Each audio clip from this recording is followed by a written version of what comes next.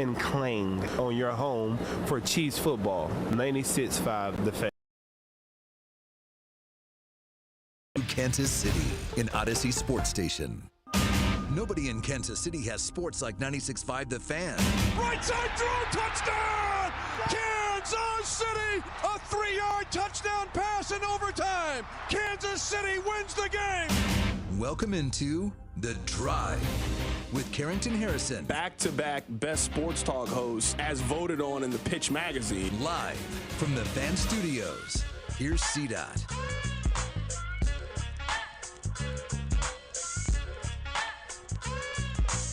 Let's do this. Another day, another dollar, another edition of The Drive. You were listening to The Drive on 96.5 The Fan, 96.5thefan.com, and also the Odyssey app. My name is Carrington Harrison. Excited to be here with you guys on this wonderful, wonderful Tuesday.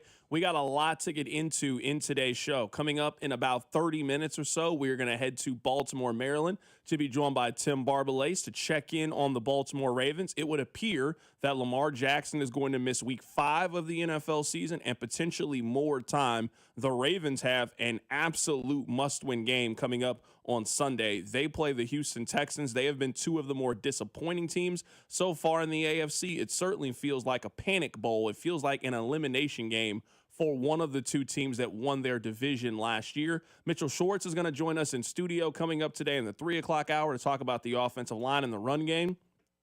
Joshua Brisco from the Chiefs Radio Network is also going to be on the show. We got a lot planned today. Rob told me that he has 5 Baltimore sports talk calls today, so we got you guys covered on this wonderful, wonderful Tuesday. Coming up in just a bit, we're going to talk about the Kansas City Royals as their season has officially ended, and we heard from the general manager of the team, J.J. Picollo. That's where we will begin things today. But before we do that, I need you guys to do me a couple of favors. Number 1, I need you listening to The Drive each day at 2 o'clock right here on 96.5 The Fan. Number 2, I need you to tell one friend to check out the show. And you know what? I need you to remember that the open of the show is brought to you by our friends over at The Other Place. Stop by, grab yourself something to eat, grab yourself something to drink, watch a little bit of football, watch some playoff baseball with our friends over at The Other Place.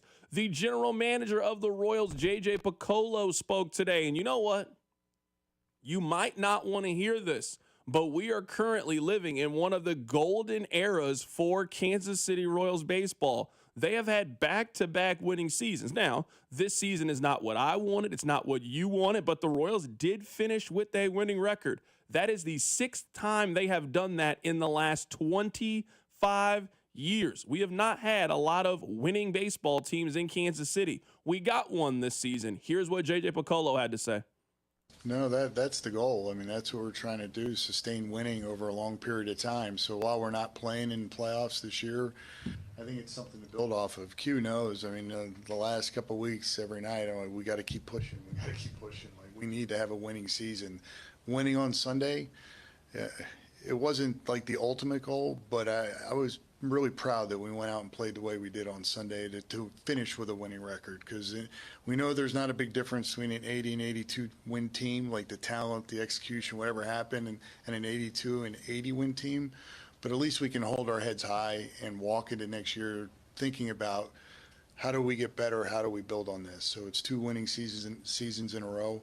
And we believe it's the start of many winning seasons in a row. I think we're all going to come back to I don't want to say there was not motivation, but a more motivated group because we didn't make the playoffs. There's going to be more of a chip on their shoulders to prove that they belong in the playoffs.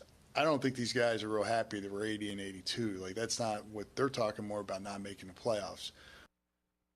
I want to take a trip back in time for just a bit to remind you of how bleak things were for the Royals. Right before COVID, the Royals won 58 and 59 games in back-to-back seasons. The Royals were as bad in 2018 and 2019 than any season than when you were a kid. They were absolutely dreadful. Fast forward past COVID, 74, 65, 56 wins. The Royals won 56 games 2 seasons ago. They won 86 games last year. They won 82 games this year. I say this in football, but it applies to all sports. There are 2 steps that you have to take It is from going from a really bad team like the Royals were, like the Lions were for most of our childhood, to now being a good, consistent, winning team. Then there is that next step. How do you go from being an 86, 82 win team? How do you win 91, 95 or more games? That is what the Royals are trying to figure out. So again, I understand that this season did not meet everybody's expectations. You would have loved to go back to the postseason, win a series, and host postseason baseball in Kansas City. But the fact that the Royals gained in attendance numbers, had another season of winning baseball, and at this point, I think we all know what the Royals need to focus on in the offseason is a positive step in the right direction for building a winning foundation, which I think the Royals are trying to do. Now, this is where I think you're going to be a little bit upset, and you know what? I'm not mad at you for having this opinion.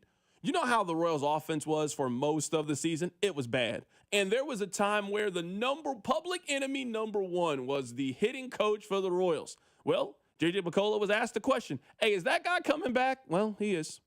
Most of our staff's going to be coming back. We've got to make some decisions on the hitting side. What I will say is Alec Zumwalt's going to be our hitting coach. How do we support Alec in a way that allows him to have the most success with the roster that we have? Those decisions haven't been made yet, and we still have to work through that.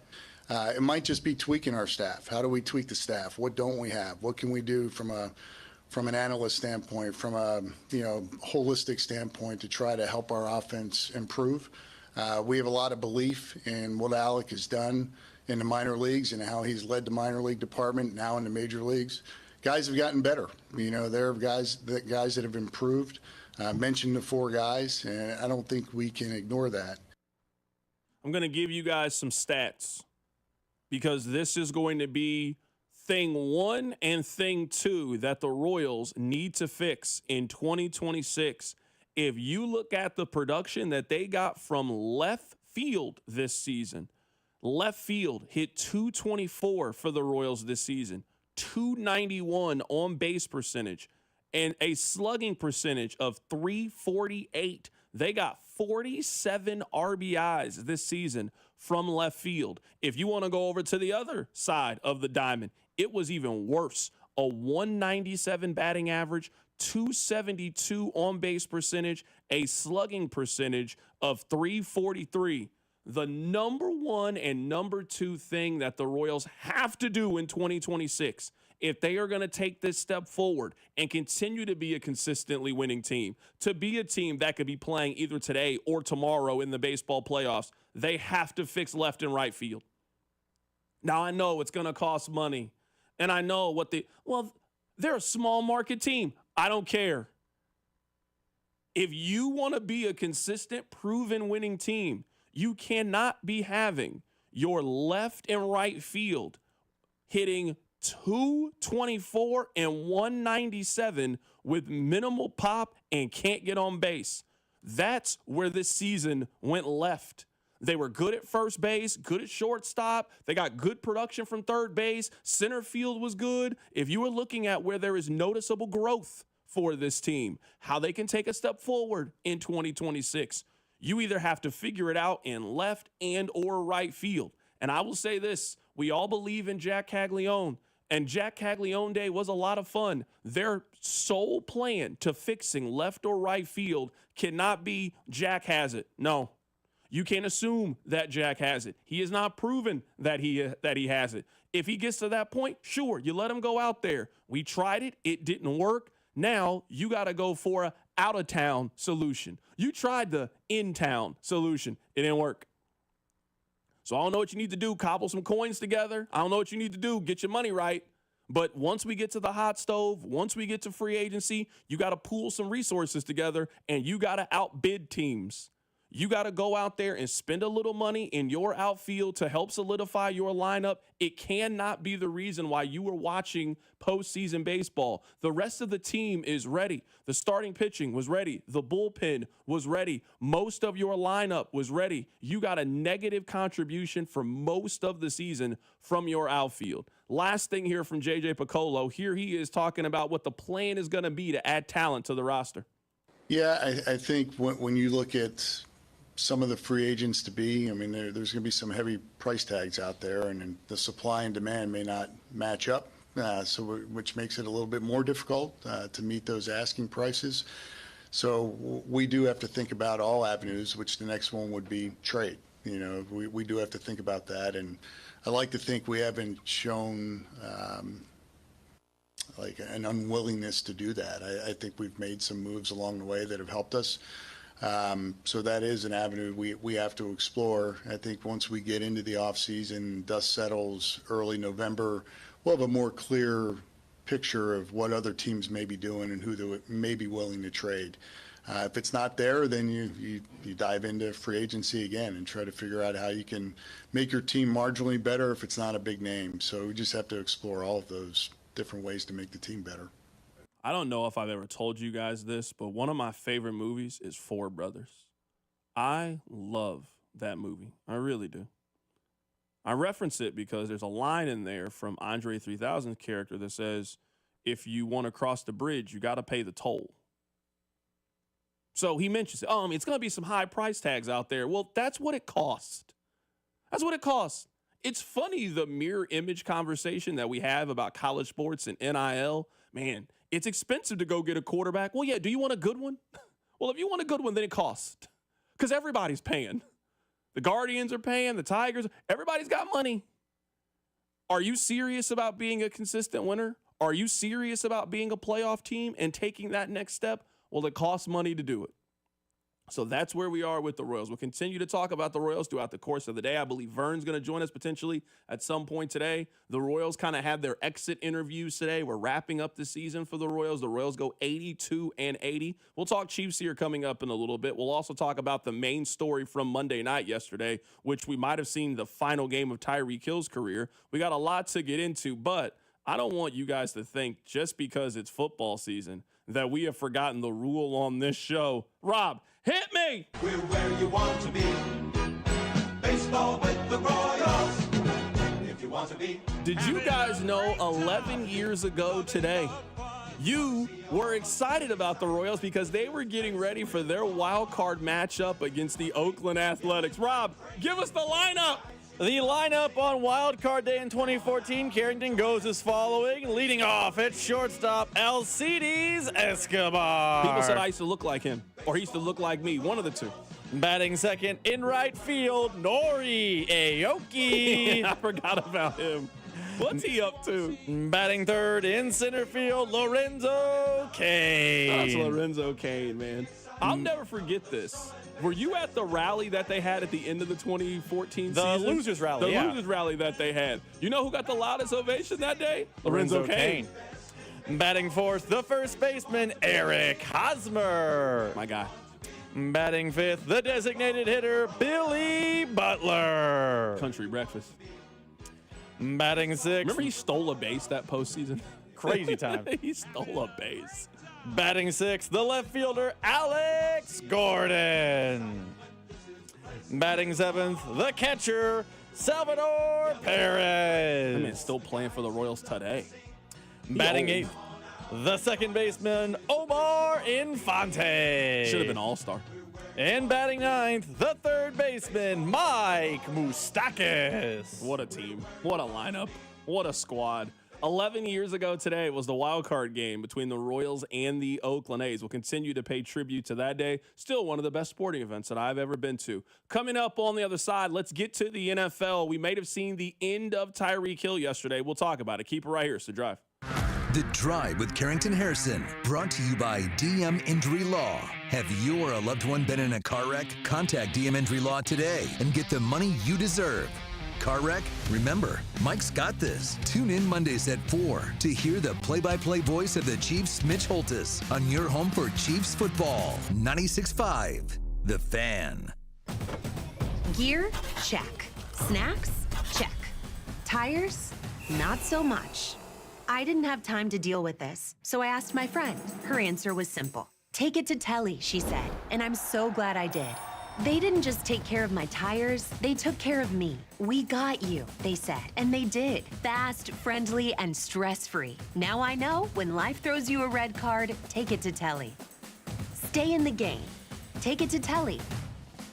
At Busey, banking is about more than numbers. It's about relationships. For over 150 years, we've been helping individuals, families, and businesses reach their goals with personalized service and local decision-making. Whether you're opening your first account or planning your next big move, we're here with the tools and support to help you move forward with confidence. Busey Bank, your partner for life's moments, both big and small. Member FDIC. DQ presents the sound of your next meal at DQ. It's the sound of savoring a signature stack burger, loving a chicken strip basket, or digging into everyday value with the $7 meal deal. Wait, where is the sound? Am I missing something? Oh, it's quiet because they're too busy enjoying their DQ food. Makes sense. So delicious and so peaceful. Grab your favorite from the DQ food menu today at participating U.S. locations.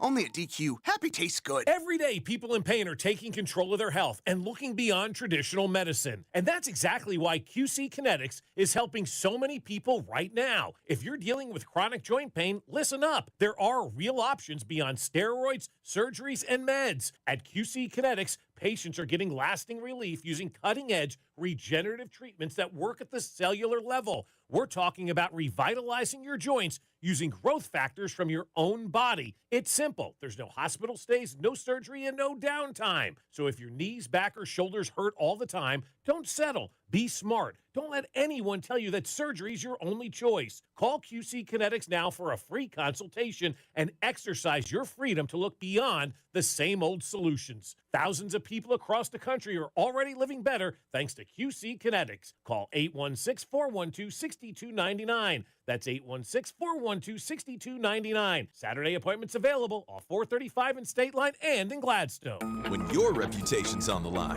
you don't leave anything to chance, especially your primer. Painters trust Kills primers for a smooth start, strong adhesion, and serious stain-blocking power. And now, the full Kills lineup is available exclusively at the Home Depot. Need it fast? Get same-day or next-day delivery, or order online and pick up in-store. Kills primers. Pro results, faster. The Home Depot. If you're a pro, you know. Let's go! You're still glowing, flirting, grooving. You've still got it. But your immune system weakens as you age, making it harder to fight flu, pneumococcal pneumonia, RSV, and COVID-19. Vaccines are a key part of any health routine and help strengthen your immune response. Ask your doctor or pharmacist which vaccines you need. Schedule in minutes at vaxassist.com. Sponsored by Pfizer. What is your next success story? At University of Maryland Global Campus, you can succeed again with more than 135 affordable online degrees and certificates to help you move your career forward. From cybersecurity and AI to healthcare and MBA, our programs help you build critical thinking, leadership, and communication skills that set you apart in today's job market. Designed for working adults focused on the future. Classes start October 15th. Learn more at umgc.edu. Certified to operate in Virginia by Chev. Hey, want to hear something great? Right now at Wendy's, you can get 2 of the #1 selling bacon cheeseburger in all fast food, the JBC, plus medium fries and a medium soft drink for just $8. Want to hear something else great? Double the burger means double the bacon. Now that's a game changer. 2 of the #1 bacon cheeseburgers with fries and a drink for just $8. Gotta be Wendy's. Limited time only. U.S. price and participation may vary. Request $8 JBC meal deal to obtain discount. Individual items at regular price. Do you have a dark curiosity? Heart Starts Pounding, Horrors, Hauntings, and Mysteries is a weekly podcast hosted by me, Kaylin Moore. Each week, I'll take you on a dark journey through terrifying true urban legends, bizarre true crime cases, chilling tales of backwoods horror, and more. So if you're looking to join a passionate community of the darkly curious, check out Heart Starts Pounding on the free Odyssey app or wherever you get your podcasts. And remember, stay curious. You're listening to 96.5 The Fan from the Mission Plumbing, Heating, and Cooling Studios. You're listening to The Drive with Carrington Harrison on 96.5 The Fan and the Odyssey app.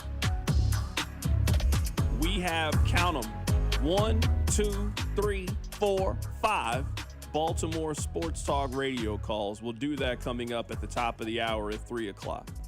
We're going to head to Baltimore coming up in about, 5-7 minutes. Tim Barbalace is going to call in. We'll get his thoughts right now on the Ravens. Are they pressing the panic button? How do they feel about Lamar? Where are they currently at? So before we do that, I want to spend a little bit of time talking about Tyreek Hill. Now, I am not a doctor, but the injury, it looked pretty gruesome yesterday. And Dr. David Chow, who is a doctor, listen to what he said about Tyreek Hill and what the injury could mean for him long term. The surgery today is for a repair of the avulsed ligaments and structures on the outside of the knee. Repair early, reconstruct late. Tyreek Hill will have multiple surgeries to get this knee problem fixed. Nick Chubb had multiple surgeries to get his knee problem fixed. The fact of the matter is no one does reconstructive surgery this early. You wait for swelling to go down. Repairs. So he's having what can be repaired on the outside and back of his knee. Going to miss at least a year, could be 2. This could mean the end of his career. Let's hope not. It certainly is career threatening. Anytime you have a major knee injury to a wide receiver, it is by definition career threatening. Tyreek Hill is 31 years old. So if we are talking about him missing a year or 2, Tyreek comes back at 33 years old playing football. It certainly feels like Monday Night Football was the end of us watching Tyreek Hill. A couple of different things. You know that we love a good Hall of Fame argument on this show. If Tyreek Hill never plays another down of football, regardless of how you feel about him off the field, that player is a Hall of Famer. He has been a major part of a Super Bowl team. He was a major part of a team that went to another Super Bowl. 5 times he has been named to the first team All-Pro. 1 time he has been named to the second team All-Pro. I know you guys tell me that Pro Bowls don't matter, but he's been to 8 of them in his career. He led the NFL in touchdowns and receiving yards. He's also on the All-Decade team for the 2010s. If you also go back to a couple of years ago for Tyreek Hill, he had one of the best wide receiver seasons that we have ever seen a wide receiver have. A couple of years ago, Tyreek was dominant. 120 catches, 1,800 yards, and 13 touchdowns. He averaged 112 yards a game. He is one of the best wide receivers that we have ever seen in the history of the National Football League. So I am not opening up. I am not entertaining any conversation. If you are arguing on the other side of if Tyreek Hill is a Hall of Famer, he absolutely is a Hall of Famer. That's number one. Number two with Tyreek Hill, that also seems really, really important. If you play football, you need to get every single dollar out of playing football that you can, because in an instant, your career can change. I know we want to see these guys on the field. I want to see them on the field. But I understand the business side of it. I understand at times being selfish and only thinking about you and your family and what you want, because the game, it gives a whole lot too. But very rarely in your football life do you ever have the leverage in which you can squeeze everything out of the game that you can. Tyreek did that. Tyreek has made a lot of money for himself, a lot of money for his family, and if he never plays again, he has set himself up very, very well that if he takes care of his money and takes care of his business, he doesn't have to work a whole lot between now and the end of his life. That's what you do this for. One wrong move, one landing on somebody's foot, you can be done playing football. Tyreek was actually having a really good game on Monday Night Football. That was as sharp and as fresh as Tyreek had looked in a while. The offense was moving. Tua looked good. Next thing you know, knee injury. You could be missing the next 2 years of your career. You could be done. Get every single penny that you can get out of football that you can, because you have absolutely no clue. In the blink of an eye, your career can be over. Somebody rolls up on you wrong. You twist your knee. You're done. You're never the same player. This is a player who has had world-class track speed. Track speed. He had a significant leg injury. He's done. It's over. It was a phenomenal run. It really was a phenomenal run from Tyreek Hill on the field, but it's over. So I'm not opening up any, what about no?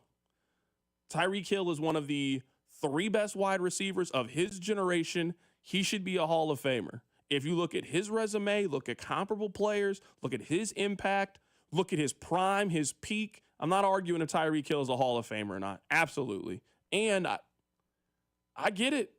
I know we hate it. And yes, you signed a contract and you should adhere to the contract. We don't feel that way when teams cut players who are under contract all the time.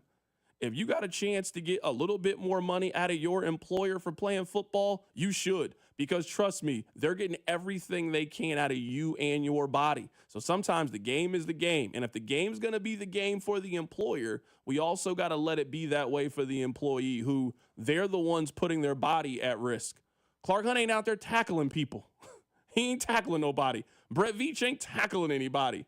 Howie Roseman, he's not tackling anybody. The players that are getting tackled, I understand being a little bit selfish and trying to get every single thing that you can from the game of football. Let's head to the phone lines right now to be joined by our first guest of the day, Tim Barbalace of 105.7 The Fan out in Baltimore. Just want to get a temperature check on where the Ravens are right now as they head into Week 5 of the NFL season after losing to the Kansas City Chiefs. Tim, always happy to have you join us. What's the panic level like for the Ravens right now as they head into October, staring at 1-3? It's definitely very high. What we in these past couple of weeks have been really alarming. And I know I was on with you last week, Carrington, and I was telling you about how bad the defense was looking, and we know that the Chiefs offense had been struggling heading into that game. Well, it looked like the 2018 Chiefs offense against that Ravens defense. That's how bad it was, and now you're starting to see the injuries pile up, and the Ravens lost Quan Smith, Ronnie Stanley, Marlon Humphrey, Nate Wiggins, and, of course, Lamar Jackson in that game alone. Nnamdi Madubuike, he pulled out for the season due to a neck injury, and who knows, it sounds like that could be a possible career-ending situation. And their entire defensive line is out. It is a complete mess in Baltimore. I felt like Lamar had quit at the end of the Chiefs and Ravens game. Did you get that vibe? Now, do you think some of the conversation around that is quelled by the fact of he could potentially miss this game and more? I thought that was a weird narrative, to be honest. I just think that would go against everything about Lamar Jackson and the type of competitor that he is. And look, we talked about this last week, too. We know that the Chiefs absolutely have the Ravens' number. Heading into that game, they were 1-5, and the Ravens didn't want to fall to 1-3, and the offense was really struggling in that football game. For Lamar to remove him when things were getting ugly, I never bought that. I never bought that at all. I thought that it would be an injury that would at least keep him this week against the Texans, but with the Ravens bye week looming, they play the Texans, then they host the Rams, and then their bye week. I don't think we see Lamar Jackson until after the bye week at the earliest. You're going to play it as safe as possible with him. Right now, we're talking to Tim Barbalace, who covers the Ravens. It would appear that Lamar Jackson is not going to play in Week 5 and could potentially miss some more time this season. The comparison that I made, Tim, for this Ravens team is they feel a lot like San Francisco from last year. You remember Christian McCaffrey missed some time. Trent Williams missed some time. Brandon Ayuk had a significant injury. And that was a team that went from going to the Super Bowl to missing the postseason. There's certainly a lot of time. I don't want to completely kick dirt on this Ravens team, but just very little has gone right for them so far in the first month of the season. Well, I agree with what you're saying, but I would also say that this was a healthy team week 1 against Buffalo. This defense hasn't been good at all. The offense, that was their performance by far of the season. Lamar Jackson's worst performance by far of the season against Kansas City. But the injuries are pile up now. To me, I don't know if this team has really recovered from that collapse in Buffalo. And I know you could say butterfly effect. If they ended up hanging on to win that game, I wonder how different this looks. And now the injuries are piling up, like you're saying. But also, it's just weird right now, man. Paul had his typical Monday press conference yesterday, and he was taking shot after shot after shot at Todd Monken, the Ravens offensive coordinator, which was very shocking for me because John Harbaugh, he's been here since 2000. I can't recall him ever lashing out that much at an assistant coach. And the offense is far from the biggest issue on this football team, although there were some questionable play calling for sure. But it's the defense is on fire. But he was taken up for Zach Orr and taken up for his defense. But Todd Monken was under fire by the head coach. Tim, aside from the long run by Justice Hill, this Ravens team was not going to run for 100 yards for the third consecutive game. Derrick Henry only got 8 carries in this game. He hasn't been super effective since week 1. It sounds crazy to even ask this question, but what happened to the run game for the Ravens? That has been their calling card, their bread and butter these last handful of seasons. They've gone away from that these last 3 weeks.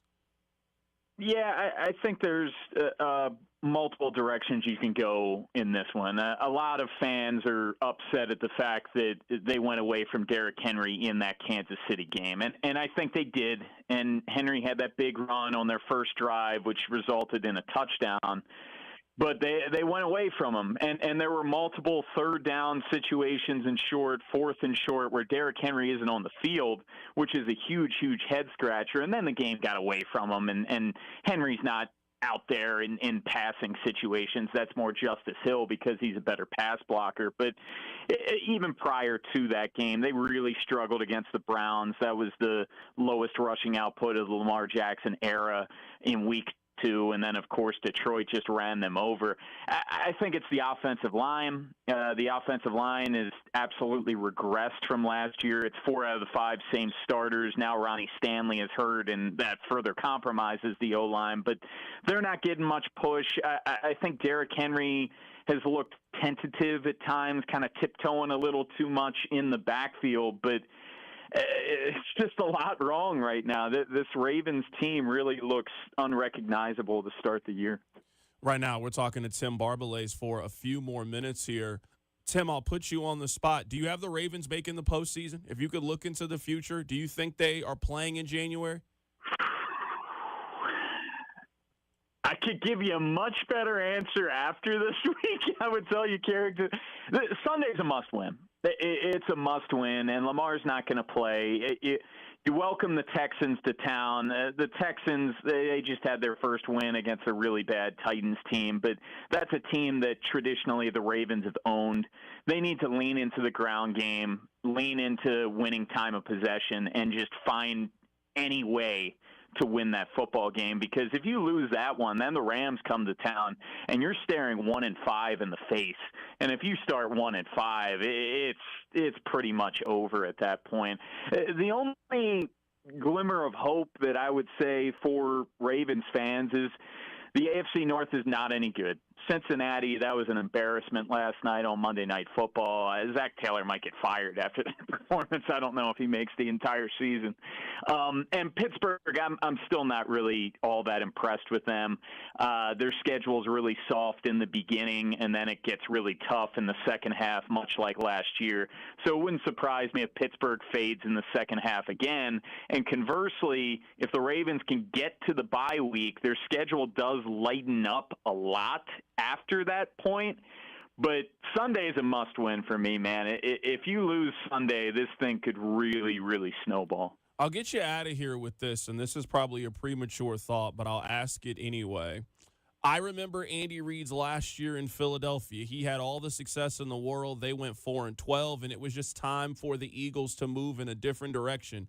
Could you see any scenario that that's the case? Let's say that this season completely goes off the rails for the Baltimore Ravens and they win 6 games this year. All the injuries just pile off. Do you think that would give the Ravens front office, that would give the ownership kind of the, hey, we've tried this for 15 years. Lamar's getting closer to 30. It's time for us to move in a different direction? Or is that an early season overreaction?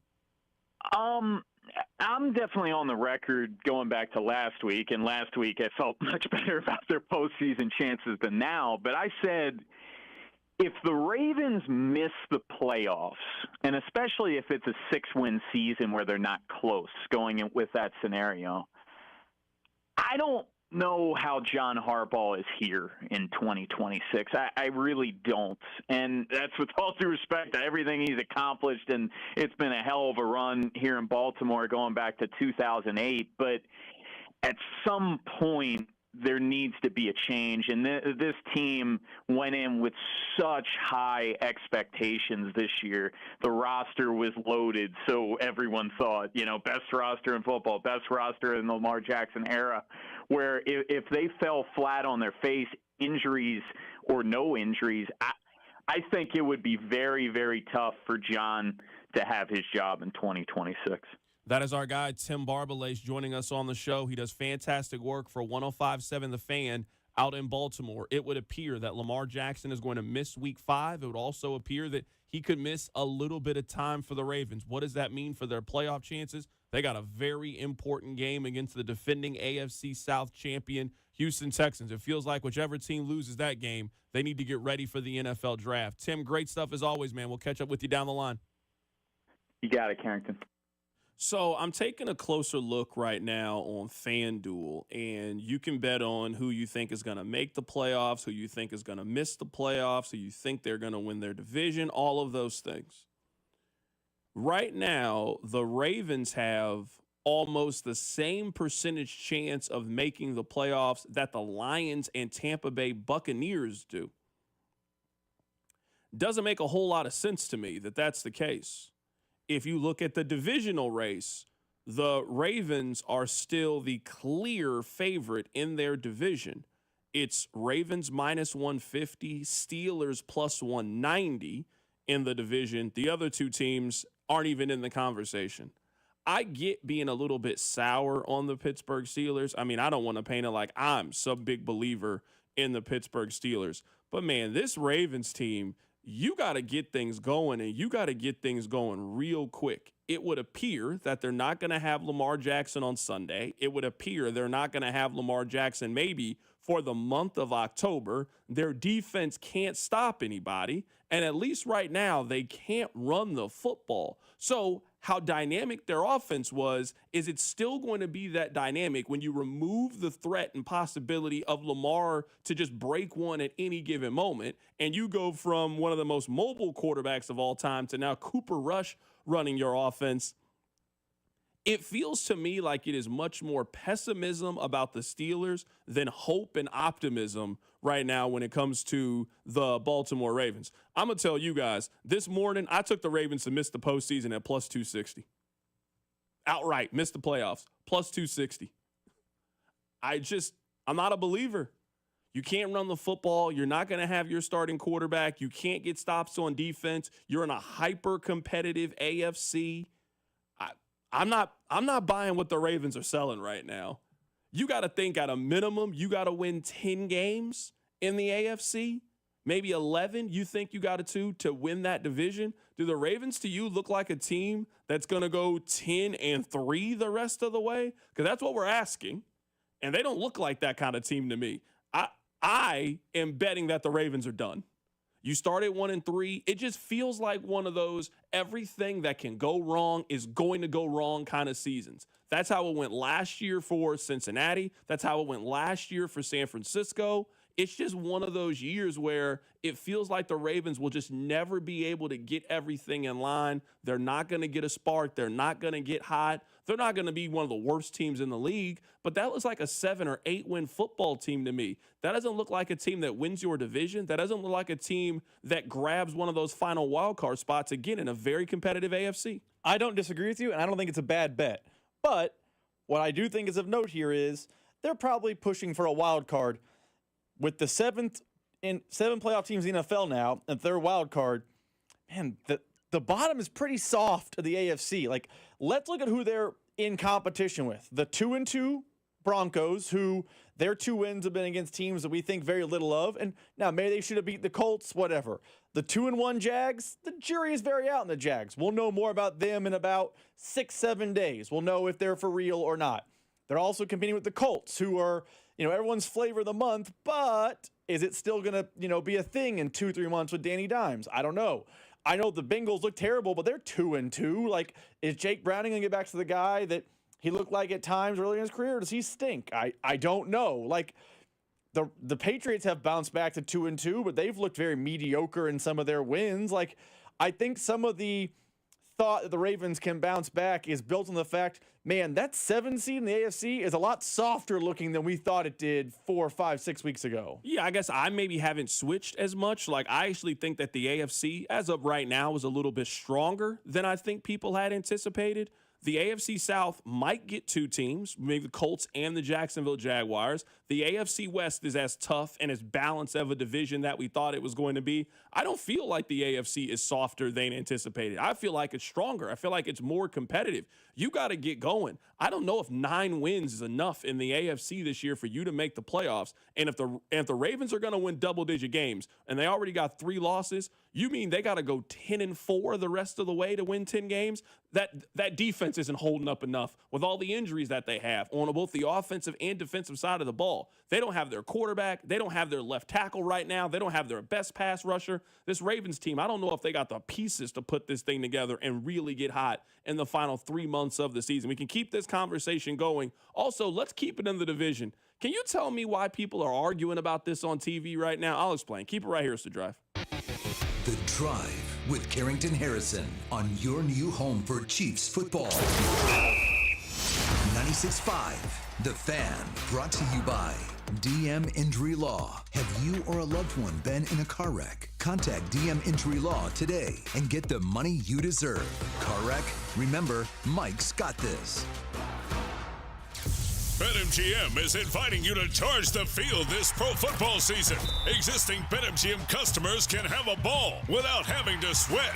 Log into your account to get a pro football no sweat token. Apply the token to your next pro football bet. If you lose with the token attached, you'll get your stake back in bonus bets. That's right. With a no sweat token, you get your stake back in bonus bets if you don't win. There's nothing like a fresh set of downs. And that's just what BetMGM is offering if you don't win with a no-sweat token. Find your favorite matchup and be part of the action. Make this pro football season one for the ages. Make it legendary. BetMGM and GameSense remind you to play responsibly. See BetMGM.com for terms. 21 plus only. Kansas only. Existing customer offer. Subject to eligibility requirements. Rewards are non-withdrawable bonus bets that expire in 7 days. Please gamble responsibly. Gambling problem? Call 1-800-GAMBLER. In partnership with Kansas Crossing Casino and Hotel. Man, if your stream isn't as strong as it used to be, or you're taking more breaks to the bathroom than the last 2 minutes of a televised football game, there's another timeout. We'll be back after this. it's time to get checked. An enlarged prostate, or BPH, could be the cause. And Kansas City Urology Care is here to help. Fast answers, trusted care. Don't wait. Come see Kansas City's largest, most experienced, and most advanced urology team. Visit kcuc.com today. At KCUC, you see the best in KC. $100,000 is up for grabs only at Harrah's Kansas City. With 3 ways to win, you could score major prizes. 1. Each day through October 4th, earn to swipe your Caesars Rewards card at a BattleBucks kiosk to instantly win up to $100,000 cash. 2. Collect targets and sink a ship worth up to $1,000 free play. 3. Join us October 4th for drawings with a grand prize of $50,000 cash at Harrah's Kansas City. Visit our website for full details. 21 or older to gamble. Know when to stop before you start. Gambling problem? Call 1-800-GAMBLER. Hey, Chiefs fans, Crown Royal is the official whiskey of the Kansas City Chiefs. And this season, it's not game day without the generous spirit of Crown Royal. Whether you're at the tailgate, in the stands, or watching from home, Crown Royal is the reason and the reward for coming together. Grab a glass with the Crown Royal rig at a stadium near you, because we'll be sharing the generous spirit with fans across the country. Crown Royal, fueling game day with a generous spirit. Visit www.crownroyal.com/Royal Rig for more on the Crown Royal Rig Tour. Please drink responsibly. You don't need to be a financial MVP right out of the gate. At Main Street Credit Union, we're here to coach you through it. No matter where you're at, lining up for your first play or deep in the game, we'll help you move the ball forward. From building credit to launching a business. Because here, it's not just about money, it's about progress and having a team that's got your back. Learn more at mainstreetcu.org. House stealing. It's a nightmare that's real. It's the FBI's term for thieves stealing your home's title and draining your equity. Just one fake document filed with a recorder, and scammers can own your home on paper, drain your equity, and do it all without you even knowing. Imagine waking up to a foreclosure or eviction notice. Listen to former title thief Matt Cox. What people don't realize is the ease in which this crime can happen. I can take the deed to your house and I can transfer that deed into my name. It's a great crime, and it's happening all the time. So how can you stop the nightmare and protect yourself? Find out if you're already a victim now at HomeTitleLock.com. Use promo code RADIO and get a 30-day free trial of their $1 million triple lock protection, a title scan, and access to a title specialist, a $250 value. Don't wait. Go to HoldTitleLock.com now, promo code RADIO. This afternoon, expect mostly sunny skies with a high of 84. Weather brought to you by Robert Half. Our recruiters' expertise and award-winning AI will find you the skilled candidates you want. At Robert Half, we know talent. Visit roberthalf.com/talent today. Subscribe to 96.5 The Fan on YouTube to watch the show from wherever you are. I don't want to take too much time on this. I just would simply like to point it out. Shedeur Sanders spoke to the media a couple days ago, and he was just, asked about, how are you doing, all of those things, and Shedeur said that he felt like he could start in the National Football League. Now, I don't know what player in the National Football League doesn't feel like they could play or start in the National Football League, but for whatever reason, this upset Rex Ryan. Rex Ryan went on ESPN earlier this morning, and he said this. But why the hell isn't he putting Shedeur Sanders? We're all waiting to see the Shedeur Sanders be the guy or Gabriel, whatever. Something's missing. Something's missing with this kid. This kid talks. He runs his mouth like I could be a starting quarterback with his arms crossed like this. Get your ass in the front row and study and do all that. If I know, the whole league knows. Quit being an embarrassment that way. You got the talent to be the quarterback. You should be. You should be embarrassed that you're not the quarterback now. I just want to know why the third-string quarterback for the Cleveland Browns makes people so mad. I'm looking at the depth chart right now for the Cleveland Browns, and I'm going to guess that Shedeur gets a chance this season because what we all thought was going to happen, well, it's happening. Their offense looks like it's led by Joe Flacco. Now, I think Dillon Gabriel gets the first shot, and he certainly should get the first shot. He was drafted earlier. I think he should get the first shot, but something tells me that at some point this season we'll get a chance to see Shedeur Sanders, and it will be unfair that people will come to very big conclusions by one or two starts in a young man's career. But when you were a 4th, 5th round pick, you don't get a year's top to start. No, you get 1 or 2 opportunities, and if you don't make the most out of those opportunities, they get rid of you and they find somebody else that can do it. So Godspeed to that, brother. I'm pulling for him. I don't know if you're pulling for him or not. I certainly would like to see him do something in the league, but I just don't know why the third-string quarterback for the Cleveland Browns, I don't know why that person makes people so angry. Real quick, I know we don't want to spend too much time on this. I was done, so whatever you got, I'm ready to move on after that. Doesn't it work both ways? Why were media members talking to the third-string quarterback? Like, the Chiefs are a terrible example because Patrick Mahomes exists, but pick a team in the league, even a bad team, a team where you think the quarterback is bad. Let's use the Saints. They really stink. Who's the third-string quarterback for the Saints? I don't know. I'm betting you don't know. I'm betting the media in New Orleans isn't up to his locker being like, let's talk about it. Do you think you can play better than this? That person also ain't famous either. That's where it's a little bit different. This is why Shedeur is a lightning rod why things like Rex That's why Ryan, a lot of teams didn't want Shedeur around because exactly. you don't there's not a lot of famous backup quarterbacks in the National Football League. Shedeur is a famous backup quarterback in the National Football League. So yes, people are absolutely going to talk to him. Coming up at the top of the hour, we are going to head to Baltimore, Maryland, to get you guys some Baltimore sports talk after their loss. I want to go back to something J.J. Picollo said. He was asked about Jack Kaggleon. Speaking of young guys, here is what J.J. Picollo had to say about the Royals prospect. We brought Kaggs up this year, expected to get a boost there.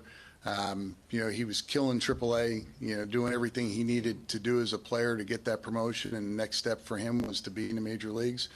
It didn't go as we would have liked it to have gone, but we got to remind ourselves he's one of the best players in baseball. He was probably on his way to being minor league player of the year.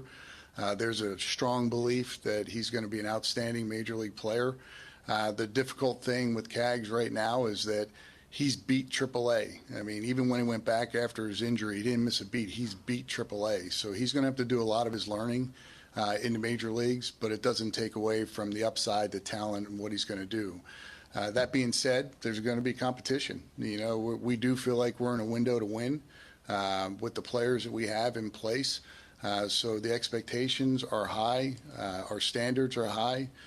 So it's not going to be anything, a job that's given to him. He's going to have to earn it. But it doesn't take away from what we believe in him as a player. I don't know if I have a really good answer for this. On one side of the coin, I don't know if I would say that Jack Kaggleon beat AAA. He played in less than 30 games. Now, he was phenomenal in those games. So I'm not saying he didn't beat it like he didn't have success. I'm just saying I don't know how you can come to that conclusion in just 1 month of you doing it that you have mastered it and it can't help you at all with him going back to AAA. But what you said is factually accurate. He was great for the 2 weeks that he was there. He then came up. He then went back down because of an injury, and he just continued to just absolutely crush the ball in AAA. But it does feel like right now they're a little bit stuck, where it doesn't sound like they want to put him back at AAA because they don't really think that it serves them.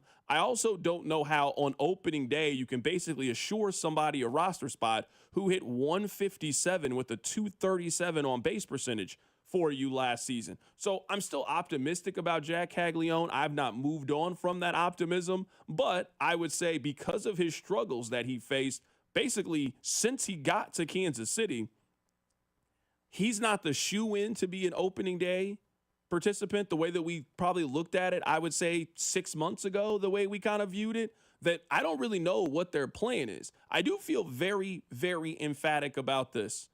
Their big move cannot be, well, Jack Kaggleon no. He can be a part of whatever solution that you have. And if you go out and you make a move to get a left fielder or you make a move to get a right fielder and it's Jack Kaggleon, I can live with that. But I don't want them to basically do the Chiefs offseason plan. The Chiefs offseason plan was, well, we're going to bring everybody back and hope that everybody stays healthy and everybody will be better. That might work for the Patrick Mahomes team. That might work for the Andy Reid team. That's not who you guys are. So if their plan for fixing their offense is all in-house options and guys that struggled last year are now going to fix it with the same offense, the same teaching, the same coaches, no.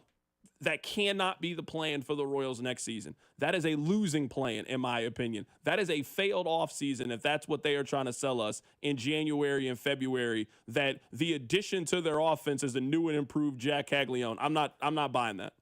I do agree with your point, though. The Royals are stuck because I would love for them to bring in, let's just use the biggest name bat out there, Kyle Schwarber. But I don't know you can go out and get a Kyle Schwarber type or someone that you believe is no doubt going to be your right fielder and Kaggs will get in where he fits in.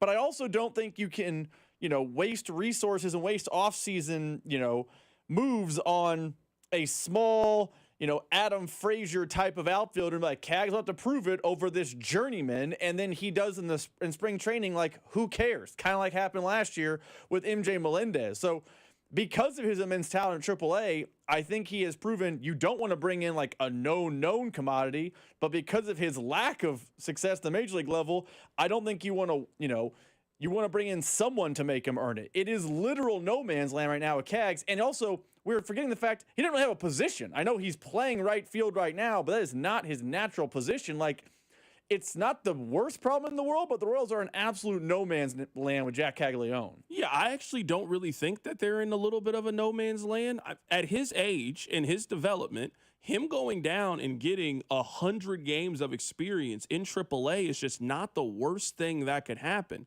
You go down there, you get more experience. He'll be 23 years old next baseball season, and inevitably an injury happens, and it will kind of fix any log jam that you can potentially have. So I would just disagree with what you were saying. I do want them to go get a known commodity. Right now, blocking Jack Kaggleon is not a concern for me if I'm trying to build the roster. It's not a concern for me. These things always work themselves out. And you know what I think is a good problem for the Royals? If they got too much offense in 2026, because they didn't have nearly enough offense in 2025. So if you were telling me that they got this guy who's a proven hitter and now we're trying to figure out how to make room for your 23-year-old, I'll cross that bridge when we get there. But the thing that this Royals team has to add, they have to add someone with a proven bat that you think can get on base and generate offense for the rest of your team. They cannot leave this offseason and not acquire that and not give you the hope that the problem that existed from basically start to finish, our offense and not being able to generate. We have really worked at this problem. We've got the rotation to do it. We've got the bullpen to do it. We feel like we can go compete and win this division because of the additions and moves that we made in the offseason. Coming up at the top of the hour, we're going to head to Baltimore, Maryland, but not for an interview. Rob has given us 5 post-game calls for the Ravens. Let's hear how they sounded. Keep it right here, so Drive. The Drive with Carrington Harrison on your new home for K-State Athletics, 96.5. The Fan, brought to you by DM Injury Law. Have you or a loved one been in a car wreck? Contact DM Injury Law today and get the money you deserve. Car wreck? Remember, Mike's got this. If you're 55 or older and into that whole saving money thing, T-Mobile has an exclusive phone and internet bundle just for you. Right now, get 2 unlimited phone lines plus 5G home internet for just $30 each per month with autopay, plus taxes and fees. And with 5G home internet, setup is easy with just 1 cord and no technician needed, which is great if you're also into that whole keeping it simple thing. Switch now and experience the best mobile network in the U.S. Visit your local store to start saving. T-Mobile, it's better over here. Based on analysis by Ookla of speed test intelligence data Q4 2024 to Q1 2025. Ookla trademarks used under license. Unlimited on our network. Customers on voice plan may notice speeds lower than other customers and further reduction if using more than 50 gigs a month due to data prioritization. Video streams and SD on this plan. Home internet pricing after $20 and monthly bill credit plus $5 per line without autopay. Debit or bank account required. See 5G device coverage and access details at T-Mobile.com. When your reputation's on the line, you don't leave anything to chance, especially your primer. Painters trust Kills primers for a smooth start, strong adhesion, and serious stain-blocking power. And now, the full Kills lineup is available exclusively at the Home Depot. Need it fast? Get same-day or next-day delivery, or order online and pick up in-store. Kills primers. Pro results, faster. The Home Depot. If you're a pro, you know. It's a classic odor tale. You fried fish for dinner, cleaned up, but the smell is still in the house. And the neighbors are coming over for game night. They're on their way. And then you spray Febreze Air Mist. Febreze Air starts working instantly to fight even your toughest odors, so you go from fish to fresh like that. Now all you have to worry about is Pam cheating at charades. Breathe happy, Febreze, la la la la la.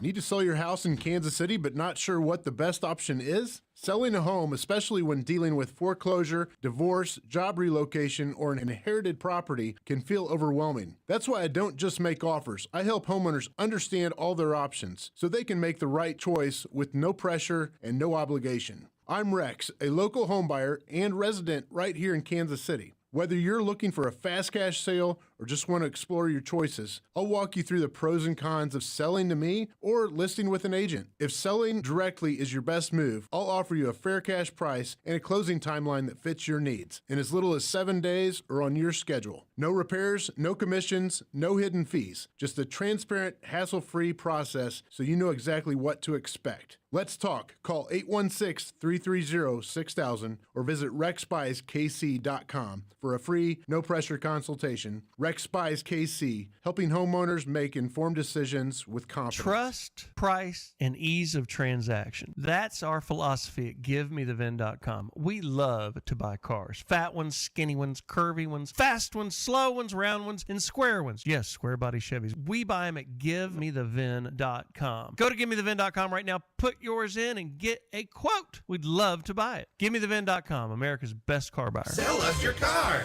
GiveMeTheVin.com. So easy you can do it in your underwear. Our Best Bank believes in the power of serving others. That's why we're committed to supporting those who serve our communities. We believe that all communities deserve a financial partner who cares. Our Best. We believe. What is your next success story? At University of Maryland Global Campus, you can succeed again with more than 135 affordable online degrees and certificates to help you move your career forward. From cybersecurity and AI to healthcare and MBA, our programs help you build critical thinking, leadership, and communication skills that set you apart in today's job market. Designed for working adults focused on the future. Classes start October 15th. Learn more at umgc.edu. Certified to operate in Virginia by Chev. Hey, want to hear something great? Right now at Wendy's, you can get 2 of the #1 selling bacon cheeseburger in all fast food, the JBC, plus medium fries and a medium soft drink for just $8. Want to hear something else great? Double the burger means double the bacon. Now that's a game changer. 2 of the #1 bacon cheeseburgers with fries and a drink for just $8. Gotta be Wendy's. Limited time only. U.S. price and participation may vary. Request $8 JBC meal deal to obtain discount. Individual items at regular price. Chiefs coverage brought to you by Park & Go, the best deals on airport parking. Don't fumble your airport parking. Score big with Park & Go. All covered parking, fast and free shuttles, and open 24/7. For the best deals in airport parking, reserve your spot now at bookparkandgo.com. Park & Go, family owned and fan approved. Wildcat fans, this is Wyatt Thompson. Tune in all season long to the play-by-play of the 2025 football season, right here on your home for K-State Athletics, 96.5 The Fan. KFNC FM and AM, HD1 and HD2 Kansas City, an Odyssey sports station.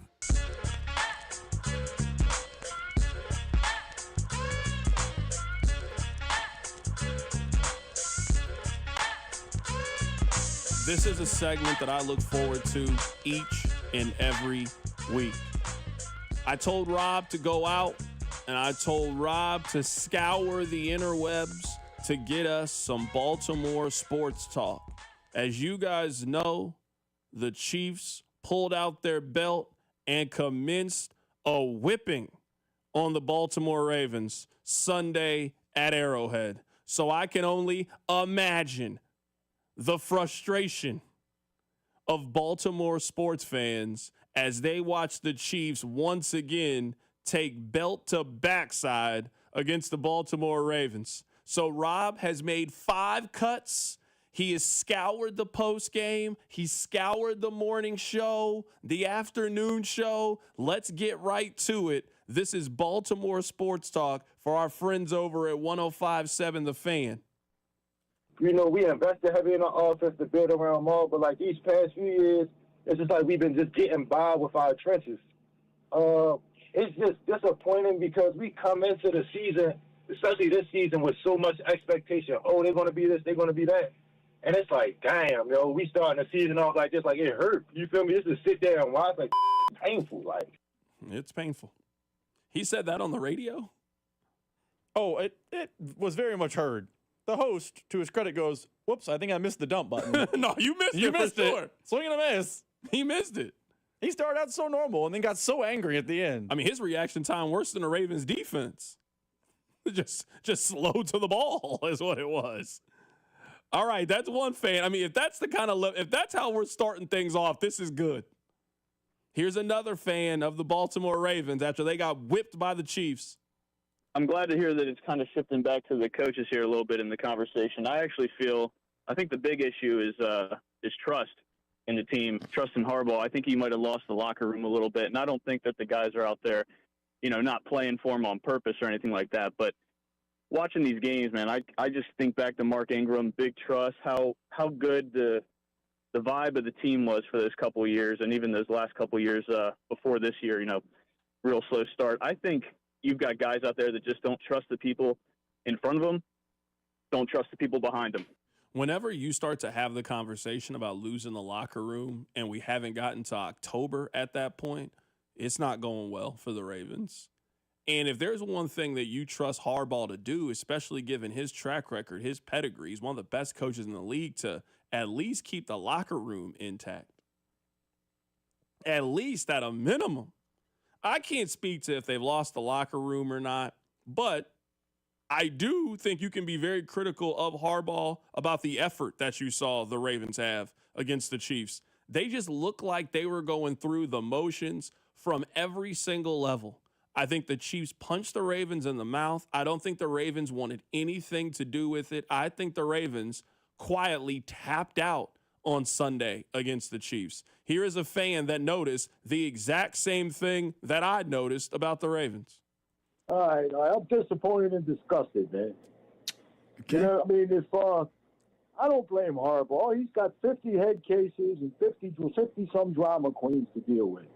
And if you're a professional, you don't give up and fake injuries. You don't give up and just fake injuries. Mahomes would have been out there hopping around on one leg. So that's basically all I really got to say, you know? That is the part about this that is very, very difficult to ignore. Now, we are finding out more information. Maybe Lamar was a little bit more hurt than we anticipated. It doesn't look like he's going to play on Sunday, and it's a really, really important game. It was just his energy about it. He just looked like somebody who just didn't want to continue the fight. He got up, he walks over to the sideline, he throws his helmet, he's still sitting there. He just looked like he had just checked out of the game. You know what he looked like? He looked like Scottie Pippen on that one episode of The Last Dance. Remember when they called the play for Tony Kukoc and Pippen's just mad that the play wasn't for him? That was the same kind of energy that you got from Lamar Jackson on Sunday as he looked up at the scoreboard, looked at how bad his team was losing, looked at how he was playing, how the rest of his team was playing, how his defense was playing, and just, you know what, hey, we'll get him next week. I didn't really see much of a fire or a frustration or any of that from their leader. Their leader seemed like, eh. So the rest of the team, they kind of played like, eh. That's what I noticed from the Baltimore Ravens. A couple more cuts here that we got for the Baltimore Ravens. So Kyle Hamilton, who is one of their star defensive players, they ain't got many, but he's one of their stars. He called the fan base spoiled.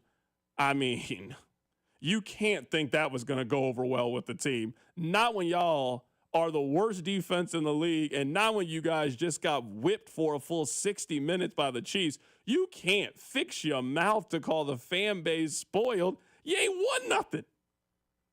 With Lamar going down, I honestly just feel like it just feels like this is the end of the era with Lamar and Henry. Henry's not going to be able to carry this team. He's just not. He's in great shape. He's got a good diet, good work ethic, but he just can't do it all by himself. And the last thing I'd like to say, well, also Kyle Hamilton saying we're spoiled. How about you share your salary with us? Maybe we'll be spoiled that way, or maybe play better. Doesn't work that way. Thanks for the call, man. Does not work that way. He said, "Why did you share your Kyle?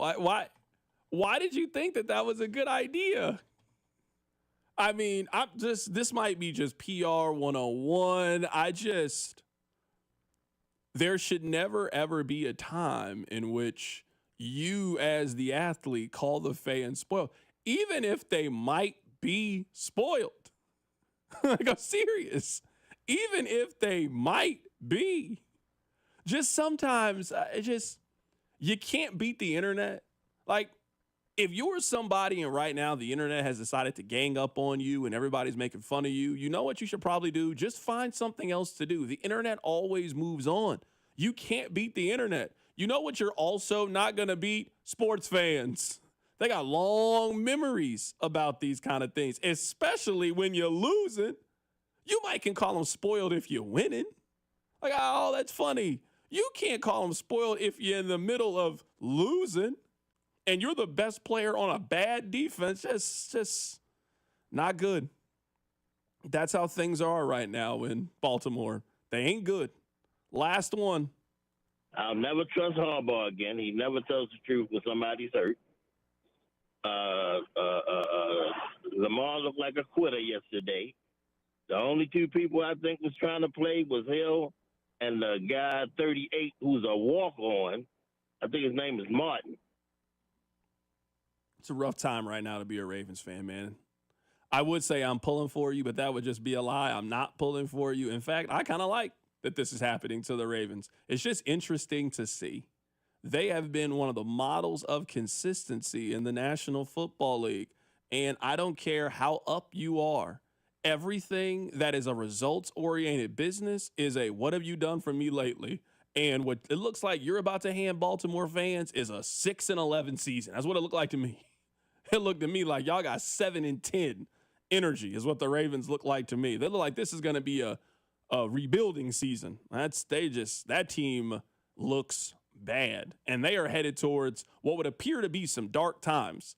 Their quarterback could be out for the month of October. Their running back has not rushed for more than 60 yards in each of his last 3 games. Their left tackle is out. Their number 1 pass rusher is out. Their best linebacker is out. One of their best corners is out. I mean, I'm looking around. I don't even know half of these guys are playing for the Ravens. So as they got a very important game against the Texans coming up this week, they got a very important month. They got to turn things around very quickly, and I'm not sure if they got the ammunition and the firepower to be able to do it. Coming up on the other side, we'll be joined in studio by Mitchell Schwartz. We'll get his thoughts on the Chiefs' offensive line. We'll also get his thoughts on the Chiefs' run game. That's all coming up. Keep it right here. It's The Drive. The Drive with Carrington Harrison. Watch the show on YouTube by subscribing to the 965 YouTube channel. The Drive, brought to you by DM Injury Law. Have you or a loved one been in a car wreck? Contact DM Injury Law today and get the money you deserve. Car wreck? Remember, Mike's got this. 96.5, The Fan. Football season in full swing. Underdog, one of the best places to get in on the action, and you can win money in Missouri. It's super easy. Just choose whether your favorite players will go higher or lower than stats like rushing yards, receptions, touchdowns, and so much more, and get those entries right. And you could win up to 5,000 times your cash. It really is that easy. I love the different versions of games you can play over there. Ladders and streaks, pick'em contests and champions. All of those options available over at Underdog. Download the app today. Sign up with promo code TAPP, T-A-P-P, to score $100 in bonus funds when you play your first $5. That's promo code TAPP, T-A-P-P. Must be 18 plus and present in Missouri. Terms apply. See assets.underdogfantasy.com/web/play and get terms _DFS_.html for details. Concerned with your play, call 1-800-GAMBLER or visit www.ncpgambling.org. Discover the latest HVAC, plumbing, and trade solutions with companies like Honeywell and Aprilaire and 20 plus other vendors at the Kansas City Wind Supply Group Vendor Showcase. Thursday, October 23rd, 3 to 6 at J. Rieger & Co. Distillery. Plus, enjoy complimentary food, drinks, tours, prizes, and networking. You could be on the 50 at GEHA Field for the official coin toss at a Chiefs home game this season. Enter to win at Chiefs.com/GEHA. GEHA is the proud partner of the Kansas City Chiefs. What matters to you matters to us. That's why Busey Bank takes the time to understand your goals and build solutions that fit your story. From everyday banking to long-term planning, our team is here to help you navigate every stage with care and expertise. We're more than a bank. We're your neighbor, your advisor, and your advocate. Busey Bank, building business, growing wealth since 1868. Member FDIC. After 40 years and more than 8,000 five-star reviews, Hamilton Plumbing, Heating, AC, and Rooter is your go-to company for home service needs. Call Hamilton today for our $79 mainline drain cleaning special. The pros at Hamilton will inspect your drains with video camera technology to pinpoint exactly what is needed to clear those clogs and help prevent expensive drain repairs. The expert technicians at Hamilton are ready 7 days a week to solve your problem the right way, the first time. Visit callhamilton.com for details, terms, and conditions. License number 2025-11121. My ride smells just right, just right, just right, just right. Y'all gotta try that for Bree's car. Just right, just right, just right. Yeah. La la la la la. With up to 40 days of consistency, all over Bree's car clips right on your vent. You know my car's my happy place. Keep that smile on my face when it smells just right, just right, just right. Yeah. Breathe happy for Breeze. La la la la. Lowe's knows you've got a job to do, and we help get it done. With the MyLowe's Pro Rewards program, eligible members save more with volume discounts on qualifying orders through a quote of $2,000 or more. Join for free today.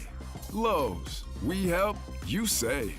Offer can't be combined with any other discount, contract, and/or special pricing. Exclusions, more terms, and restrictions apply. Details at lowes.com/terms. Subject to change.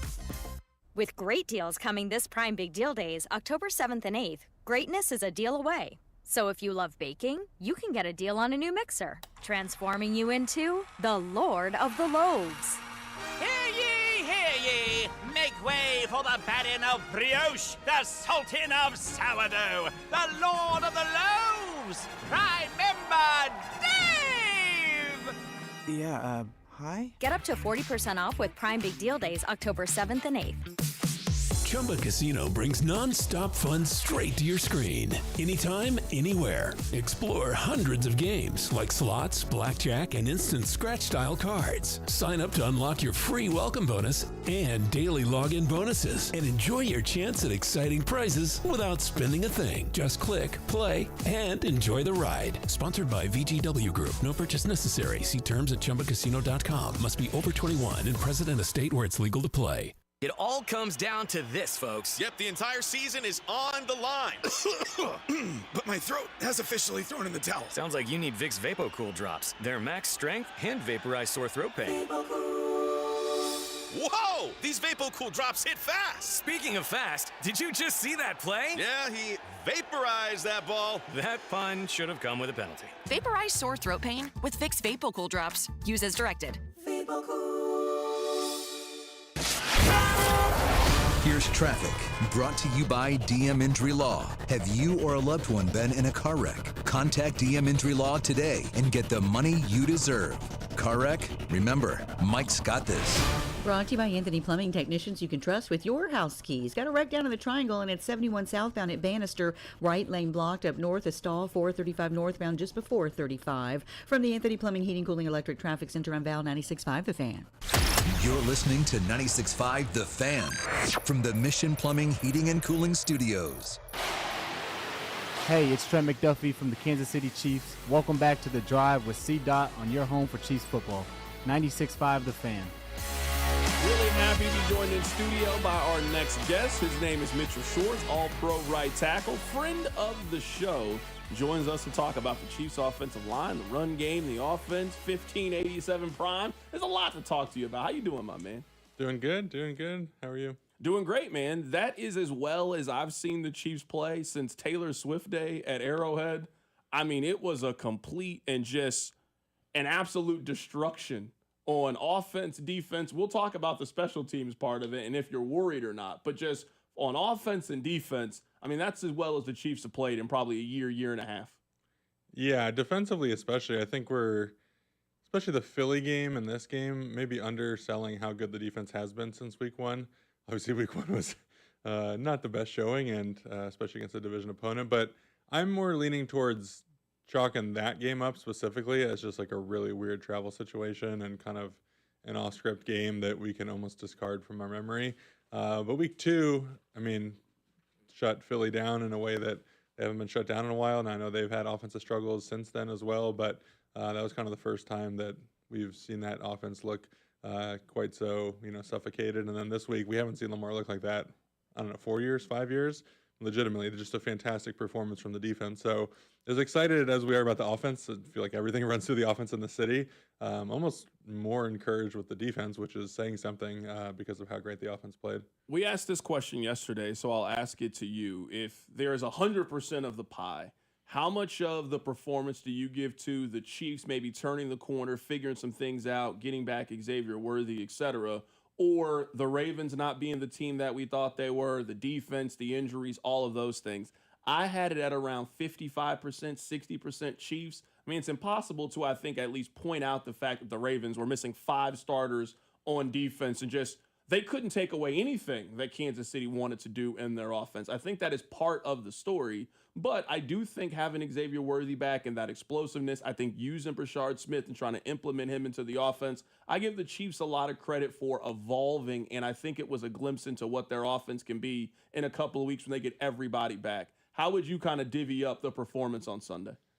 Yeah, I think 5 starters maybe coming into the game, and by the end it was 7 or 8 because Roquan went down, and I think one of their DBs or 2 of their DBs went down as well. So I almost look at that in terms of like positions or different parts of the offense. You know, offensive line wise, it was the best game, and you look at the 2 deep, and most of it was, you know, 2s and 3s in there, and a lot of guys that most of us don't know the names of. So from that perspective, I'm always gonna give the O-line props. They played well. Like, I had very few games in my career, even against backups, where you just feel like you play a pretty good game and don't really get beat. And a lot of those guys played pretty good games and didn't really get beat.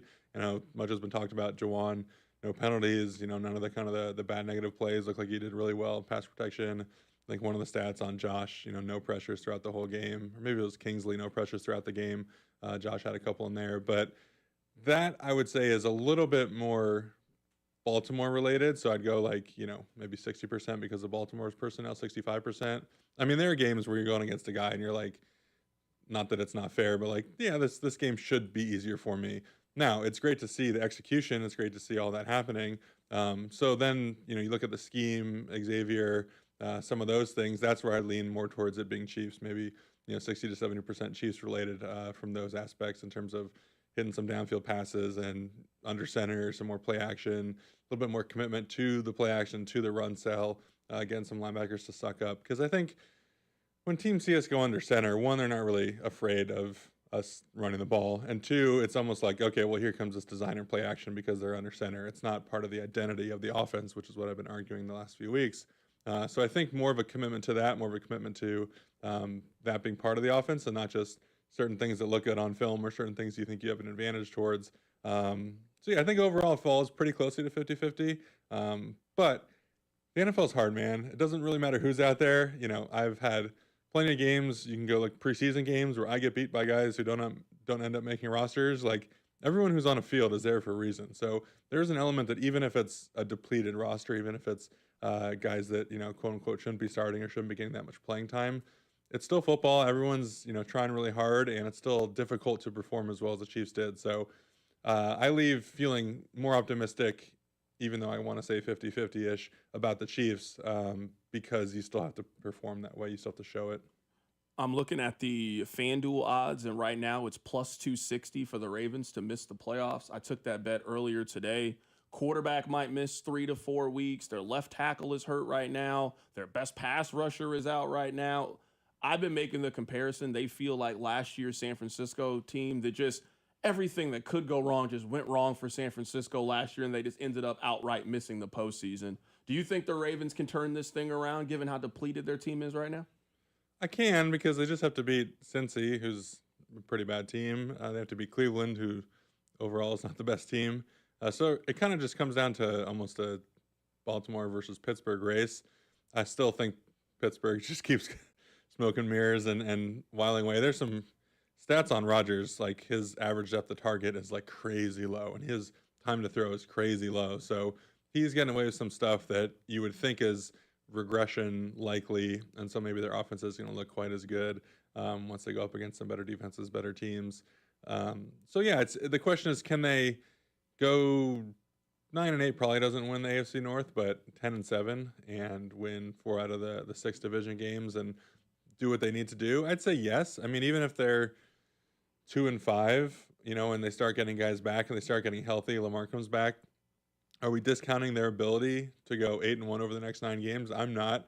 I mean, the Baltimore team that we saw in weeks 1 and 2, quarters 1 through 3 of the Buffalo game and 1 through 4 of the Cleveland game was probably the best team in football. They're only 2 weeks removed from that. Now, again, their defensive tackle, Matabuke, he's gone for the season. Obviously, a huge loss for them.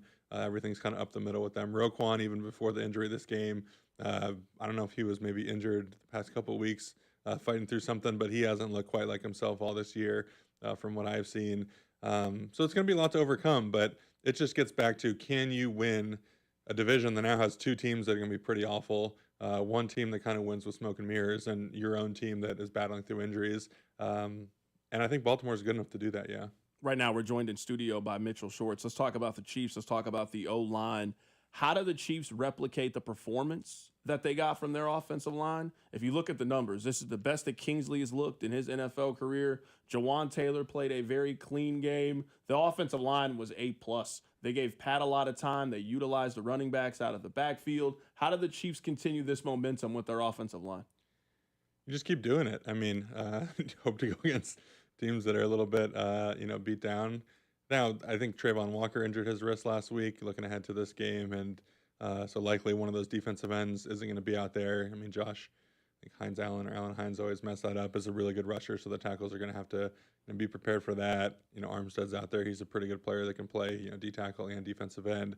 So you're probably going to play some better personnel this week, but that's where O-line-wise, you're not going to necessarily look at it and say, well, they were terrible and I was only good because of them. I shouldn't feel confident the next week.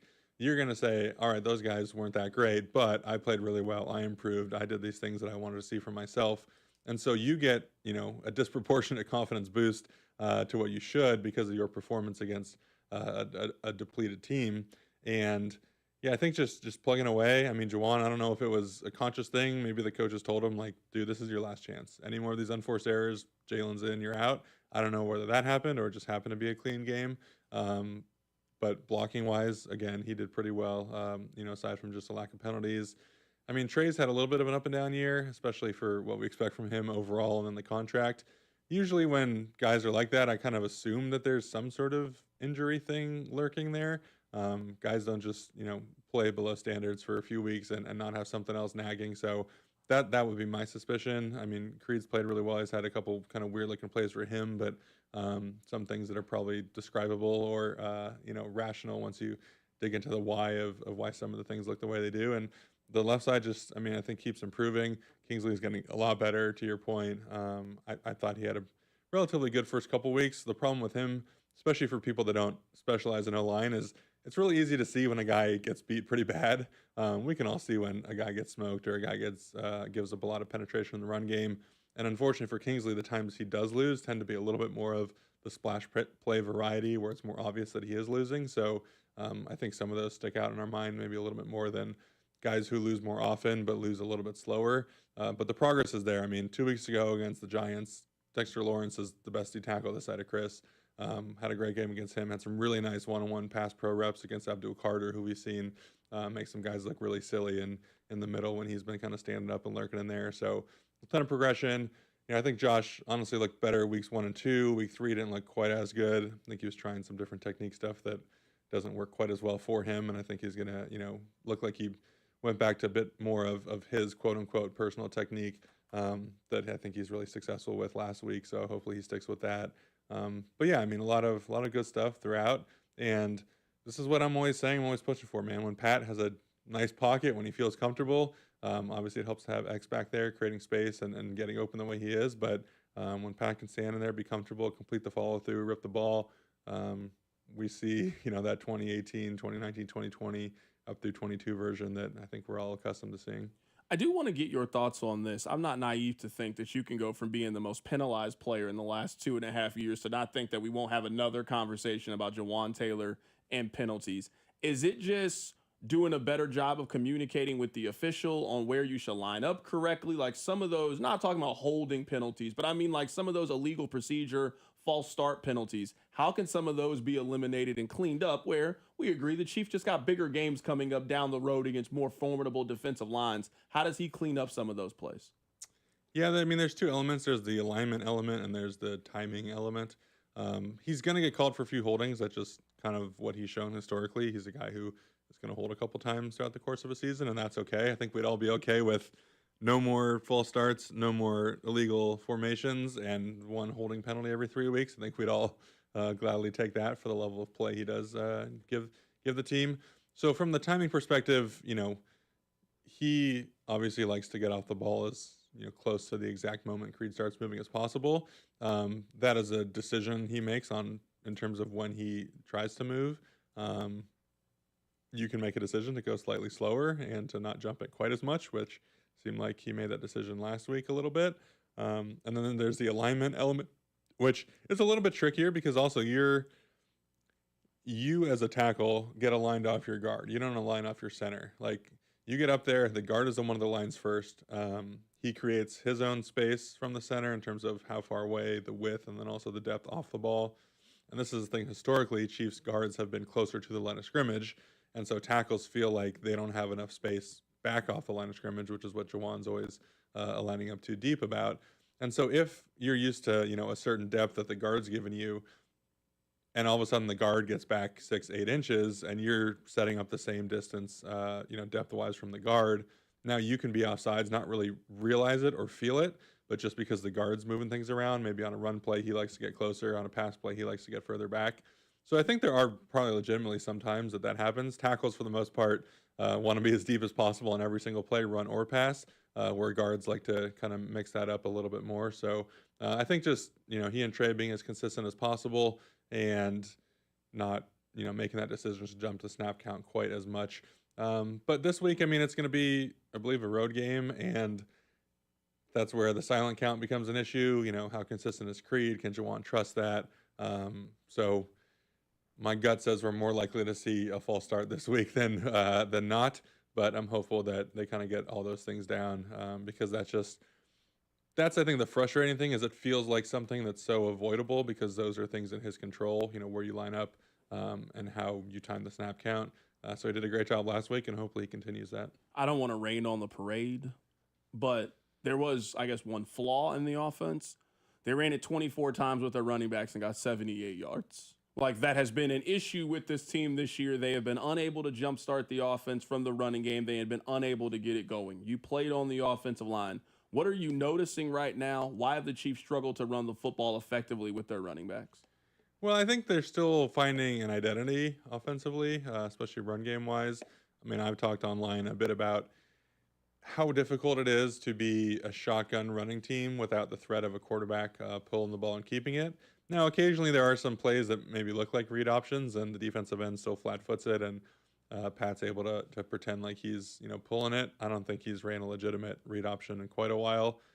Kudos to the offense for rolling it out there and having defensive ends still think that that's a legitimate possibility. But in a run game, you're typically one behind the count. So when you're looking at, if there's one running back in the backfield, 6 guys on the line of scrimmage, 5 linemen and a tight end, and a quarterback, the quarterback isn't really part of the run scheme. And so that's where in shotgun, you get that read option ability. And now instead of having to find a guy to block a defensive end, you put him in a bind and you theoretically make him wrong. If he runs to the running back, you pull it, the quarterback keeps it. If he stays flat-footed or goes to the quarterback, you give it. And so you're taking a guy that you didn't have to have a blocker for, putting him in a bind, and he can't make a right decision. When the quarterback's not a threat to do that, then you have to find a way to block that guy.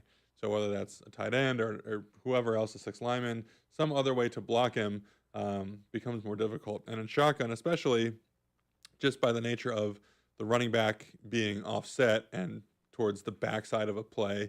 Now, the Chiefs do a lot of that kind of cross formation running back, and then he comes toward the front side. So they play around with the angles a little bit to try to gain some ability to manipulate the defense. But, in a traditional under center inside zone run, you're further away from the defensive end by alignment because the running back's in the center of the formation, and then you start moving away from the defensive end. Inside zone, you always have to account for the backside defensive end. Outside zone, you don't have to. That's where under center, you can put that guy in a bind with nakeds and with rollouts. And again, if the defensive end is going to crash down the line of scrimmage, hopefully people are able to kind of visualize this. I'm trying to do this as, easily as possible for those listening. But from under center, if the defensive end's crashing down the line of scrimmage and tackles the running back from behind, we got nakeds, we got boots. We're going to make that guy pay. We're going to fake the handoff. He's going to crash down the line. Quarterback's going to roll out. If the defensive end is worried about the bootleg at all, that's when you can run outside zone with ease, and the running back is always going to be able to run away from that position, and the cutback's going to be there. So that's the thing that from under center, I feel like we don't really have quite that identity to run those plays. Don't do it quite as much. Our play actions are a little bit more of, the quote-unquote drop back variety. And from shotgun, the angles are so messed up. I know a lot of people, I see it online, are frustrated with kind of outside zone runs from shotgun. I've never really liked him. I think, again, the timing, the rhythm is a little bit messed up because the running back is starting over the left. If it's a outside zone to the right, the running back starting over the left tackle. And then he's crossing the formation. They're doing a mesh with the quarterback. He's running lateral to the line as opposed to, maybe a 45-degree angle downhill if he's in the I formation or in a traditional under center set. It just makes all the elements of running an offense more difficult when you're operating from shotgun. And this is a shotgun team. And the quarterback isn't, a read threat the way Lamar is, the way even Josh Allen is or some of the other guys. So trying to figure out that balance, that identity. And again, 2 new guys on the left side. What do they do best? Do they do inside zone? Do they do, pulling? We haven't seen a ton of Josh pulling for as athletic as he is and as good in space as he is. Are they better on gap schemes? Are they better on the front side? So blending all those things that I just, kind of rambled for 5 or 6 minutes on is pretty difficult. And I think the team is still trying to find what that identity looks like. And we've seen historically this team is comfortable, spending the first half of the season finding out who they are so that they can be stronger in December and in January. And, I think that's the progression that we're going to see. Right now, we're joined in studio by Mitchell Schwartz. It's funny you mentioned that, like kind of using this early period. I think the best way to kind of unlock this run game is to give Brashard Smith just more opportunities. Like, I don't want to say I'm completely out on Isaiah Pacheco, but there was a certain measure of like violence that he ran with that just, he doesn't seem to be nearly as sure of himself, as confident. He's not hitting the holes. You mentioned the vision. He just doesn't seem to have that. And as I saw them start to implement Brashard Smith into the offense, I just kind of saw what this could be in November, December. Hey, there's something in this offensive room, but to me, you got to be willing to kind of go away from what maybe worked for you for 2-3 years, and you got to be willing to try something different.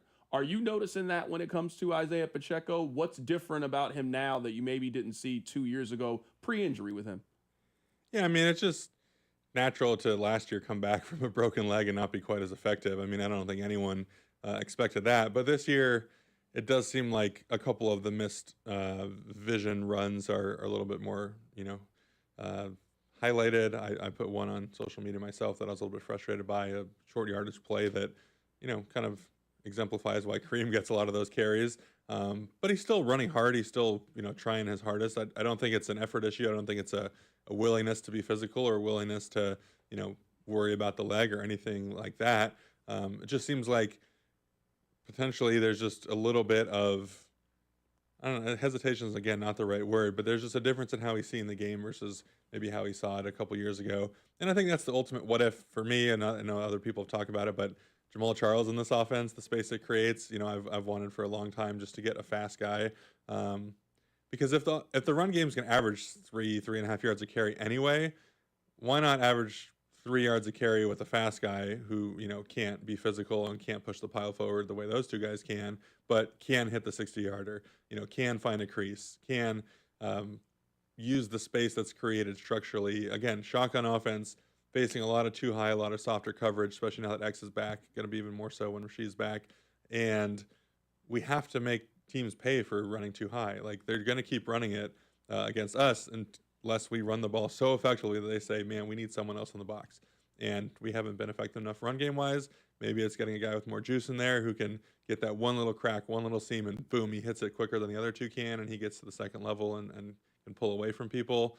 Obviously, she showed really good contact balance and physicality on that run up the sideline, able to get all those extra yards, and again, the willingness to dish out some contact. So, yeah, I think we'd like to see some more carries for him. And, if he comes along a little bit and it's more of a, 10-10-10 idea that he gets 10 touches, Isaiah gets 10 touches, and Kareem gets 10 touches, I think we'd be a little bit happier with that. And just that juice to the offense that I feel like we haven't seen from that position since, Pacheco a couple years ago. I've never asked you this before. As a football player, just, I guess, in reference to what happened with Tyreek, is that ever in the back of your mind? Do you just not allow yourself to think like that? I mean, Tyreek is probably having the best game that he has had so far this season. It looks like he is en route to having a really good day. Next thing you know, his career could possibly be over in just an absolute instance with a terrifying injury. This has to be something that football players just live with. Is this something you just block out of your mind? How do you kind of operate knowing that every snap can be your last? Yeah, I mean, you notice it more in a contract year, that's for sure. You're definitely more aware of that. But I think you just assume it's not going to happen to you, or if you do get injured, it's going to be of the more mild variety. I don't think anyone expects to tear their knee or to have such a freaky injury the way Tyreek did. So you just kind of have trust that it's not going to happen to you. And if it does, it's just unfortunate, and you got to figure it out from there. But yeah, it's a tough one to see a teammate, be in that position. In college, I had a running back, Javad Best, who, dove into the end zone, kind of got hit from up underneath, launched him higher, came down from, 8 or 9 feet high, and he was out for a while, and, had kind of the fencing situation, and that's as scary as you can get, and you just don't really know how to continue on the next few plays once play continues. Similar, Miami last night, the guy's in a, shock, Tyreek himself, and then whether other guys saw it or not, just seeing your teammate feeling that kind of pain is really tricky. So from the player perspective, you don't dwell on that too much. You know that risk is there. You kind of assume that the worst thing possible isn't going to happen to you, and you honestly just hope you can get a second contract before something like that does happen. Right now, we're joined in studio by Mitchell Schwartz. Coming up on the other side, I want to get your thoughts on 1587. You're one of the few people that I know that have eaten there before, and you're a food connoisseur. I want to know what you find out about it. I also want to play a little playoff contender. We'll go through some of the teams in the league, and we'll see if you're buying or selling what they've done so far in the first month of the season. We got Mitchell Schwartz in studio. Keep it right here. It's The Drive. This is Wyatt Thompson from K-State, and you're listening to The Drive with CDOT right here on 96.5 The Fan and the Odyssey app. Brought to you by DM Injury Law. Have you or a loved one been in a car wreck? Contact DM Injury Law today and get the money you deserve. Car wreck? Remember, Mike's got this. Hey, folks, it's Carrington Harrison from The Drive here. Many men remember their first time. Not that first time. I'm talking about the first time that erectile dysfunction ruined that special moment. And if you're over 50, then the chances are then you've experienced this before. That first time can be frustrating. It can be a little bit embarrassing. But here's the good news. At Heartland Men's Health, that first time can also be the last time. Heartland Men's Health specializes in treating ED when the pills and herbals fail. With a success rate of over 90%, many men see results just after one visit. So your first visit is just $99, which includes a consult, lab work, and if medically advised, you get a test dose. And if it doesn't work right there in the office, then your visit is on the house. So don't let ED define your sex life. Call my friends at Heartland Men's Health today at 844-447-6600 or check out the website, heartlandmenshealth.com today. You can also stop by and visit any of the 3 area locations, Overland Park, Independence, and North Kansas City. Be sure to stop by Heartland Men's Health. DQ presents the sound of your next meal at DQ. It's the sound of savoring a signature stack burger, loving a chicken strip basket, or digging into everyday value with the $7 meal deal. Wait, where is the sound? Am I missing something? Oh, it's quiet because they're too busy enjoying their DQ food. Makes sense. So delicious and so peaceful. Grab your favorite from the DQ food menu today at participating U.S. locations.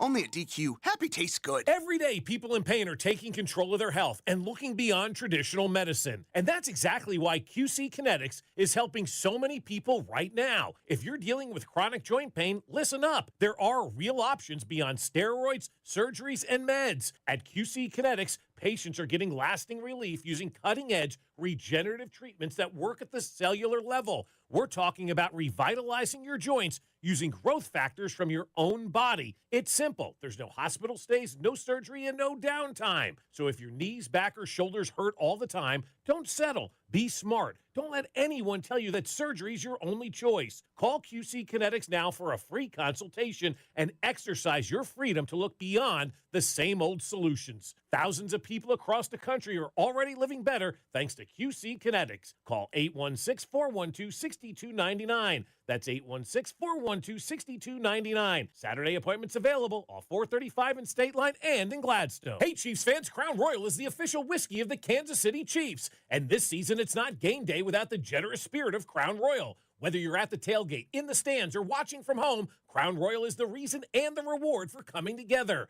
Grab a glass with the Crown Royal rig at a stadium near you, because we'll be sharing the generous spirit with fans across the country. Crown Royal, fueling game day with a generous spirit. Visit www.crownroyal.com/royal rig for more on the Crown Royal Rig Tour. Please drink responsibly. I love a day on the water with friends, but my moderate to severe plaque psoriasis sometimes holds me back. Now I'm all in with clearer skin thanks to Skyrizi. Risankizumab Riza, a prescription-only 150 milligram injection for adults who are candidates for systemic or phototherapy. Teaching music is my passion, but my active psoriatic arthritis can limit me at times. Now I'm treating my joint symptoms with Skyrizi. With Skyrizi, most people with plaque psoriasis saw 90% clearer skin at 4 months. Or if you are an adult with active psoriatic arthritis, Skyrizi helps you move with less joint pain, stiffness, swelling, and fatigue. Don't use if allergic to Skyrizi. Serious allergic reactions, increased infections, or lower ability to fight them may occur. Before treatment, get checked for infections and tuberculosis. Tell your doctor about any flu-like symptoms or vaccines. There's nothing like clearer skin. There's nothing like better movement, and that means everything. Ask your doctor about Skyrizi. Visit Skyrizi.com or call 1-866-SKY-RIZI to learn more. Chumba Casino brings non-stop fun straight to your screen. Anytime, anywhere. Explore hundreds of games like slots, blackjack, and instant scratch-style cards. Sign up to unlock your free welcome bonus and daily login bonuses. And enjoy your chance at exciting prizes without spending a thing. Just click, play, and enjoy the ride. Sponsored by VGW Group. No purchase necessary. See terms at ChumbaCasino.com. Must be over 21 and present in a state where it's legal to play. It all comes down to this, folks. Yep, the entire season is on the line. But my throat has officially thrown in the towel. Sounds like you need Vicks VapoCool drops. They're max strength and vaporize sore throat pain. Whoa! These VapoCool drops hit fast. Speaking of fast, did you just see that play? Yeah, he vaporized that ball. That pun should have come with a penalty. Vaporize sore throat pain with Vicks VapoCool drops. Use as directed. Here's traffic, brought to you by DM Injury Law. Have you or a loved one been in a car wreck? Contact DM Injury Law today and get the money you deserve. Car wreck? Remember, Mike's got this. On to my GAN Asphalt and Concrete up north. We've got a stall slowing you down 29 northbound just past Northwest 72nd in the right lane. Hey, the world's coming to KC in 2026. Is your parking lot ready? Faded lines, potholes, unsafe sidewalks. GAN Asphalt and Concrete is your winning team. One contractor, all things parking lot. GANAsphalt.com. Hey, it's Juju Smith-Schuster from the Kansas City Chiefs. Welcome back to The Drive with C-Dot on your home for Chiefs football. 96.5 The Fan. Very happy right now to be joined by Mitchell Schwartz. Joshua Brisco is going to join us coming up at the top of the hour. He does the Chiefs pre- and post-game. Mitch, you were one of the few people that I know that have been to 1587 Prime. I have not yet got a chance to go. How was it? Did you like it? Oh, yeah. It's fantastic. It's legitimately, I think, one of the better restaurants in the city already. They had a bite of steak that was the best steak I've ever had in my life. Everything else was really good. Great, live music. The decor coming from my wife, not from me, was awesome. So yeah, they basically, I think, nailed everything restaurant-wise. What'd you order? What was your meal? I don't know that we don't have time for that. It felt like half the menu. For the meal, we got a couple larger steaks to share. So the one that was the best bite I've ever had is the Wagyu ribeye tomahawk, which is admittedly a very expensive and high-priced steak. But I would say it was worth it from the sense that it was the best, steak I've ever had. We also had a Delmonico steak to share for the table. That was really good.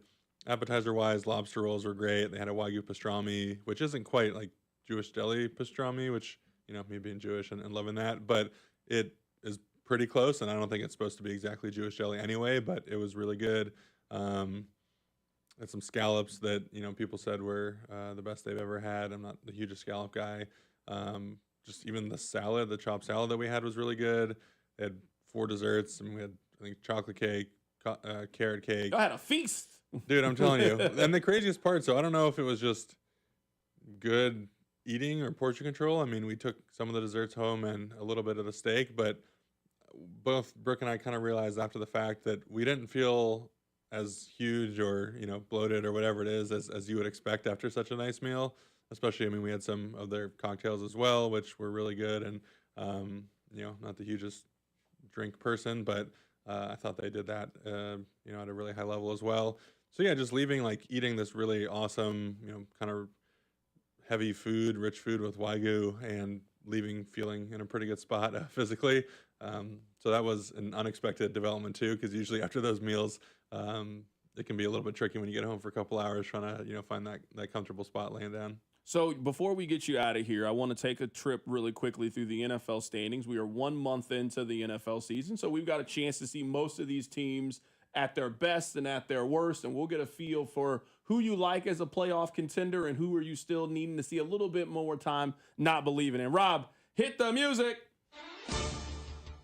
Let's start with, there's only 4 2-2 teams in the AFC. Let's go to one of them, the Denver Broncos. Where are you at on the Broncos so far in the first month of the season? More pessimistic than optimistic, but they might sneak in because the rest of the AFC doesn't feel that great, is kind of what I'll say about them. Bo Nix doesn't look like he's taking a step forward. Defense looks like it still should be one of the best in the NFL. Those 2 edge rushers, man, they can get after it. Zach Allen's really good inside. Secondary is pretty top notch as well. Looking at the AFC South, which team are you a bigger believer in? Is it the Indianapolis Colts or the Jacksonville Jaguars? 2 teams right now that sit at 3-1. Colts, I think for sure. I don't know why. I mean, this honestly feels like it's playing out a lot like the Sam Darnold situation from last year, where you have this kind of awesome year, the record's really great. Maybe by the end of the year, you see some underlying stuff that it's not as good as the record indicates, and then playoffs come in and you get smoked and the season's over. But I'm buying the Colts a little bit more. Offensive line is one of the better ones, and you kind of just have to roll with that. I don't think Jacksonville has the top end in terms of the offensive line quite the way Indianapolis does. This isn't a contender or pretender question. I'm just curious to get your thoughts on it. The Eagles aren't impressive, but man, they just figure out a way to win every single week. I can't think of a time where a team didn't have a passing yard in the second half of the game and won. I mean, that's like some Tim Tebow back with the Broncos kind of voodoo magic. It feels crazy to ask you what's wrong with the Eagles when they're 4-0 and arguably the best team in the league, but something just feels off with Philadelphia for whatever reason. Yeah, I mean, we talked all offseason about Detroit losing 2 coordinators and that being the issue, and it might be that, Philly losing the offensive coordinator might be the biggest coordinator loss that we're seeing right now. And we've seen historically that team, when they're not playing well, offensively especially, they don't really love how things are going when things aren't in sync with the quarterback. So we'll see personality-wise how that goes. Seems like AJ is already a little bit frustrated and not too happy with what's going on over there. The parallel is the Chiefs team last year that everyone said wasn't that great and just kept finding ways to win. I think overall I'm not too down on Philly in general, but I think they're going to feel like this is 2 years ago a lot more than they're going to feel like this is last year for them. I feel hoodwinked by the Green Bay Packers. After that week 1 demolishing of Detroit, I was already doing a victory lap. I picked the Packers to be the 1 seed in the NFC at the beginning of the season, so I felt really good. I mean, they lost to the Browns, and then they gave up 40 points and tied the Cowboys on Sunday Night Football. I mean, that's still a good team. They'll probably still make the postseason, but there's a lot of work to be done right now with the Packers. It sounds like you aren't sure if they're making the postseason. No, I'm not sure that Dallas is a good team. Oh, okay. No, they're bad. No, Dallas is not good. Green Bay, I think, bought into their own hype a little bit too much. You can't come out after being 2-0 and talk about, running the table and potentially going undefeated and all those things. You could tell after at 2-0 they're having that conversation. I know. Well, some guys aren't used to winning, and they get a little bit too excited. Yeah, I think they're not last year's Saints that went 2-0 and scored 5 million points, and everyone thought had the best new creative offense in the NFL. But I think there's slightly more there than not. Now the flip side is Micah had an insane game against Dallas. Dak just kind of had a more insane game, and he played one of his best games overall and was getting the ball out super quick. So. I still would be more optimistic about Green Bay than not, but these last 2 weeks are pretty rough, and the O-line's still there. The defensive line especially is still there. I think Jordan Love's still a pretty good player. I really like LaFleur as a coach, but I think they need to be humbled a little bit, and it seems like maybe they have been now. There's 3 teams in the NFC West that are 3-1. Every team in that division is 500 or better through the first month of the season. San Francisco, Seattle, and the Rams, they're all at 3-1. Which of those teams do you like the most? Rams. I think that's a pretty easy one for me, especially as injuries keep mounting for San Francisco for the 97th season in a row. That is our guy, Mitchell Schwartz, joining us in studio, playing a little NFL contender or pretender. Really excited to see how the season continues to progress. You are right. We're seeing it around the league. Like, you got to adjust to the injuries that are happening around the league. It kind of goes to me of, I know we're going to have this conversation at some point about the league thinking we need more regular season games. Like, we got a month of the season. I mean, almost a quarter of the league has lost their starting quarterback in some capacity. Like, I don't know how we think that more football is going to lead to a better product. It's just going to be more backups, more injuries, more all of those things. I would say the NFL has never contended that more football is going to lead to a better product. It's just going to lead to more football. And I think that's been the biggest misconception throughout this whole process, that the league maybe cares about the pure quality of football on the field. If they did, again, Thursday games, I always like them. I loved having a week where you don't really have to practice and then 4 days off on the back end. But I think we can all agree that people aren't going to be as fresh as if they played on Sunday. And that's going to affect Brock Purdy for this upcoming season. I know he's probably going to be out because his toe's sore. So there's another game that, one of the top quarterbacks. I don't know how people think about that, but one of the higher price quarterbacks. That's fair. is gonna be affected by that. I know we're pushing here, but I think there's a much larger issue with preparation and with training camp and how teams are getting ready for the season.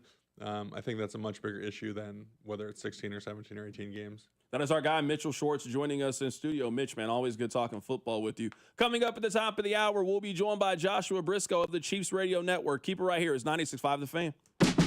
The Drive with Carrington Harrison, a show that prides itself on getting it right. I don't know what I'm talking about. Brought to you by DM Injury Law. Have you or a loved one been in a car wreck? Contact DM Injury Law today and get the money you deserve. Car wreck? Remember, Mike's got this. 96.5 The Fan. Here's traffic, brought to you by DM Injury Law. Have you or a loved one been in a car wreck? Contact DM Injury Law today and get the money you deserve. Car wreck? Remember, Mike's got this. This one brought to you by Duke's Mayonnaise. You've got a crash up north 35 northbound on the ramp to 69. The right lane is blocked. Kansas side of things, 635 northbound, there's a stall before Kansas Avenue. From the Anthony Plumbing, Heating, Cooling, Electric Traffic Center, I'm Val, 96.5 The Fan. The wait is finally over. Football season is here, and FanDuel is getting you ready for kickoff with an offer that you don't want to miss. New customers, you can bet just $5 and get $300 in bonus bets if you win. That's right. Pick a bet, any bet. Bet $5, and if it wins, you'll unlock $300 in bonus bets to use all across the app. Use it how you want. Build your favorite parlays, bet player props, ride the live lines, whatever your style is. Remember, FanDuel has you covered. Be sure to check out FanDuel.com/KFNZ. Use that promo code to download the FanDuel app today and get started. FanDuel is an official sportsbook partner of 96.5 The Fan. 21 and present in Kansas. First online real money wager only. $5 first deposit required. Bonus issue is non-withdrawable bonus bets which expire 7 days after free. Restrictions apply. See terms at sportsbook.fanduel.com. FanDuel is offering online sports wagering in Kansas under agreement with Kansas Star Casino, LLC. Gambling problem? Can help is your best bet. Call 1-800-522-4700. Visit ksgamblinghelp.com. Brought to you by Duke's Mayonnaise. This is the Duke's Country Song. It's a song about the best mayo. It has a yellow lid, and its full name is Duke's Mayonnaise. Get Duke's Mayo in store.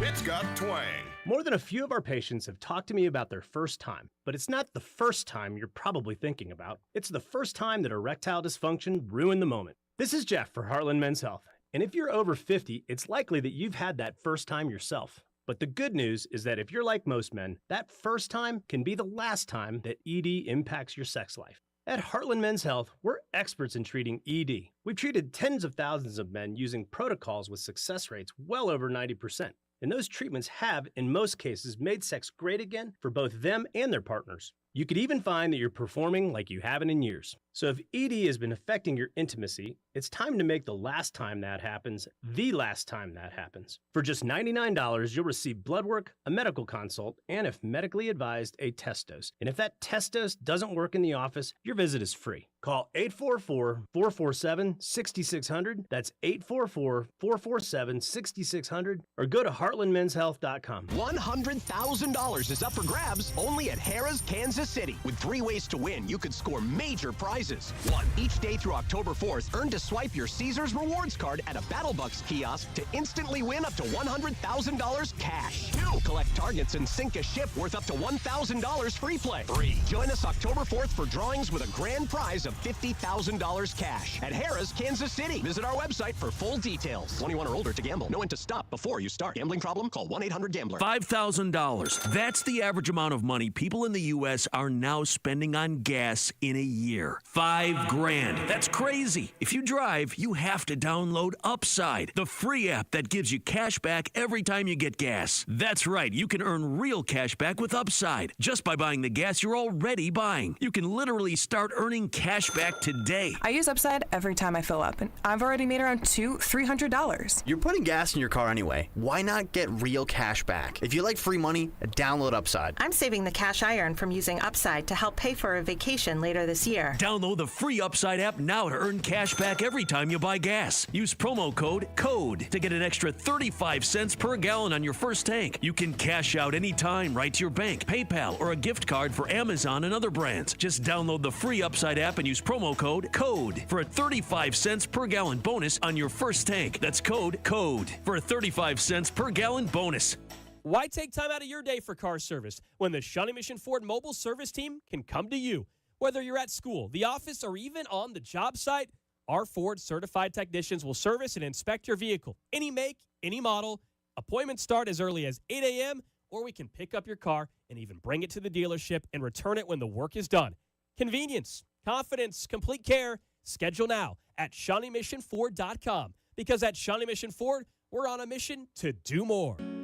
For nearly 100 years, Busey Wealth Management has helped families and businesses make smart financial decisions that stand the test of time.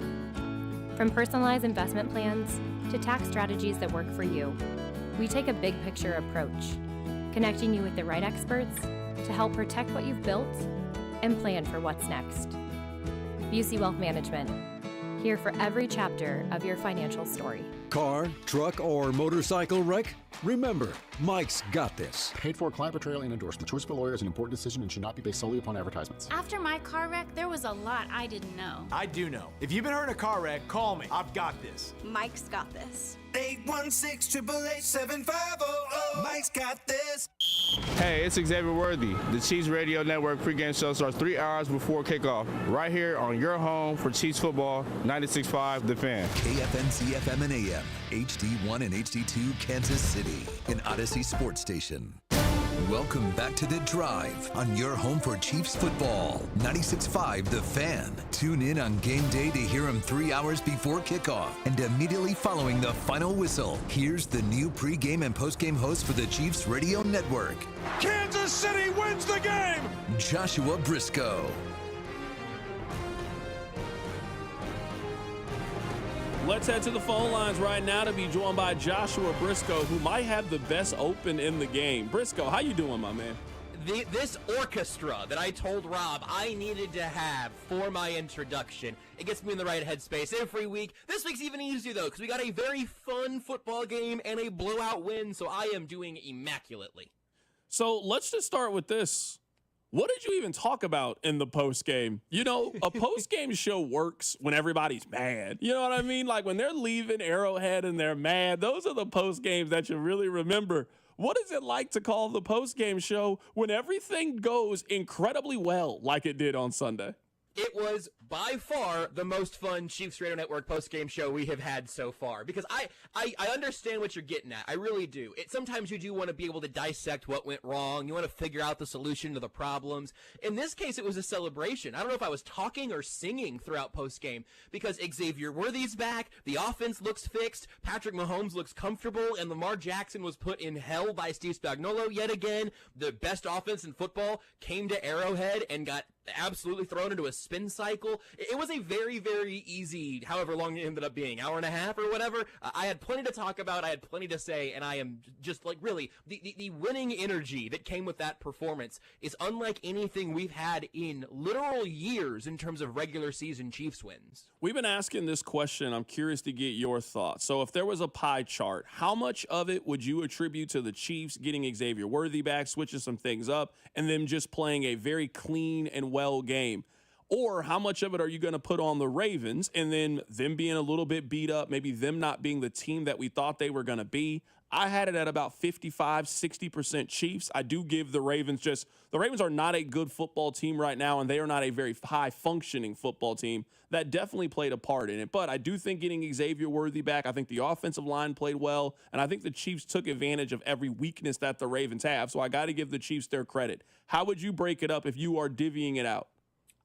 The number that jumped to my head there was 70-30 Chiefs. And this is partially just because I understand how we're doing some of the analysis of how shorthanded the Ravens were and the injuries they had happen during the game, specifically on defense. I know that. They were favored in this game. At kickoff, the Ravens were favored. So I feel like there's a little bit of revisionist history happening already where it's like, well, Madubuike wasn't out there. We knew that on midweek. We knew that was going to be the case. So I do think you can point to the Ravens and accurately say that defense stinks and it left more injured than when they showed up here. So you do have to adjust for that. But how many times have we seen the Chiefs go up against the 30th ranked defense in the NFL and win 17-14? Like, it just feels like we went through that so much last year that I'm going to take a beat down in whatever form it comes in. I don't know if you want to include the Chiefs defense in that. Chiefs defense, I'm going 95 Chiefs, 5 Ravens, because this was, again, literally the best offense in football through 3 weeks that came in and got shut down. But just on the offensive side, I'm in that kind of 65 to 70% Chiefs credit and then 25 or 30% Ravens blame, because you still have to take advantage of what's in front of you. And like, I really, man, I don't care that Kingsley Suamataia was blocking a backup. He survived Jalen Carter and Quinn Williams the weeks prior. Give me dominant victories. We had a week of weeping and gnashing of teeth last year when they had to squeak by the Carolina Panthers. This, to me, is not one that I think any Chiefs fan needs to apologize for. The Ravens were playing for their season and got blown out. It's almost hard to believe that this is the same defense that went to Brazil when you think about how they've played these last 2 weeks. It's mind-boggling, and I just saw this chart a second ago that the Chiefs have run cover 0. So if you're just listening, no safeties, right? They've run cover 0 13% of the season, which is nuts. The second closest team is the Dolphins. The Bucs are at 8%, and then nobody else is even around like the 5 or 6% mark until you get a little ways down. So what Steve Spagnuolo has done, and it's been a little bit varied, but especially against the Eagles and then in a tremendous fashion against the Ravens, you saw them bringing so much pressure, so many blitzes, but you also saw against Baltimore, Leo Chanel doing that kind of like short depth spy stuff where you're kind of rushing 3.5 sometimes, 3 real pass rushers, and then Chanel kind of, again, not so deep as a spy that Lamar can get an angle on him, playing a little bit tighter to kind of keep all that stuffy there. That worked remarkably well. I was a little bit concerned. We talked about it last week. I was a little bit concerned that they just don't have quite the same personnel that the Lions had, where they were able to do a lot of that also very, very successfully. They scored 13 points with Lamar Jackson at quarterback through 3 quarters. That is an unbelievable effort. It's a ridiculous Steve Spagnuolo game, and a really, really good game for the entire secondary. The pass rush that was getting after Lamar on a regular basis, like George Karlaftis, has crazy high pressure numbers. They weren't fast pressures because the Chiefs secondary was holding up and making Lamar hold on to the football and panic. Chris Jones had a great game. Nick Bolton, who I've talked about back and forth, for quite a while now, he ends up with 5 unblocked pressures. That's a credit to Spags schematically, and that's a credit to Nick Bolton for being able to vary up his pre-snap looks and then hit the hole and get to Lamar Jackson with the quickness that he was able to do on a regular basis. It is a schematic and execution A+ across the report card from me. Right now, we're talking to Joshua Brisco of the Chiefs Radio Network. Earlier today, I took the Ravens to miss the postseason at plus 260. Is that a good bet in your opinion? Oh, man, it's a super interesting one. I mean, I think you're right to be getting odds there, so I guess I wouldn't make that bet in a vacuum, but I might at 260. I think that's a good bet with the implosion potential that they seem to have right now. If Lamar Jackson really doesn't play next week and they lose to the Houston Texans, all of a sudden that seems like you're not getting 260 or 280 or whatever next week if they lose to Houston with Cooper Rush possibly starting. So I still think they have a real path to the playoffs, and I think that they can keep beating middle of the road and bottom tier teams. And I think that's probably enough for a wild card spot, but I'm not sure they're going to do that. I think right now, if you said gun to my head, do the Ravens make the playoffs? I think I would say yes, narrowly, but I like those odds you got there quite a bit. Yeah, I just feel like, and this is the point that I've been making the last couple of days, is they just feel like San Francisco from last year. This feels like one of those seasons where everything that can go wrong just goes wrong for them. And they're a good team, but they'll just end up winning 7 or 8 games, and they're just going to miss the postseason this year. That happens every year in the National Football League. I don't know why people think it can't happen to the Ravens. And it's even kind of interesting, like, again, where I've gotten kind of annoyed through the last 48 hours or whatever of, like, well, the Ravens were super hurt. It's like, yeah, Ronnie Stanley was missing time. Like, that's not new information. Lamar Jackson and some of these super, like, high-level matchups having his worst games, that's not new here. So I do think that there's something to be said there for them lining up. I do like the Niners comp. In terms of just like, yeah, sometimes you just kind of have the disaster season and the floor falls out and you go from Super Bowl contender to out of the picture before the halfway mark of the season. And again, if Lamar really doesn't play for the next 2 or 3 weeks and they drop a couple of those games, it's going to be that. It's going to be that one where you go, man, we didn't have the injury luck and we didn't have the high-profile success that you have to go from being a good team to a Super Bowl winning team, which is also a little bit of a sidetrack here. Such a good reminder of how small the windows are in the NFL. You just can't pack it in and say, well, maybe next year, which makes what the Chiefs have done over the Mahomes era here even more impressive.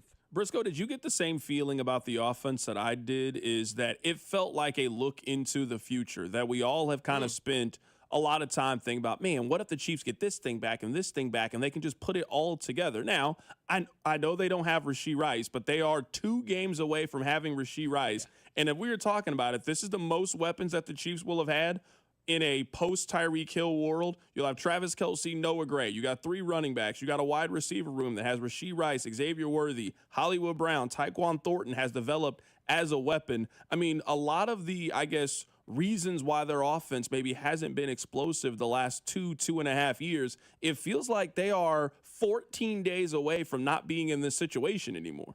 Yeah, I agree with you on that. And the other thing, just in how that reflected through Mahomes' game, that's the most comfortable we've seen Patrick Mahomes look back there in quite a while. There were a couple of stretches, Buffalo in the postseason, towards the end of the regular season, where he had some of those moments where he's just in control and just looking like he's playing the game in slow motion while everybody else flies around. But that game on Sunday was as comfortable, as in control as we've seen Mahomes in a long time, and not gun shy at all. He was taking those shots, which I think are a symptom of being confident in your protection, being confident in your weapons, and the defense having to respect Xavier Worthy's speed being back involved. I think you're right, especially thinking about the fact that this team's number 1 offensive weapon isn't on the team yet. He's not on the field yet. It's going to be a couple more weeks, and then that guy returns, and it could be an entire other gear there. I will say that even as I was very excited and very optimistic for Xavier Worthy to get back in this game and they kind of, again, just begin to open some more things up in the offense, I wasn't expecting 37 points in that evolution. When Rashee Rice comes back, I don't know what level of cynicism you would have to look at this offense plus Rashee Rice with Patrick Mahomes at quarterback and to go, nah, I just don't think they're going to have it. Like, I think that they're going to be one of those absolutely fearsome offenses in football again when they're back at, knock on wood here, back at full strength theoretically.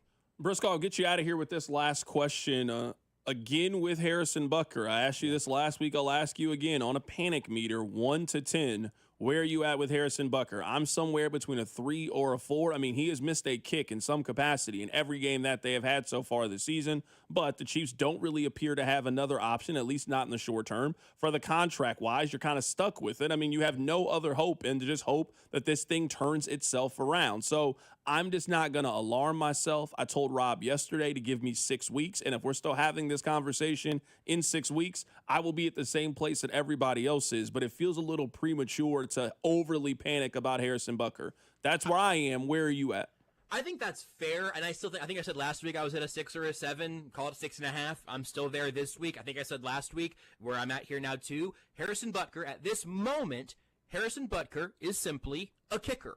When he goes out there, you're a little bit nervous. You're a little bit hopeful. You know he's got the leg. You don't know if he's got the accuracy. That's how most of the NFL lives, and that's why Harrison Butker became the highest paid kicker in football, because he had sort of ascended that just kicker status. I don't think he's in the Younghoe Koo territory where you're like really afraid that it's just gone. Like it's not like he's missed everything 4 games in a row. But I think you have to be a little bit concerned. There's also, again, nothing you can do. His contract this year and next year is locked into the books. It would cost them more money to cut him next year than to keep him next year, unless they did some funky cap math around June 1st or whatever, which again, I think that is premature. I don't think the worry or the concern is premature. I do think we should be worried and concerned and paying attention to it, but I don't think there's any real path to go from here. Even in the fantasy world, would you rather have Spencer Schrader, who's having a nice season so far? Would you rather have Spencer Schrader back or Harrison Butker? I'm going to say that even though, again, Butker right now to me it has stepped down a tier to where through 4 games he has been simply an NFL kicker, he's still one of the best NFL kickers, the non-Brandon Aubreys so far. I'll take Butker for the next 10 weeks because we know what his ceiling is, and we also know what he's done in the biggest moments. So I am not in the school of like, no, there's nothing to see here. He's untouchable. This is going to be fine. Because weird stuff happens with kickers all the time. I'm not beyond concern, but I think right now you just got to kind of wait it out and hope he doesn't cost you any games in the meantime. And then by the time the end of the season and the playoffs come around, you hope he looks like Harrison Butker again. I don't think that's unreasonable.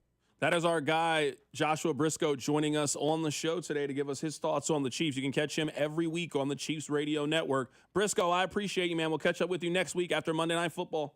Appreciate it. Hey, I heard you earlier this week. I can't believe Mitch Holthus can't get a reservation either. That was the craziest development I've heard on this show in years. Yeah, we got to fix that. Thank you, Brisco. I mean, we talked to Pat here coming up in a couple of days. I mean, we got to fix this.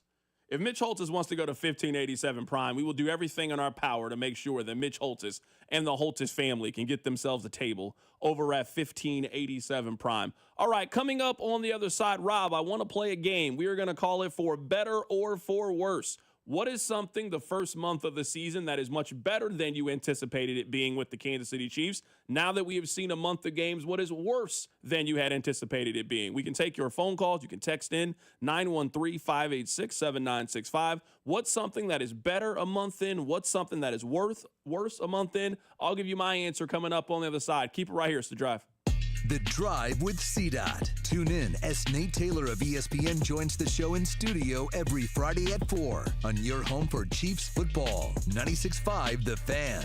The Drive, brought to you by DM Injury Law. Have you or a loved one been in a car wreck? Contact DM Injury Law today and get the money you deserve. Car wreck? Remember, Mike's got this. Numerous brands to choose from, endless options, one incredible experience. At Aristocrat Motors, we treat every driver like royalty and offer the finest luxury vehicle experience in Kansas City. Come see us today and let us roll out the red carpet for you. You could be on the 50 at GEHA Field for the official coin toss at a Chiefs home game this season. Enter to win at Chiefs.com/GEHA. GEHA is the proud partner of the Kansas City Chiefs. What's up, everybody? Nick Costos here with the Sports Betting Minute, brought to you by BetMGM. Make it legendary. Please gamble responsibly. Taking a look at the Pro Football Futures market to win the AFC. Buffalo, the favorite, plus 185. Baltimore up next, plus 400. Kansas City, plus 425. Let's be honest. When we get to January, does anyone want to bet Buffalo or Baltimore or Los Angeles or Denver, Indianapolis, Jacksonville, Pittsburgh, whoever, to beat Kansas City? I certainly don't. And Kansas City is the third choice on the board. I like locking in Kansas City plus 425 now to win the AFC. That's it for this Sports Betting Minute, brought to you by BetMGM. Download the BetMGM app today, and please gamble responsibly. BetMGM and GameSense remind you to play responsibly. See BetMGM.com for terms. 21 plus only. Kansas only. Please gamble responsibly. Gambling problem? Call 1-800-GAMBLER. In partnership with Kansas Crossing Casino and Hotel. Around here, we've got each other's backs. When it comes to health insurance, we want that same kind of support. Blue Cross and Blue Shield of Kansas City gets that. They're from around here too. Backed by the national strength of the Cross and Shield, they help you make confident choices, no matter where you are. Blue Cross and Blue Shield of Kansas City. From here, for wherever you are. That's the benefit of blue.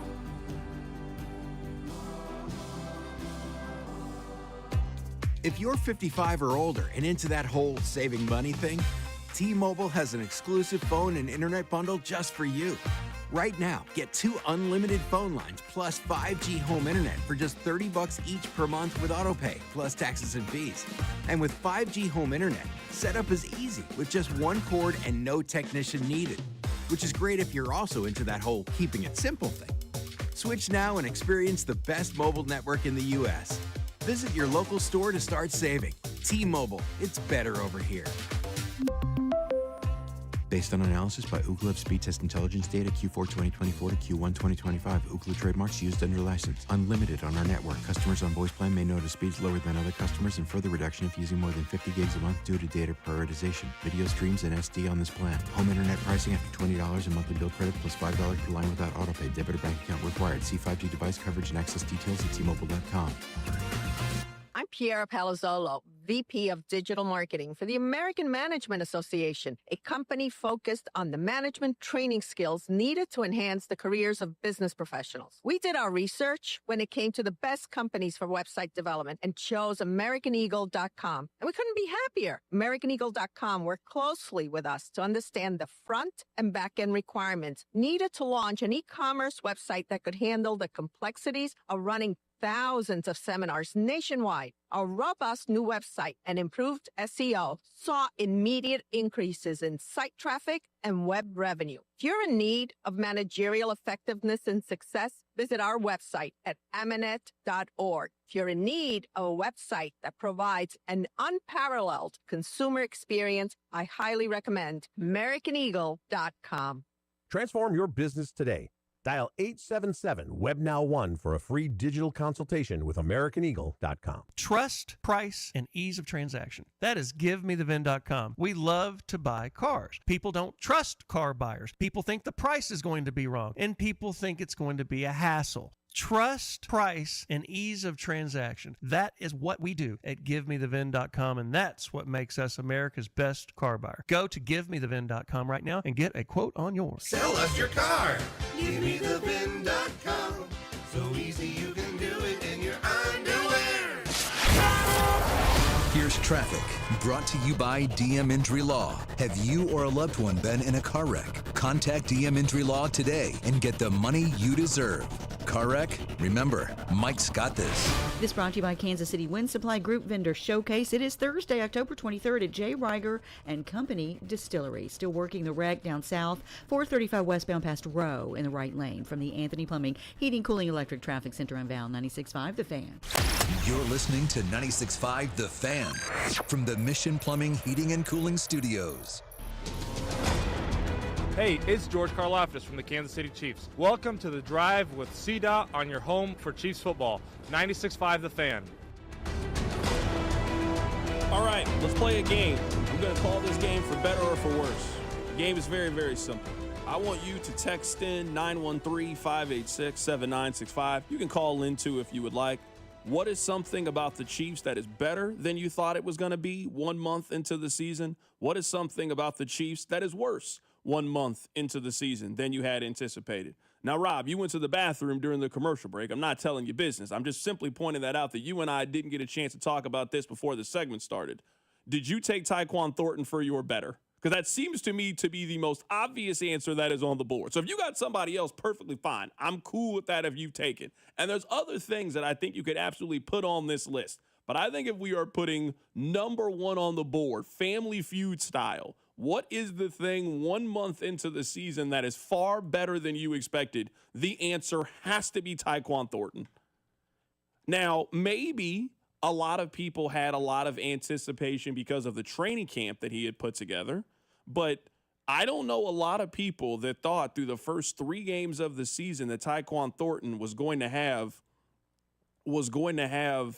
3 touchdown catches the way that he has. He has been one of the best players that the Chiefs have had so far this season. He has been one of the most explosive players that the Chiefs have had this season. He has gone from, I would say, a relatively unknown when first acquired by Kansas City to now being a guy that you kind of count and rely on. So if you take the month of September for Tyquan Thornton and use a 17-game sample, that means he will have caught 43 passes for 775 yards and have 12 touchdowns. Now, I don't think that's what he's going to be, but the fact that you basically found a 10 in your pocket, that was found money with Tyquan Thornton, and turned him into a guy that we now think a month in is pretty reliable, that if you're asking me who should get a majority of the snaps, who is the better receiver, who should be their number 3 receiver when they get back healthy, I would tell you him over Hollywood Brown. That is by far and away the thing that has surprised me the most in the first month of the season. So that's what I wrote down. I got a plan B if you pick Tyquan Thornton as well,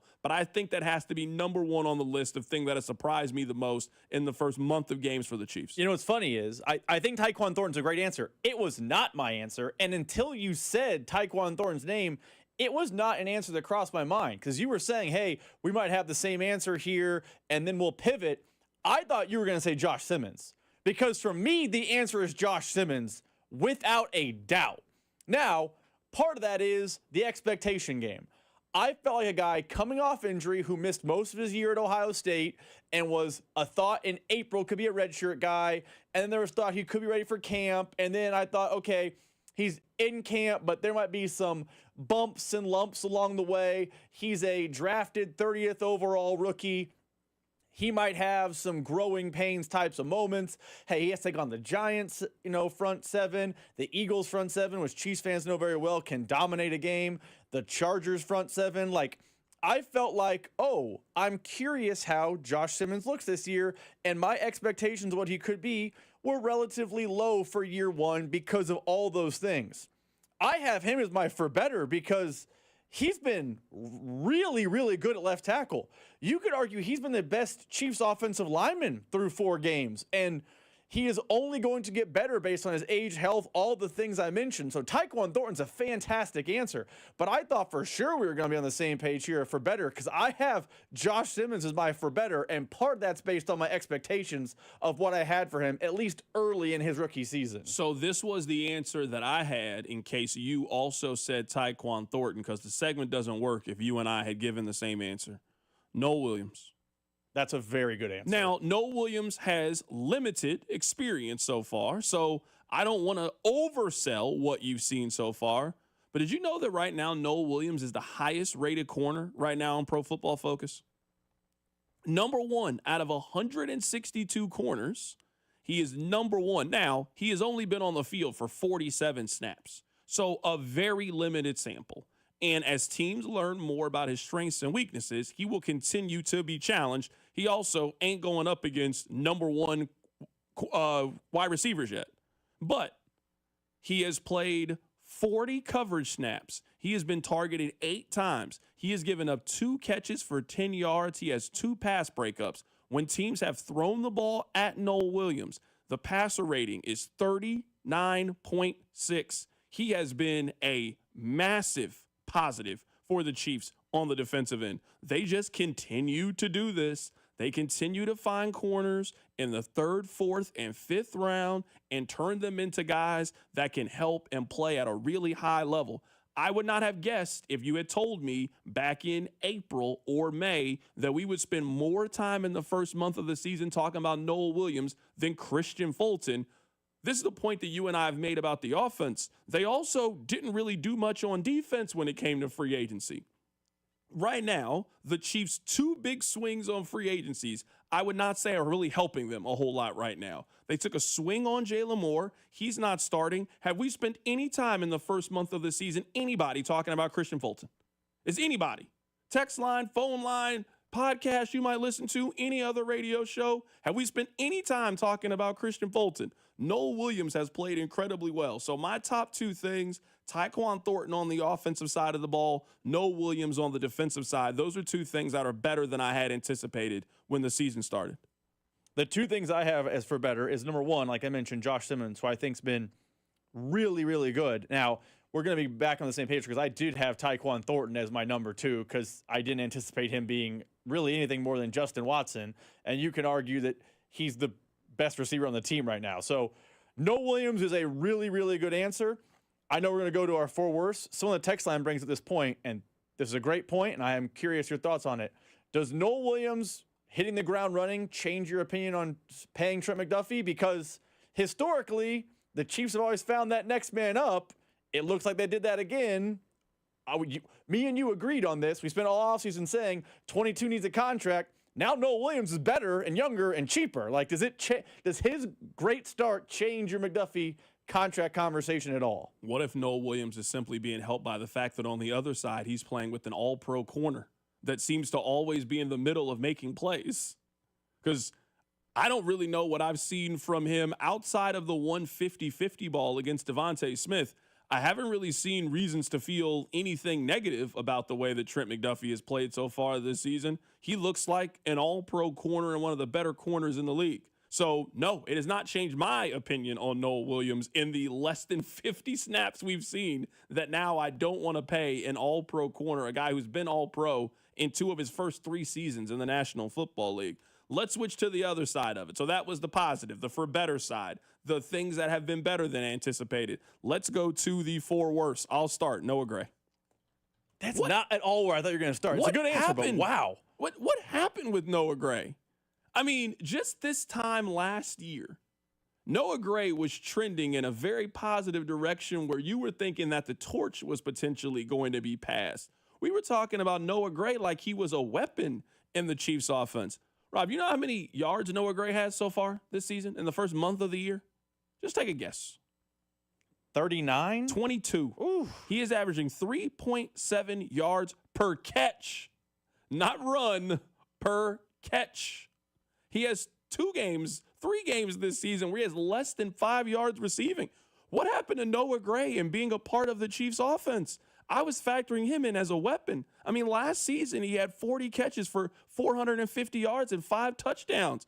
We're entering now year 5 of his career. I was thinking, all right, hey, he's 26 years old. He was going to start trending, kind of take over that torch from Travis Kelce. That's not what's happened at all. So, yes, on my list, something that is worse than I had anticipated, it's Noah Gray. He's not a factor in their offense at all right now. So, yes, that's on my list. My first for worse is another player we spent a lot of the offseason talking about. And it's not, I feel like we're both going to have the same one here in a minute. So let's talk about the different ones. Speaking of same and different, Charles Omenihu. We spent time this offseason talking about the contract year being undefeated. We talked about, can he take that step forward? He's going to be healthy. I remember we talked about how he has never come into a season with the Chiefs with a full training camp, full preseason. I know I said that. Everything. I can hear myself saying that. We were all excited about, and then listen, they re-signed George Karlaftis. The stats show that Karlaftis was great when Omenihu got back. Maybe he can be the sack guy. Have you seen him at all this season? I mean, I looked up his stats on Pro Football Reference. He has some, so I know he's getting stats. He has 8 tackles and a quarterback hit. No sacks. And I feel like he's made no impact on games. He's just kind of out there. Like, I felt like, and me and you were on the same page, we felt like he was going to take that step forward and really become a dominant force on that Chiefs D-line. They're going to have a 3-headed monster of pass rushers, and he's just, I mean, I don't know he's better than Ashton Gelati right now, who is just figuring things out. So my first 4 worse, because I have a hunch our next one's going to be the exact same, is Charles Omenihu. Maybe the contract year finally got another win. It got a win against Frank Clark. It might have found another one against Charles Omenihu. Are we thinking the exact? I don't think we're thinking the exact same thing for worse because you would never pick this position. I think we're about to have the same one. Isaiah Pacheco. Okay, we don't have the same one. Yeah, you have Harrison Butker. I have Harrison Butker. Of course. I mean, that's why I said you were never going to pick the running back as worse than you had anticipated. No. It's just, I mean, it's a player out there on the field getting some cardio. That's super. Yeah, I have Butker. I thought for sure we both have Butker. No, I don't have Harrison Butker on my list. I think the best thing for the Chiefs offense over the next 3 months of the season is for them to start to phase Isaiah Pacheco out of the offense and phase Brashard Smith into the offense. Now, it was a very limited sample, right? Super limited sample. I think it was noticeable that Brashard Smith has a little bit more juice, a little bit more pop, a little bit more sizzle than Isaiah Pacheco. I think at this stage, I think he can do a little bit more. Maybe the Chiefs make a move at the deadline, right? We got a month, essentially. We got a month to see if the Chiefs go out there and make a move. Now, I don't think the Chiefs are trading for Alvin Kamara. Like, I could be wrong. I'd be very, very stunned if the Chiefs go from, at every single turn, we love our running back room, we love our running back room. Wait, now we want to spend $13 million on running back. That would just be very odd to me if that's what they did. I think for the most part, the fix is going to have to come from inside the house. I don't think the fix is coming from Kareem Hunt. We've done this now for a year. You know what Kareem Hunt is. He is a battering ram. He is a 3rd and 1. He can get you 3 yards, move the sticks. Like, we know this at this point with him. He has a very defined, very useful role on the team. Every team can use a productive short yardage back. You're going to find yourself in short yardage situations 6 to 8 times a game. So having a guy that you think has a very high success and conversion rate is great. That's his role. His role shouldn't be to give him 13 to 15 carries. That's over for him. Who is somebody in this lineup that you think could handle the 10, 12, 14 carries? And I'm not entirely sure if Brashard Smith is the answer, but I'm at least open to the possibilities of it. I don't want to rain on anybody's parade, and I know everybody's feeling good about the Chiefs and how they looked, and I'm on your side. Their running backs ran the ball. Think about how bad the Ravens' defense is. And we have seen teams run over the Ravens. The running backs, they ran it 23 times for 78 yards. They can't run the football. We watched this now for a month, and I know they won, and I feel good, and I don't want to nitpick.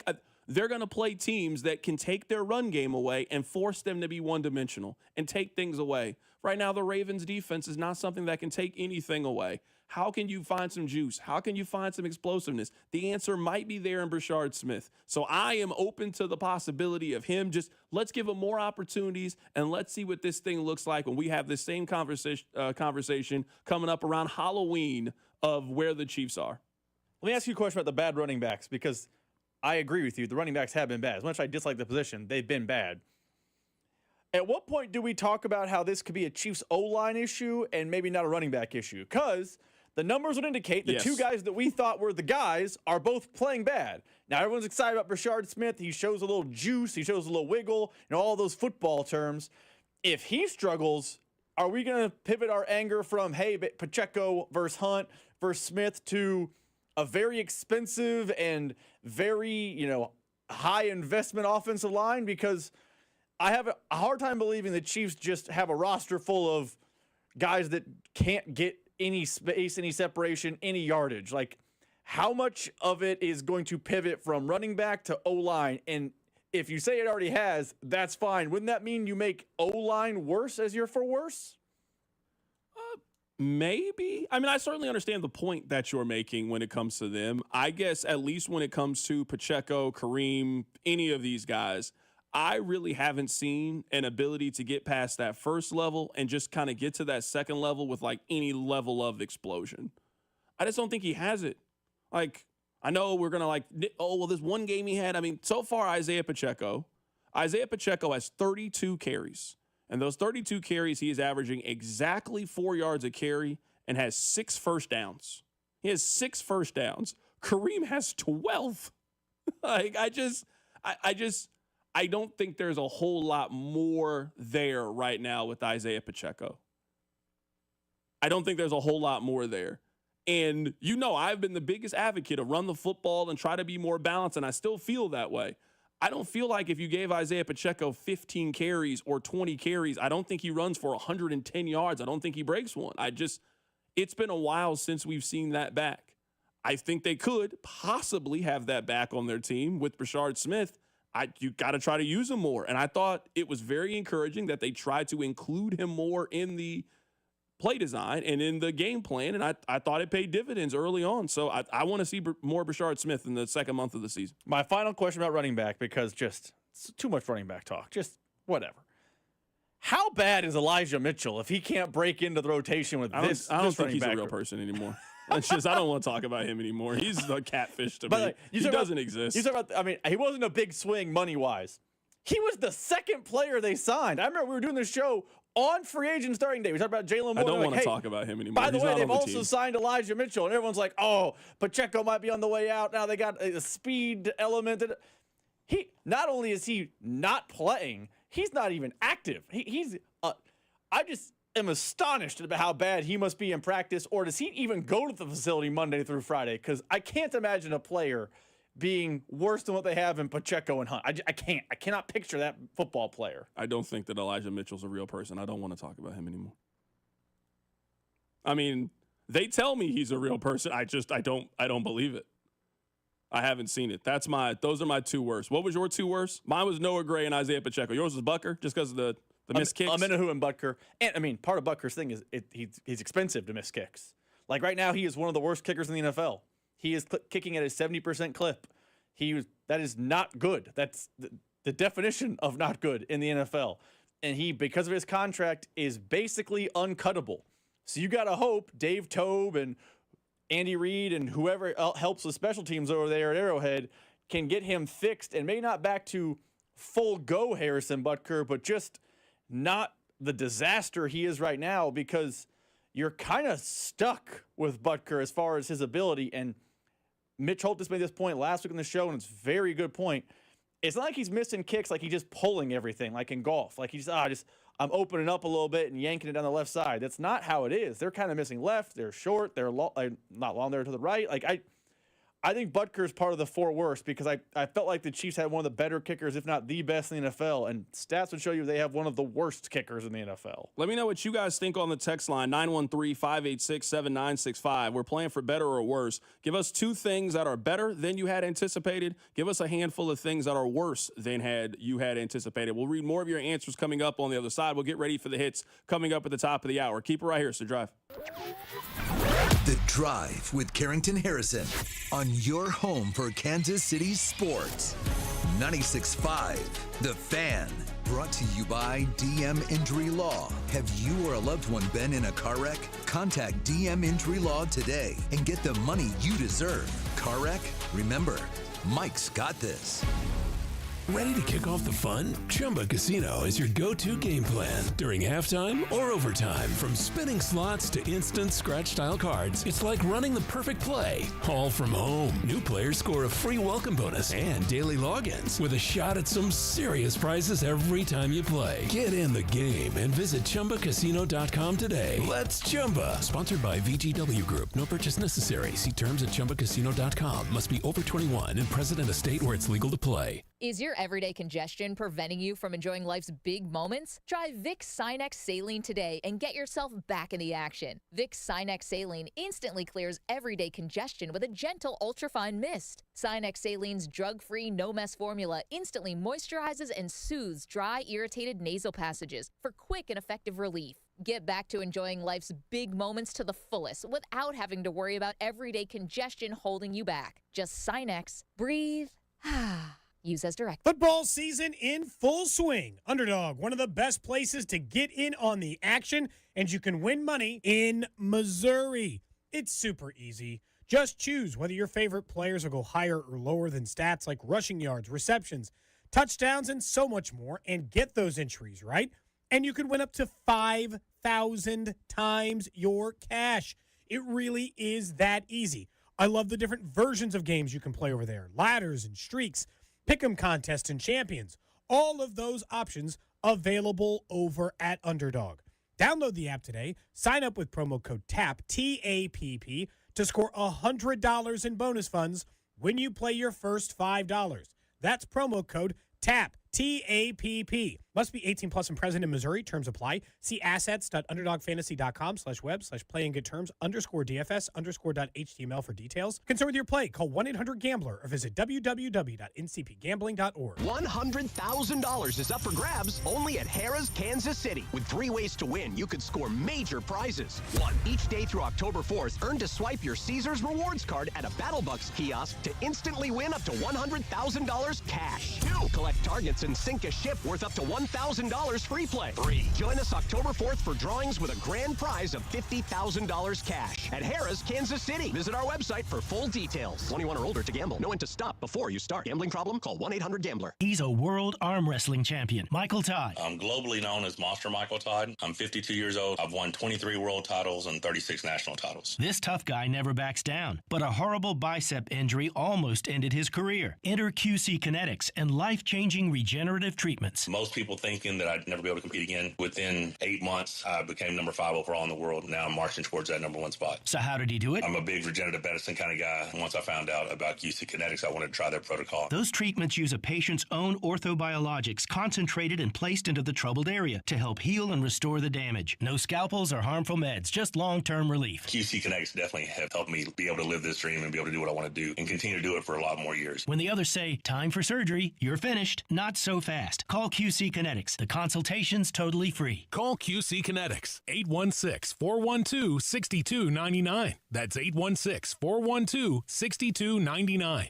816-412-6299. We all hear the radio ads about the IRS. They tell you to be afraid, to be scared, and they try to frighten you into calling. I'm not here to do that. Tax Relief Advocates is different. TRA is here to tell you that if you owe money to the IRS, whether it's $5,000, $50,000, or $500,000, we have a solution. It doesn't matter if you're sitting in your car, at work, or with your kids. No matter where you are, call now. 800-575-6812. Don't lose hope. TRA can eliminate or reduce what you owe to the IRS. Generous programs are now available that can give you a fresh start. Our passion is taxes and helping individuals fix their IRS problems. We have over 1,000 5-star reviews on Google and an A+ with the Better Business Bureau. You don't need to be afraid of the IRS any longer. End your tax nightmare today by visiting us online at TRA.com or call 800-575-6812. That's 800-575-6812. Tax Relief Advocates. Real solutions for real people. Ready to kick off the fun? Chumba Casino is your go-to game plan. During halftime or overtime, from spinning slots to instant scratch-style cards, it's like running the perfect play,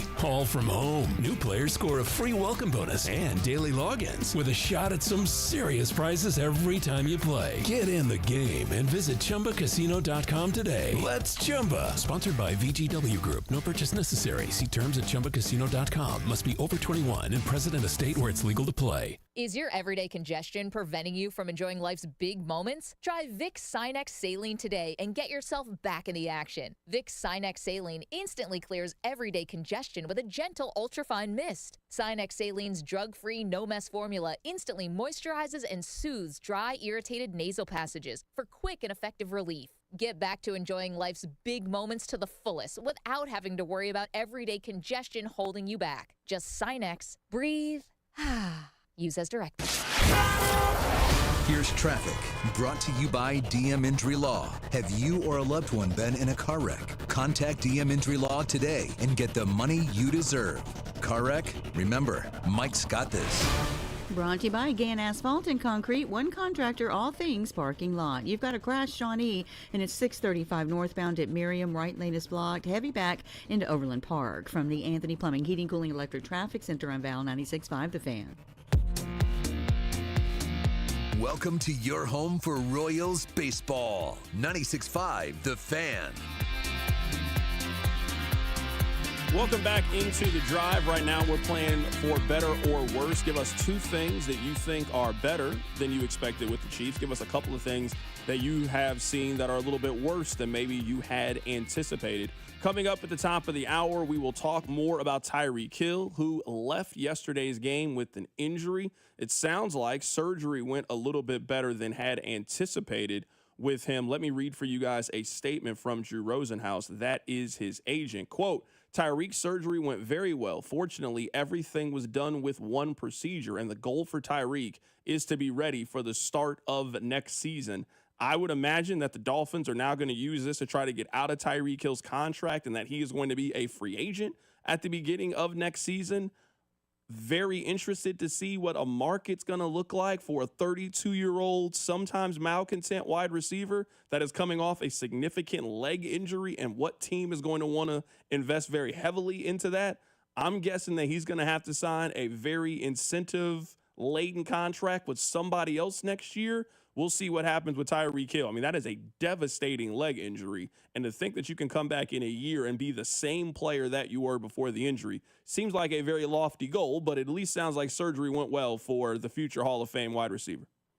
I do want to point out, though, our friend of the show, Dr. David Chow, does put on social media that he thinks what Drew Rosenhaus is saying could be a lot of just agent speak. So I hope Tyreek Hill's back in 2026. As a football fan, I hope he's fully healthy and on the football field and back to doing what Tyreek Hill does. But after seeing the play last night, initial reports, I'm worried we might not see that version of Tyreek Hill ever again. I mean, I think that version of Tyreek Hill ended yesterday. I don't think he can ever be the cheetah again.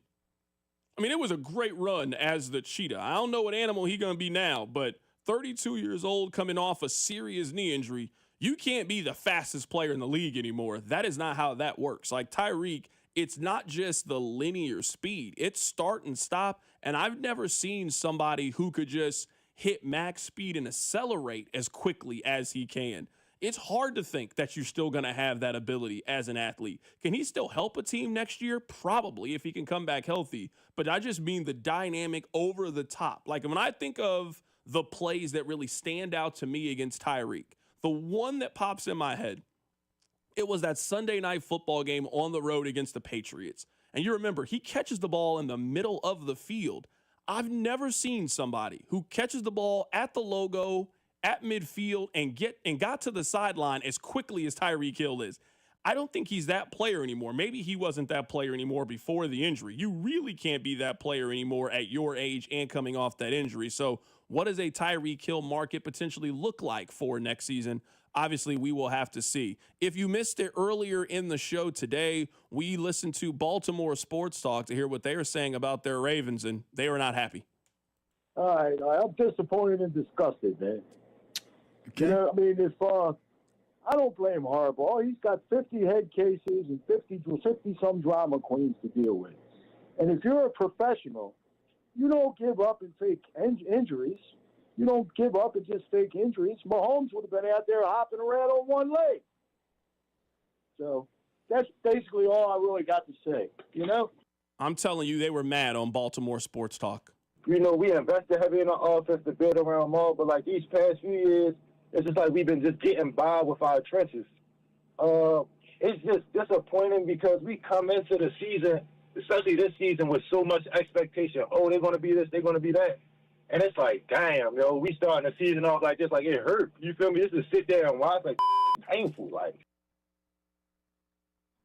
You got to be real mad to just curse on a radio station. Like, you curse so bad they got to bleep it. I mean, you know, we allow some kind of curse words, but I mean, everybody know what words you can't say on the radio. If you get hit with a bleep, you mad. You big mad. Now I kind of want to know what word he said. I got to hear the context again. I ain't been that mad in a while about my team. Oh, that's a Monday morning. Like, I mean, I might be that mad next Saturday about my team. That's definitely possible. On it. He slept on it for 24 hours. Like, nah, I'm still getting this shot off. I mean, it still hurt. I mean, just because you got a whooping yesterday, it don't mean it don't feel like you got pummeled. That's what we saw the Ravens do. They got absolutely pummeled is what they did. Pummeled. I want to play one more. Now, I don't know why you would do this if you're Kyle Hamilton. I'm genuinely confused. After the game, you're emotional. Kyle Hamilton said that the fan base was a little bit spoiled. Now, I don't know if that's the right thing to say when you're 1-3 and you just got handled by one of your rivals and you have only beaten the Browns this season, but that's the path. Now, he has since apologized and retracted it. And you know what? Sometimes you're emotional. It's after a football game. They put a microphone in front of your face, and sometimes you say things that you don't mean. Well, you can guess the fans in Baltimore not really happy by that. with Lamar going down, I honestly just feel like this is the end of the era with Lamar and Henry. Henry's not going to be able to carry this team. He's just not. He's in great shape. He's got a good diet, good work ethic, but he just can't do it all by himself. And the last thing I like to say, well, also Kyle Hamilton saying we're spoiled. How about you share your salary with us? Maybe we'll be spoiled that way, or maybe play better. Doesn't work that way. Thanks for the call, man. Does not work that way. Yeah, no, I don't think that that's going to happen. I actually want to go back really quickly, Rob, to a point that you just made about Josh Simmons. We spent a lot of time, and I think very deservedly so, worried about the Chiefs at left tackle.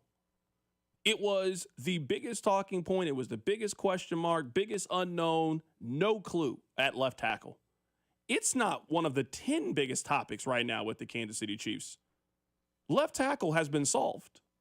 Now, we'll see how great Josh Simmons can be, and that just takes time and building up a resume and going up against elite-level pass rushers and proving it on a week-in, week-out basis. That's the National Football League. But from all of the worry and concern that everybody had when it came to left tackle, not really a talking point right now. He's played exceptionally well, and as he gets experience, gets further away from the injury, all of the things that we were told about Josh Simmons appear to be happening and coming true in real time. Like, that's what it seems like. Like, it is coming together. It is happening in real time with Josh Simmons. He is one of the positives on their team. And if that's the guy, let's say that he doesn't get any better than what he is right now. Let's say that right now, this is the end of his development, and this is just what you have at left tackle. That's still a guy you signed to a second contract. That's it right here. This guy. Chance to be a Pro Bowler. Chance to, right now. You don't need anything else from him. You'll take that. Now, obviously, you expect him to get better. You want him to get better. But it feels like for the first time since Eric Fisher, the Chiefs appear to have real stability at one of the most important positions on the field. Orlando Brown, maybe? I guess the lack of stability was no one knew his contract situation. Yeah. But, I mean, after the draft, I was skeptical of it being a home run. I remember Bink was skeptical of being a home run, and because of all the things you laid out. I know it's 4 games in, and declaring a home run is probably premature, but it has been exceptional. An exceptional job by Brett Veach and staff. Everything broke their way to get that guy, get 5 years of cost control of that guy, and to be able to get him when everyone else in the league was scared of it, and then walk him out there in day one and be a starter, and we don't even notice. That is an incredible job by everyone in the Chiefs organization. Coming up at the top of the hour, we'll get to the top stories of the day in Kansas City. We heard from the general manager of the Kansas City Royals. Baseball season has officially ended in Kansas City, and the Royals for back-to-back seasons finished with a winning record. We'll play for you what the general manager had to say. That's coming up. Keep it right here. It's The Drive on 96.5 The Fan. The Drive with Carrington Harrison, brought to you by DM Injury Law. Have you or a loved one been in a car wreck? Contact DM Injury Law today and get the money you deserve. Car wreck? Remember, Mike's got this. Tune in Mondays at 4 to hear the play-by-play voice of the Chiefs, Mitch Holtis, on your home for Chiefs football. 96.5 The Fan. Here's traffic, brought to you by DM Injury Law. Have you or a loved one been in a car wreck? Contact DM Injury Law today and get the money you deserve. Car wreck? Remember, Mike's got this. Brought to you by Anthony Plumbing, dealing with the grass fire Kansas side of things. The exit is closed, 70 eastbound. It's the exit to 7th. A lot of onlooker delay there. Down in the triangle, you've got a stall. A 435 northbound at Bannister, right lane blocked. From the Anthony Plumbing, Heating, Cooling, Electric Traffic Center on Val 96.5 The Fan. Shopping for a new Ford? Go where it's easy. Rob Sight Ford. Non-commissioned staff, huge trade-in values, and Kansas City's top-rated Ford dealer, Rob Sight Ford. ROBSIGHT.com. Having unexpected car trouble or just in a car accident? Call Jay Southland Tow Service, 816-779-4869 or southlandtow.com. Use the tow service trusted by most local police departments. They can do it all. Be in the know and call Jay's Southland Tow.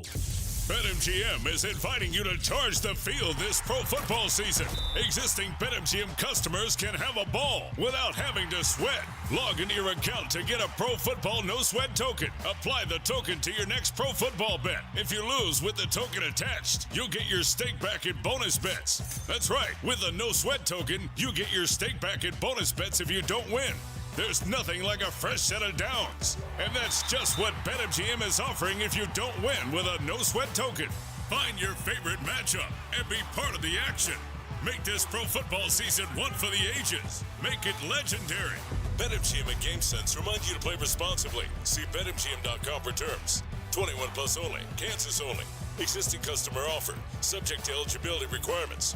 Rewards are non-withdrawable bonus bets that expire in 7 days. Please gamble responsibly. Gambling problem? Call 1-800-GAMBLER. In partnership with Kansas Crossing Casino and Hotel. At Busey, banking is about more than numbers. It's about relationships. For over 150 years, we've been helping individuals, families, and businesses reach their goals with personalized service and local decision-making. Whether you're opening your first account or planning your next big move, we're here with the tools and support to help you move forward with confidence. Busey Bank, your partner for life's moments, both big and small. Member FDIC. $5,000. That's the average amount of money people in the U.S. are now spending on gas in a year. $5,000. That's crazy. If you drive, you have to download Upside, the free app that gives you cash back every time you get gas. That's right. You can earn real cash back with Upside just by buying the gas you're already buying. You can literally start earning cash back today. I use Upside every time I fill up, and I've already made around $300. You're putting gas in your car anyway. Why not get real cash back? If you like free money, download Upside. I'm saving the cash I earn from using Upside to help pay for a vacation later this year. Download the free Upside app now to earn cash back every time you buy gas. Use promo code CODE to get an extra 35 cents per gallon on your first tank. You can cash out anytime right to your bank, PayPal, or a gift card for Amazon and other brands. Just download the free Upside app and use promo code CODE for a 35 cents per gallon bonus on your first tank. That's code CODE for a 35 cents per gallon bonus. Airman here for Midwest Heating. Now, we like to approach life in a lighthearted manner, but with the projected rise in natural gas prices, this winter's heating bills may be no joking matter. Many old furnaces have efficiency ratings as low as 60%, which means you're literally burning money. So think about this. Midwest Heating has a variety of high-efficiency Lennox systems that can heat your home, drastically improve your air quality, and boost that efficiency as high as 99%. Saving that kind of money each month will be a nice help for the other bills in your life. Even better, Midwest offers up to $1,800 in rebates on qualifying Lennox home comfort systems and up to 60-month 0% financing with approved credit. Dial 943-8787 or go to MidwestHeating.com for complete details. Now, for 7 decades, it's the same story. Trust your air to the best. Midwest. Midwest Heating, Cooling, and Plumbing. Calling all Chiefs fans. You could be on the field at the 50 Inside GEHA Field for the official coin toss at a Chiefs home game this season. Visit Chiefs.com/GEHA now. Enter to win a chance to be on the field for a once-in-a-lifetime view of the pregame coin toss. Call it in the air. Plus, you can score other exclusive prizes. Enter for a chance to win at Chiefs.com/GEHA. GEHA is a proud partner of the Kansas City Chiefs. DQ presents the sound of your next meal at DQ. It's the sound of savoring a signature stack burger, loving a chicken strip basket, or digging into everyday value with the $7 meal deal. Wait, where is the sound? Am I missing something? Oh, it's quiet because they're too busy enjoying their DQ food. Makes sense. So delicious and so peaceful. Grab your favorite from the DQ food menu today at participating U.S. locations. Only at DQ. Happy tastes good. Car wreck? Get the money you deserve. Mike's got this. Paid for client portrayal and endorsement. Choice of a lawyer is an important decision and should not be based solely upon advertisements. After my car wreck, there was a lot I didn't know. I do know. If you've been hurt in a car wreck, call me. I've got this. Mike's got this. 816-888-7500. Mike's got this. Listen to the Chiefs and Jaguars on Monday night with pregame starting at 4. Kickoff at 7:15 with Mitch, Danon, and Kling. Right here on your home for Chiefs football. 96.5 The Fan. KFNC FM and AM. HD1 and HD2 Kansas City. In Odyssey Sports Station.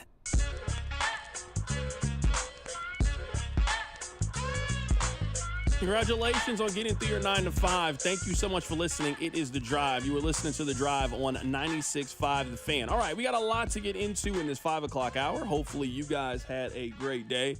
I don't know about you, but my plan is to continue to enjoy this warm, great weather that we are having for as long as we have it.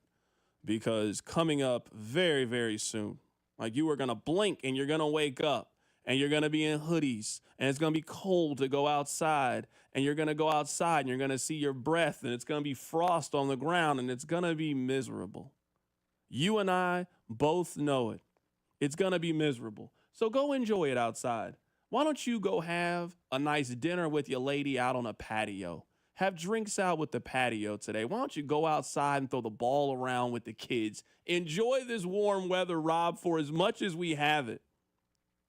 Even if that means you're sitting outside watching your favorite college football team lose on Saturdays like you did this past week. You still got to enjoy it in the beautiful weather. It could be worse. It could be cold and you watching them lose. You plenty have sat out there plenty of Saturdays in Lawrence and watched your team lose. At least it was warm. Think on the bright side. Be positive. That's what I am. This week, I have been nothing but positive. You know what? There's a lot of comparisons and a lot of similarities between Kansas football and the Royals. This is why. Yesterday, I remember asking you, what do KU fans think their program should be? If I'm looking at the history of Kansas football, what do fans expect? What are realistic expectations? Now, the Royals, at least if you're my age, I am under 40. If you are around my age, you have not seen a whole lot of winning baseball in your life. In fact, the Royals have had 6 winning seasons over the last 25 years. Now, when they won, boy, did they win. And it was great when they were winning. But outside of that, the Royals have not really been that great. And every once in a while, they pop up with a 2003 or 2011. They'll pop up with some random years like that. Or a year like they just had where the Royals won 82 games and at least had you paying attention in September. You might laugh at me for saying this, but it is factually accurate. This is a golden era of Royals baseball. They made the postseason last year. They won a postseason series. They played games at Kauffman. They followed it up the next season with the winning record. They don't have too many years like that in our life. So why don't we just sit back and enjoy it just a little bit? Yes, the Royals could be doing better, but we can at least acknowledge, man, it's been a lot worse than that. Recently, it's been a lot worse than what it was this past season. Now, the Royals are in, I would say, the next step. They were really bad. I mean, real bad. And they turned things around, and now they've gotten good. They're a good baseball team. Now, I think we are all trying to figure out how the Royals go from being a good team to potentially being a great team. And that is equally as hard as going from being bad to good, now going from good to great. Now, some of that is going to require a little bit of luck. You got to hit in the draft. You got to overwhelmingly win a trade like you did with Cole Reagans, those kind of things. Luck, scouting, a little hard work and ingenuity. The other thing comes down to money. And you got to be willing to spend money. To continue the college football analogy, yes, having facilities is great. Yes, having great education, all of those things. But we all know the direct pipeline to being good in college football is how much money you're willing to spend to be good at it. It's always been that way. With the Royals, how much money are you willing to spend? How much are you looking to add to the payroll to put together a quality team? Or you better just hit on a lot of things at a short period of time. Back in 2014 and 2015, the Royals were the guy that sat down at the roulette table and everything they did just worked. Everything. They were just in a zone like Billy Hoyle from White Men Can't Jump. They were just in a zone. 2014, 2015, every decision, everything they did worked. You either got to get red hot like that or you got to cut the class a little bit. You got to cut the line a little bit and you got to spend the money. So it is obvious what the Royals' problem is heading into the 2026 season. Left field and right field. I don't think they have the immediate answer right now in their facility. They don't have it in AAA, AA, single A, whatever A. They don't have it. They're going to have to spend money outside the organization to add a left fielder and a right fielder that can help them from next season. This is always the conversation with the Kansas City Royals. J.J. Picollo was asked about this. This is what he said. Yeah, I think when you look at some of the free agents to be, I mean, there's going to be some heavy price tags out there, and the supply and demand may not match up, which makes it a little bit more difficult to meet those asking prices. So we do have to think about all avenues, which the next one would be trade. You know, we do have to think about that, and I like to think we haven't shown like an unwillingness to do that. I think we've made some moves along the way that have helped us. So that is an avenue we have to explore. I think once we get into the offseason, dust settles early November, we'll have a more clear picture of what other teams may be doing and who they may be willing to trade. If it's not there, then you dive into free agency again and try to figure out how you can make your team marginally better if it's not a big name. So we just have to explore all of those different ways to make the team better. I'm going to point to 3 things that the Royals can do to be better in 2026. I'm going to give you numbers and data. The Royals, in terms of left field, this is the production that they got from left field. Their left fielders hit .224 with a .291 on-base percentage and slugged .348 in left field. In right field, their right fielder this season combined to hit .197 with a .272 on-base percentage. Their DH, not a whole lot better.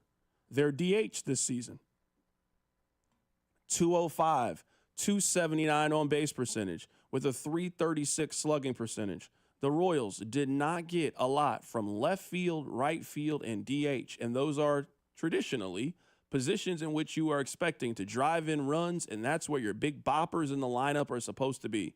The Royals didn't have that. Now the Royals feel like Jack Kaggleon can be one of those individuals, and that is a fine thought to have.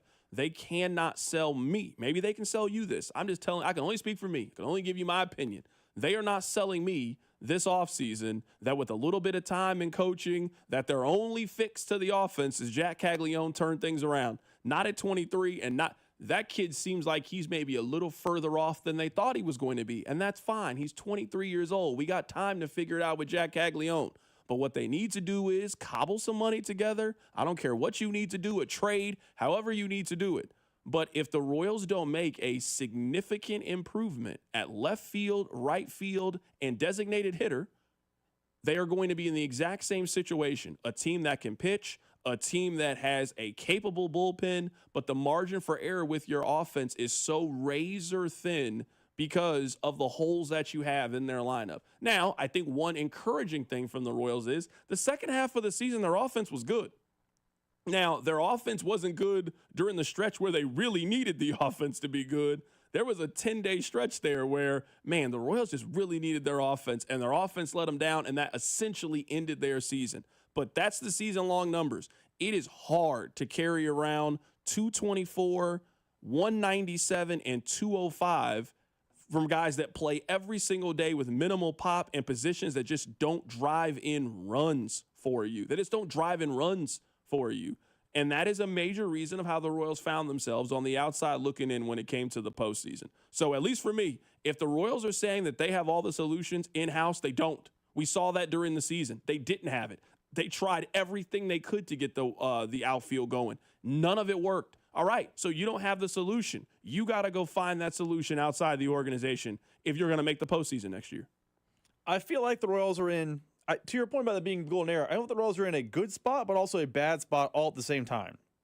And we'll talk about Jack Kaggleon here in a minute. But the Royals are in a good spot because they really only have one problem, and it's the offense. Like, there have been a lot of times in our life in Royals baseball, it's like, you got to get X, Y, and Z done.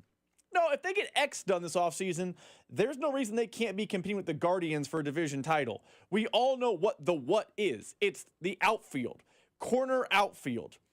That's the good news. We can identify the problem. They don't have 5 or 6 problems. They're not, taking on water 5 or 6 different ways. It's one problem. Here's the bad news. It's not an exactly easy and cheap position to fill. Like, the text line has some ideas. Go get Kyle Schwarber. Go get this guy. Yeah, the Royals aren't doling out $150 million contracts out there. So they have to do what they do every offseason. They have to be smart. They have to be prudent. They have to make the right decision in these outfield positions, but it cannot be May and me and you are saying, hey, it's a lot of the same as last year because the results will end the same. And I know that, hey, a lot of people applaud the Royals. Hey, they stayed relevant all the way to football season. They were in the race and they tapped their head. Good job, Royals. That's not going to be acceptable for a second year in a row. You were a playoff team. You took a step back. That's fine. It's time to now take a step forward and address one of those issues, and you have to hit in the way you address it and then take a step forward. I should be right now watching Red Sox and Yankees back here. They should be, maybe not this game in prime time, but they should be in one of these games, or in a perfect world, you have the first round off, and you have Bobby Witt, you have Vinny Pasquantino, and you have the pitching to do that. Go address the two major flaws. I'll play this next audio cut. At least for me, the Royals can't have the same plan that the Chiefs had. The Chiefs had a clear plan. The Chiefs was, we are in a very good spot. We're going to bring back a majority of our guys from last year. We're going to bring back Kareem Hunt. We're going to bring back Juju. We're going to bring back Hollywood. We're going to bring back all of the names that you know. And we got Mahomes and Reed, and we can make the best of it. The Royals ain't got that. So, no, I don't want the Royals to have we have all the solutions in-house. We expect production. No, that is not the plan that they need to have. That starts with Jack Kaggleon. I don't want you guys to take this like I'm down on Jack Kaggleon. I'm not. He is a 22-year-older who has played less than 50 games in the major leagues. It is impossible to be down on where he is. But they kind of sold it based on how quickly he came up through the minors that he could instantly step in and help. We saw that was not the case. So they are in a little bit of a weird situation where I don't think they want to send him down to AAA. I also don't know if he's good enough to be on the Royals in 2026. Here's JJ Picollo. We brought Cags up this year, expected to get a boost there. He was killing AAA, doing everything he needed to do as a player to get that promotion. And the next step for him was to be in the major leagues. It didn't go as we would have liked it to have gone, but we got to remind ourselves he's one of the best players in baseball. He was probably on his way to being minor league player of the year. There's a strong belief that he's going to be an outstanding major league player. The difficult thing with Cags right now is that he's beat AAA. I mean, even when he went back after his injury, he didn't miss a beat. He's beat AAA. So he's going to have to do a lot of his learning in the major leagues, but it doesn't take away from the upside, the talent, and what he's going to do. That being said, there's going to be competition. We do feel like we're in a window to win with the players that we have in place. So the expectations are high. Our standards are high. So it's not going to be anything, a job that's given to him. He's going to have to earn it. But it doesn't take away from what we believe in him as a player. I mean, he didn't play well enough to be given a position. He didn't. Now, again, I don't want anyone to take this like I'm down on Jack Kaggleon, that he needs to be traded. None of that. He is 22 years old. He'll be 23 years old next season. But I do feel like they're a little bit stuck. It doesn't sound like they want him to get a lot more experience down in AAA, even though he's played less than a month of games in AAA. He's played 28 games. They don't think the AAA can help him. Well, when he was in the big league club, he hit 150 and didn't get on base and didn't really hit for a whole lot of power. So if you don't think he can help the Storm Chasers, and last year he couldn't really help the Royals, what do you do for this season? That's why I say the Royals cannot sell me on running back, not with the same offensive pieces. They cannot sell me on running back plus Jack Kaggleon is going to be better next year. You can't sell me on that. So the Royals need to be at some point in November and December. We need a breaking news sounder that the Royals have made a trade and they went out there to go get an impact bat. They're bringing Jack Kaggleon along. He's going to pinch hit. He's going to do this, and they're bringing him along slowly. You could sell me on that plan for next year. Last thing I want to play, and I do want to talk about football in the 5 o'clock hour. Here is JJ Picollo. Now, this might be the part that makes you a little bit mad. I'm sure at some point this season you were frustrated with the offense for very good reason. They're bringing everybody back. Most of our staff's going to be coming back. We've got to make some decisions on the hitting side. What I will say is Alex Zumwalt's going to be our hitting coach. How do we support Alec in a way that allows him to have the most success with the roster that we have? Those decisions haven't been made yet, and we still have to work through that. It might just be tweaking our staff. How do we tweak the staff? What don't we have? What can we do from an analyst standpoint, from a holistic standpoint to try to help our offense improve? We have a lot of belief in what Alec has done in the minor leagues and how he's led the minor league department now in the major leagues. Guys have gotten better. There are guys that have improved. Mentioned the 4 guys, and I don't think we can ignore that. Okay. I don't have an opinion. That's not the decision that I would have made in bringing back their hitting coach and bringing back everybody else, but that is the decision that the Royals have made. Okay. If you're going to keep all those things the same, then the talent on the field needs to change. So we will put a pin in this conversation. We'll come back to it. The offseason has just started. Let's enjoy the postseason. Let's enjoy football season. We'll keep an ear to the hot stove. We'll see what the Royals are doing. But at some point, Rob, I certainly hope that in the next 3 months, we're in the middle of having a football conversation. You hit the breaking news sounder and you tell me the Royals have made a significant trade to try to improve their offense. They've got a couple of starting pitchers that maybe they could move one of them and try to go get you a bat that can help you. I mean, you're probably going to, if you're not willing to spend the money, you probably got to trade something that you really, really like to go get something that you desperately need. And right now, it feels like they have a slight surplus when it comes to starting pitching. Well, you got to take some of that starting pitching and you got to get you a 27, 28-year-old outfielder that you think can help you in the lineup. Or at least you got to find, the hidden value. I'm not saying don't make a trade. I'm pro team make a trade. I think they made a trade last year that at the time I thought would work. India for Singer did not. I don't mind keep taking swings like that. But it can't be, hey, we made a trade. You got to throw numbers at this thing. Maybe that means you make a savvy, hey, here's a guy who's been toiling away in AAA, but we think he's a major leaguer, but he just blocked and he's a free agent out of the, Padres organization. You make a trade for an outfielder, and then you sign like a platoon type of guy. Like, I don't want to hit the breaking news sounder just the one time this offseason. The problem is so big, they need to throw numbers at the problem, which means there should be days we say, I can't believe they did X. Is that enough? But it's part of a larger plan. It can't be like it was last year with Melendez and left. That's our plan going forward. All right, Rob, let's get to the hits. Hit the button. Your workday is over. Oh, yeah. You're headed home, and now you're stuck in traffic. Time to get caught up on the biggest stories in Kansas City and around the country with CDOT and Rob. It's time for the hits. Number 1. Carrington Harrison's hits are brought to you by Baker University. Graduates earn higher salaries and land jobs faster than any university in Kansas. Apply today at bakeru.edu. Rob, we haven't argued about this yet, and I'm a little surprised that we haven't argued about this yet.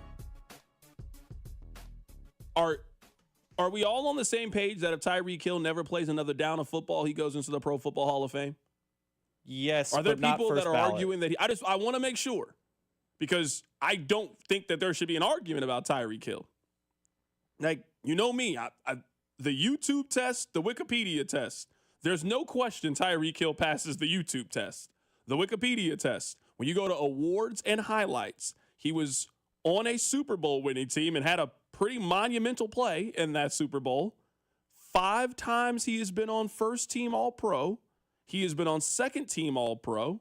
He is an 8-time Pro Bowler. He led the NFL in receiving touchdowns and receiving yards one season. He is also on the All-Decade team in the 2010s. Now, I understand if you don't like Tyreek Hill for personal reasons. There are a lot of reasons to not like Tyreek Hill, the person. Tyreek Hill, the football player, is one of the best wide receivers that we have ever seen. He also passes the peak test. The best version of Tyreek Hill is better than the best version of a lot of these other wide receivers that we debate. We talk a lot about Mike Evans on this show for whatever reason. The best version of Tyreek Hill is better than the best version of Mike Evans. The best version of Tyreek Hill is better than the best version of DeAndre Hopkins. I could take it a step further, guys that are in the Pro Football Hall of Fame. The best version of Tyreek Hill is better than the best version of Andre Johnson, who just got into the Pro Football Hall of Fame. So it is not a question to me. I just want to make sure that we're all on the same page. We don't got to spend days arguing about this. If Tyreek Hill never plays another down of football, he should go to Canton, Ohio, as one of the best receivers that we have ever seen. You know what's weird to me? And by the way, he is a Hall of Famer. I'm not going to argue with it at all. You know what's weird in that list of accomplishments? Was he never All-Decade team? He was in 2010. Okay, I was like, It was in 2010. I'm like, that part, I just didn't. I think he was for like a special teams guy, not for a receiver. He doesn't have enough time at that point. I mean, with the accomplishments he's laid out, he is going to make the Hall of Fame. I was astonished to hear he's not an all-decade. I mean, he'll be the all-decade guy in the 2020s, but that might be how it works out. But outside of that surprise, I don't know if he's going to make the all-decade team in the 2020s. I mean, I think he'll come really close, but I mean, he really just had 3 great years in 4, I guess, 2020 through 2023. I mean, that's half of the 2020s, basically. Right, but I mean, Justin Jefferson's going to make, this is just a golden era of wide receivers. Like, Justin Jefferson seems like he's going to be first team all decade. Jamar Chase seems like he's got a really strong argument for being there. Like, Tyreek might be in the conversation. It's a lot of, think about it. We're halfway done with the decade. There's a lot of really good wide receivers in the National Football League. So outside of the Hall of Fame conversation, which I'm happy you're on the same page, I'm happy the text line's on the same page. I remember we talked about Tyreek Hill a few months ago, and the idea was like, he'll make the Pro Football Hall of Fame, but not the Chiefs one. And that was just a mind-numbing day. Do you think that last night was possibly the end of Tyreek Hill's career as that guy? Yes, I do. I think he might come back to a football field, but I don't think he's ever going to be the guy accomplishment-wise you just laid out. Yeah, I think the cheetah ended yesterday. I think it ended. He's in year 10 of his career, his first real significant injury. I mean, Tyreek, for the most part, actually at his size, has been fairly durable. I mean, Tyreek is 5'10" and weighs less than 200 pounds. He's been very, very durable, very, very productive. His peak, as we talked about, is as strong as anybody's. I mean, 2 seasons ago, Tyreek Hill had 120 catches for 1,800 yards and 13 touchdowns. Like, that stretch of 4 or 5 years for Tyreek is strong. In 2018, you would say the best version of Mahomes, 87 catches, 1,500 yards, and 12 touchdowns. And you could argue he wasn't even the number one option on the team. Like, the best version of Tyreek is a dog. But yeah, that Tyreek is over. Let's say that even you believe what his agent came out today and said, that he's going to play week 1 of 2026. So he's 32 years old. He's on a different team. Are you investing very heavily in Tyreek Hill next season coming off this injury? No, I wouldn't.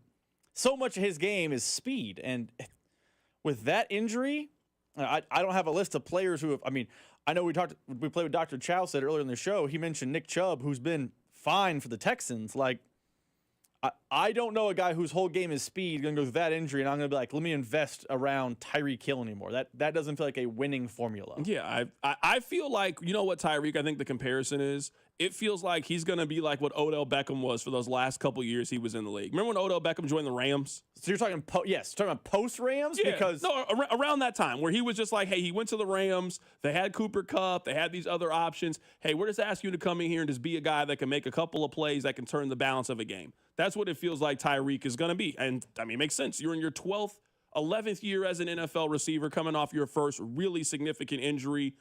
You're going to lose speed. You're going to lose those things. It wasn't just the flatline speed with him. Like, he turned himself into one of the best route runners in the league. Like, it wasn't just a burner deep down the field guy. That's all he could do. No, he could beat you in the intermediate game. He could beat you in the run game. Like, the best version of Tyreek Hill is one of the best playmakers in the league. There are very few players, even now in the NFL, that you think they can touch, like they could score every time they touch the ball. That's who Tyreek Hill was at his prime. He could touch the ball. You had to worry about him at all phases. He was a dominant player in his heyday, and it felt like yesterday on Monday Night Football, it felt like that was the end. I don't think we see that version of Tyreek Hill again. Coming up on the other side, we'll talk about the Baltimore Ravens. They are in a danger zone. That's coming up. Keep it right here. It's The Drive. The Drive with Carrington Harrison on your new home for Chiefs football. 96.5, The Fan, brought to you by DM Injury Law. Have you or a loved one been in a car wreck? Contact DM Injury Law today and get the money you deserve. Car wreck? Remember, Mike's got this. This October, the whole family can ride along for the wildest weekend in Kansas City. PBR Outlaw Days, October 3rd through the 5th at T-Mobile Center. Cheer on your Kansas City Outlaws as they battle the world's best on the dirt, under the lights. KansasCityOutlaws.com. Get your tickets now at PBR.com. Kansas City Outlaws, all grit and no quit. Football season's in full swing, and Underdog is the best place to get in on all of the action. And you can select entries and win money right now, today, in the state of Missouri. And playing on Underdog is easy. Just choose whether your favorite players will go higher or lower on stats like rushing yards, receptions, touchdowns, and more. Get all your entries right, and you could win up to 5,000 times your cash. I love combining selections from multiple games into one entry. That's how I play on the Underdog app. So download the Underdog app today, sign up with the promo code BOB to secure $100 in bonus funds when you play your first $5. That's promo code BOB to score $100 in bonus funds when you play your first $5. Underdog, make plays, win money. Must be 18 and over and present in Missouri. Terms apply. See assets.underdogfantasy.com/web/play and get terms _DFS_.html for details. Concerned with your play? Call 1-800-GAMBLER or visit www.ncpgambling.org. This is James Hawkins, president of Golden Oak Lending. With rates as low as 4.5% and your home's equity at record highs, now's the time to refinance. Our cash-out customers save an average of more than $1,000 a month and even skip 2 payments. Call 913-890-GOLD today. Golden Oak Lending cured my blues. 5.442 APR, FHA 15-year, 20% equity, qualified credit, additional terms apply. NMLS 114937. Get your home ready for the change in seasons with a $69 HVAC tune-up from Hamilton Plumbing, Heating, AC, and Rooter. Our pros can help you lower energy costs, prevent costly breakdowns, and make sure your system is running at peak efficiency right when you need it most. And it's all backed by our exceptional service guarantee. Over 40 years experience and more than 8,000 five-star reviews are great reasons to trust Hamilton. Visit callhamilton.com for details, terms, and conditions. License number 2025-11121. You're still glowing, flirting, grooving. You still got it. But your immune system weakens as you age, making it harder to fight flu, pneumococcal pneumonia, RSV, and COVID-19. Vaccines are a key part of any health routine and help strengthen your immune response. Ask your doctor or pharmacist which vaccines you need. Schedule in minutes at vaxassist.com. Sponsored by Pfizer. Another app for inventory, one for CRM. Oh, don't forget accounting. Wait, which login was that? Or you could use Odoo, one fully integrated system that does it all without the hassle. Ditch the app overload. Get everything your business needs on one platform. Try Odoo free today at odoo.com. That's ODOO.com. Legendary doesn't happen by chance. It happens because it's what BetMGM does. Sign up for BetMGM and check out all the exciting new ways you can make this pro football season unforgettable. Shoot your shot with same-game parlays, call your plays like a pro with live betting, or bet on a market you didn't know existed thanks to BetMGM Originals. You'll be on the edge of your seat from the very first snap, no matter what type of fan you are. Earn BetMGM rewards points on every bet. Take advantage of football offers found nowhere else, like a second chance on a first touchdown bet, and keep an eye out for rewards dropping in your account throughout the season. Never settle for the ordinary. Sign up today. BetMGM. Make it legendary. BetMGM and GameSense remind you to play responsibly. See BetMGM.com for terms. Must be 21 years of age or older. Specific promotional offers are not available in Mississippi, New York, Nevada, Ontario, or Puerto Rico. Gambling problem? Call 1-800-GAMBLER. Available in the U.S. For New York, call 877-8-HOPE-NY or text HOPE-NY 467-369. For Arizona, 1-800-NEXT-STEP. For Massachusetts, 1-800-327-5050. For Iowa, 1-800-BETS-OFF. For Puerto Rico, 1-800-981-0023. Subject to eligibility requirements in partnership with Kansas Crossing Casino and Hotel. Chiefs coverage brought to you by Park & Go, the best deals on airport parking. Don't fumble your airport parking. Score big with Park & Go. All covered parking, fast and free shuttles, and open 24/7. For the best deals in airport parking, reserve your spot now at bookparkandgo.com. Park & Go, family owned and fan approved. Here's traffic, brought to you by DM Injury Law. Have you or a loved one been in a car wreck? Contact DM Injury Law today and get the money you deserve. Car wreck? Remember, Mike's got this. This one brought to you by Park & Go. You've got a crash in the Triangle, 435 northbound just past Bannister. The right lane is blocked. And then 70 eastbound at 40 Highway, Blue Ridge Boulevard. That's a stall in the right lane causing big backups. Hey, traveling soon, make it easy with Park & Go. Hassle-free, online booking, free instant shuttles, luggage assistance, and all spots are covered. Reserve now at bookparkandgo.com. The best deal in airport parking. Park & Go is family owned and operated. Hey, it's Trey Smith from the Kansas City Chiefs. Welcome back to the Drive with C-Dot on your home for Chiefs football. 96.5 The Fan. I really want to know what you guys think. 913-586-7965.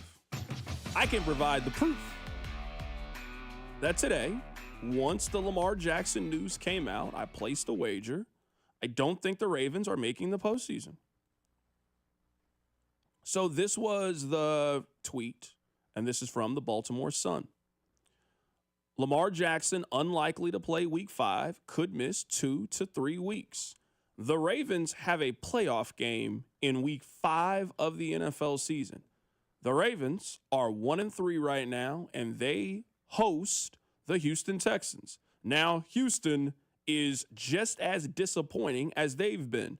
They have 3 consecutive home games. They have Houston at home. They have the Rams at home. They also have the Bears. Now, I would feel more optimistic about Baltimore, and a lot of it is tied in directly to the injuries. But if they could get stops, they can't get off the field.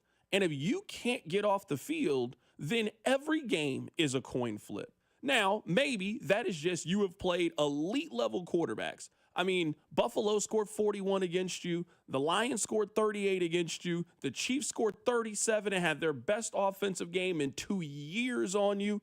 That is not what Houston is, we believe. That is what the Rams could possibly be. And the Bears, they certainly got enough offensive pieces to really make life difficult for you if necessary.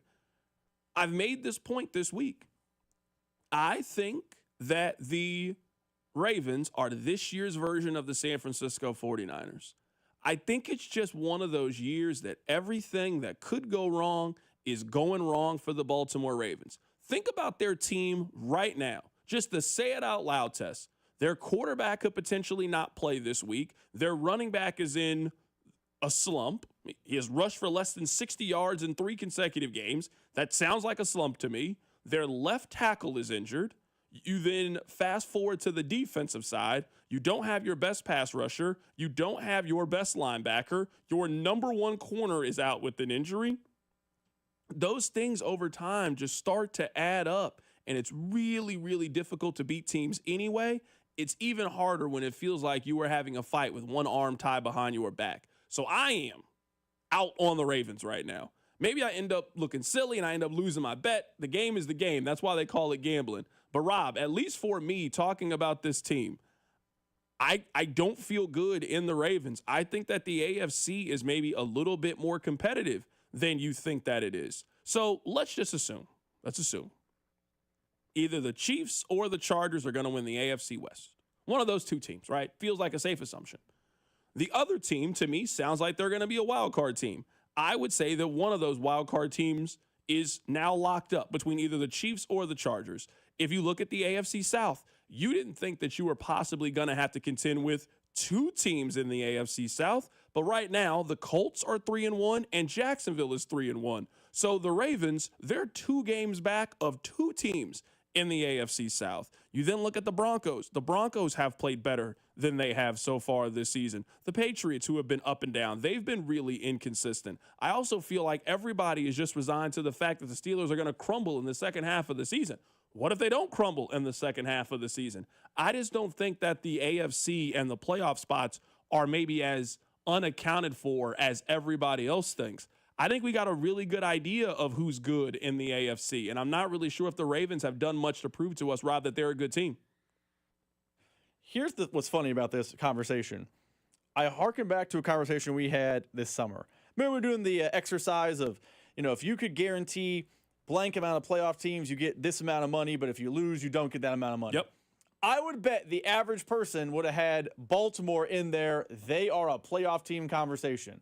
I remember we said, how many teams can you bet on? I'm betting the average fan, if they remember that segment, said, ooh, Baltimore's probably in that yes category. And you remember, I did not pick Baltimore. All I put was the Chiefs and the Bills in this conversation. I put the Chiefs, Bills, and Texans, so I'd be losing my money in this point right now. And I think me being wrong, the average person putting Baltimore in there and looking like they're wrong, shows the volatility of the league, and there's always one. Your Niners analogy is perfect. I mean, someone on the text line earlier used the Harbaugh, Andy Reid of Philadelphia conversation. I'm betting people in Philly in the final year Andy Reid didn't think we're about to bottom out, go 4-12, and not make the playoffs. Like, you never see it coming. And right now, it is happening to Baltimore. And the question is, as someone who is not financially invested in this the way you are, is that can their leadership that we thought for a long time was some of the best in the NFL, Harbaugh, Lamar, that defense, like the hard nose, can that leadership, get better, get stronger, and build themselves back to being a playoff team? Similar to how the Chiefs did in 2015, I believe, when they started 1-5. You trusted Andy Reid, they were going to get this thing turned around. John Harbaugh will be one of the guys you probably trust to get it turned around. Can they do it? Because if they can't in the next couple weeks, this thing could get ugly, ugly out in Baltimore. And it could be exactly what you said yesterday. It could be what Andy Reid ended in Philly like. Yeah, that's just the comparison that makes a lot of sense, at least to me. It just feels like, man, this Ravens team, it doesn't feel like they have it. I'm just not entirely sure that all of the things necessary are going to come together for this team. I want to play this for you guys. So earlier today, if you missed it, check out the podcast page. We played for better or worse. Now that we've seen a month of Chiefs games, what's something that's better than you thought it was going to be? What's something that's worse than you thought it was going to be? We've talked about the run game so far a lot in the first month of the season. We asked Mitch Holthus about it. One thing that I was really encouraged about by what we saw on Sunday was their use of Brashard Smith, and I want to see him more involved in the offense. I mentioned last week one of the most exciting things offensively about the Giants game was what? It was the side-to-side jet sweep, end around, flip pass motion. And whether that person gets the ball or not, it changes everything. And Brashard Smith did that. Even though he didn't put up numbers in the game against the Giants, he still had that threat. The jet sweep is gigantic for this offense. So that action, right? It can be a bunch of different things. Now you put Xavier Worthy in, who's got a WR by his name, but it's no joke. He was the leading rusher yesterday because an end around goes for 35 yards. Your assertion, I agree with, is everybody's got a role now, but Xavier Worthy almost is a slash with an RB in this discussion, and then I'll take Brashard Smith at RB and make it a WR slash, and that becomes a real weapon, especially if you got a short yardage guy that can pick it up like Kareem Hunt. So the fact that Worthy is back and he becomes a complement, you got three guys now on the 4x100-meter relay team if you throw in Thornton, okay? And then you can put Hollywood Brown in there and Rice is coming. So now all of a sudden you put real pressure on the defense, but it's predicated on the side-to-side motion of a jet sweep, flip pass, end around that can be an explosive run or a simulator run. That was Mitch Holthus, voice of the Kansas City Chiefs. We talked about it earlier. I really want to see more Brashard Smith in this offense. That's my two big takeaways. I guess three. The defense. I don't want to discount the defense and what they've done and how they performed these last 3 weeks. The defense utilized Brashard Smith, and there was a noticeable difference in what this offense looks like with just having Xavier Worthy versus not having him. The Rashee Rice thing, he wasn't going to be here anyway. He's suspended. That is a self-inflicted injury in this context. You were anticipating having Xavier Worthy in your offense. It was noticeable. He led them in rushing and receiving. That, to me, is going to have to be one of the ways. Like, if the Chiefs are not going to be a team that goes out and makes a trade to go acquire another running back, how do you find some pop? How do you get big plays out of the run game? Their biggest play so far this season in the run game came from an end around to Xavier Worthy. That's noticeable. Using Rashee Rice, using the pop passes, using the jet sweeps. I don't know if you have a lot of sizzle in that running back room, but you do in the wide receiver room. Use them like running backs. Use that short game to help you kind of take some of the pressure and alleviate that off Patrick Mahomes. Keep it right here. It's The Drive on 96.5 The Fan. The Drive with Carrington Harrison on your new home for K-State Athletics, 96.5 The Fan. Brought to you by DM Injury Law. Have you or a loved one been in a car wreck? Contact DM Injury Law today and get the money you deserve. Car wreck? Remember, Mike's got this.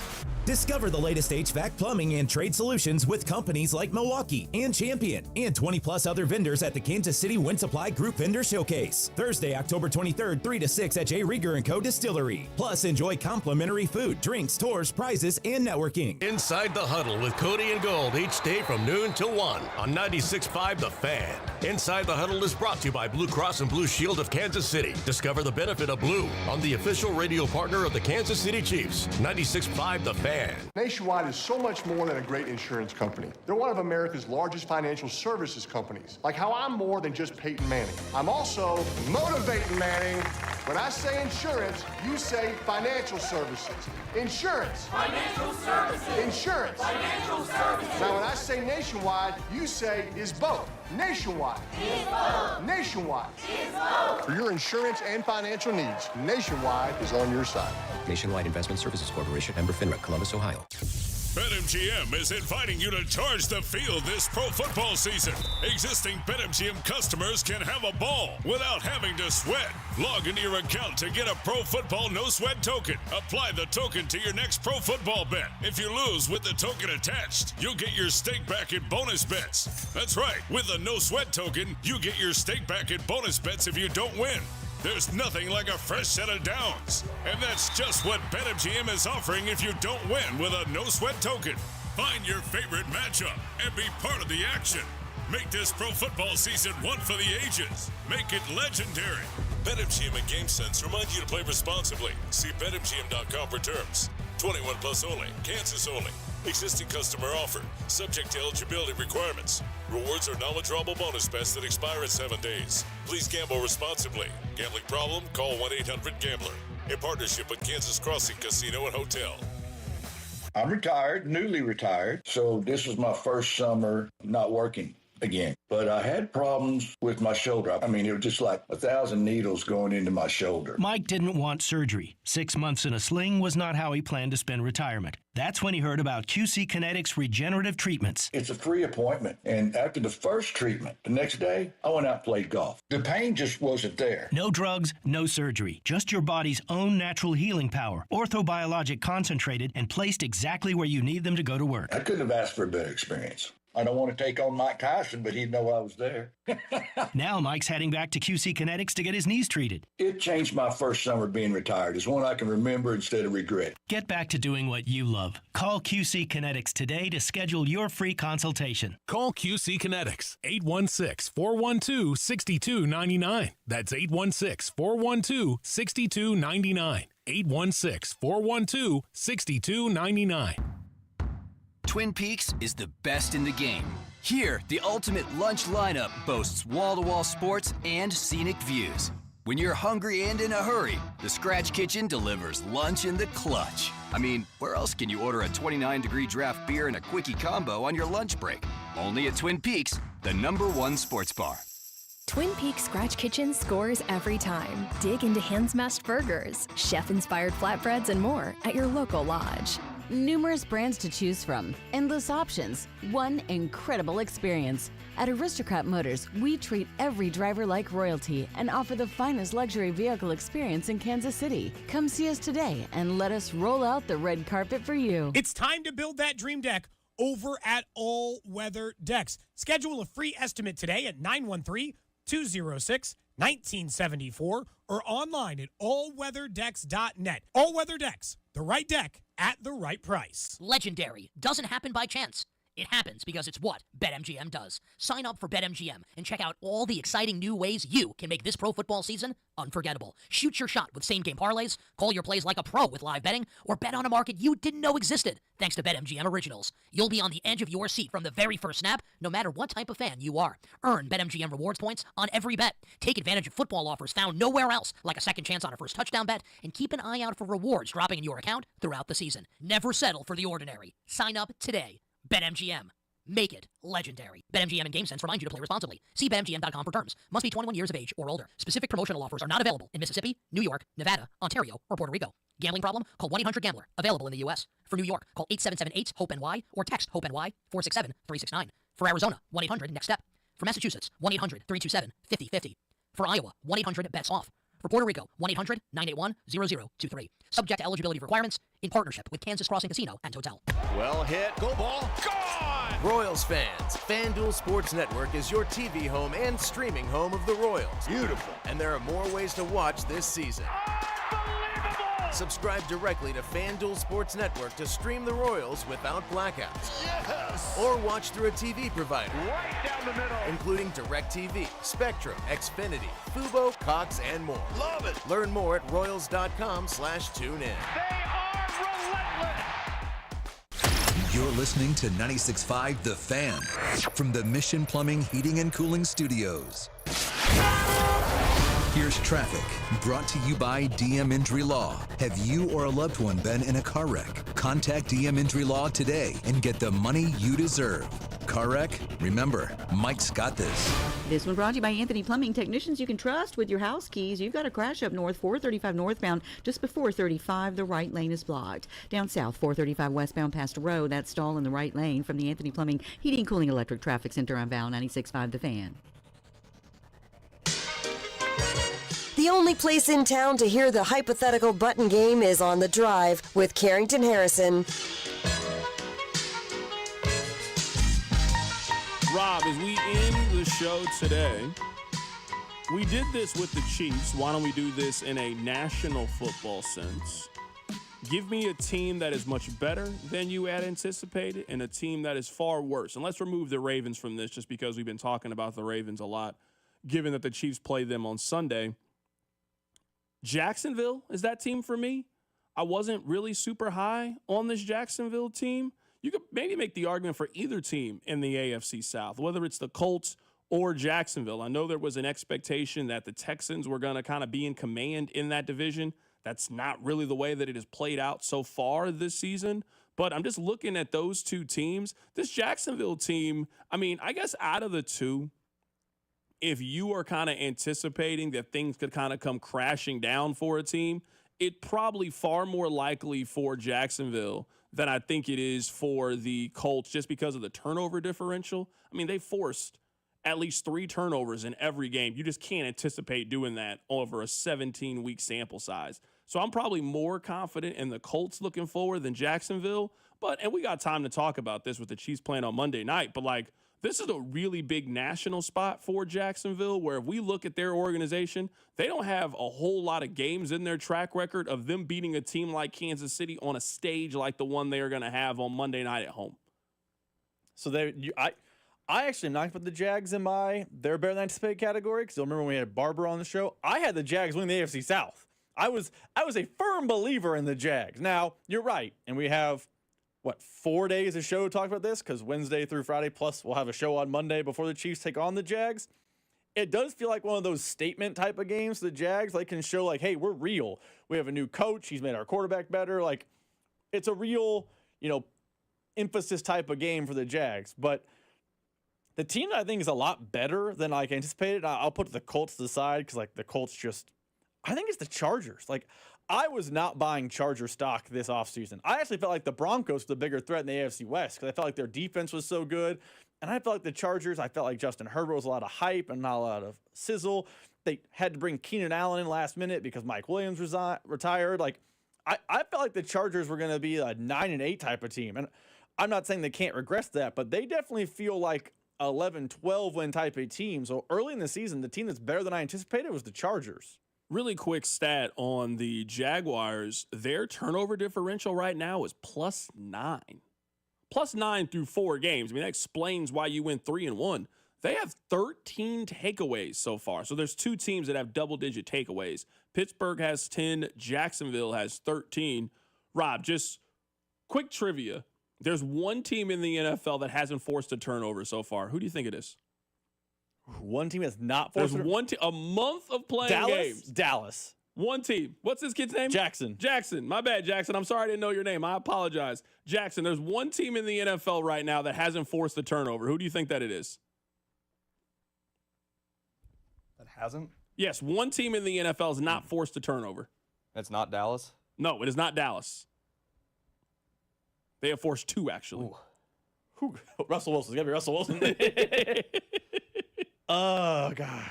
Seattle's too good. Minnesota? It's the Jets. Oof. The Jets are The Jets are -7 in the turnover differential. -7.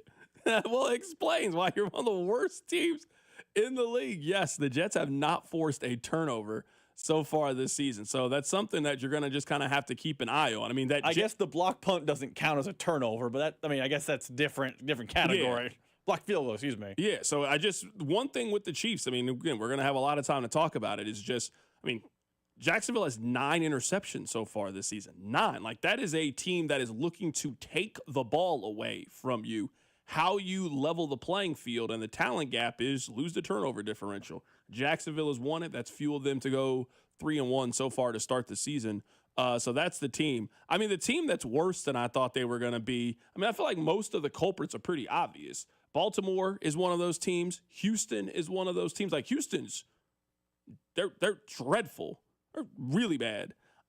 I'll give you another one. I thought Carolina was just, the way that they played the second half of the season, I thought Carolina was in a position that they were going to turn things around.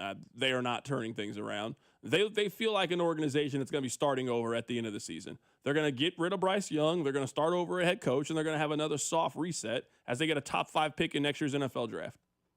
I guess they would count as worse than anyone. Do the Cowboys? I just didn't think they were going to be terrible again. Do the Cowboys count in this category? I mentioned the Cowboys. Yeah, they definitely Their count. defense is, I mean, we just saw the Ravens defense. No, it's bad. They're very similar. It's the real Cowboys are terrible. Now, part of it's because we made our predictions pre-Micah Parsons, but, I mean, just that team is really bad. If they don't score 40, they lose. No, there ain't no question. No, they're terrible. there is no question.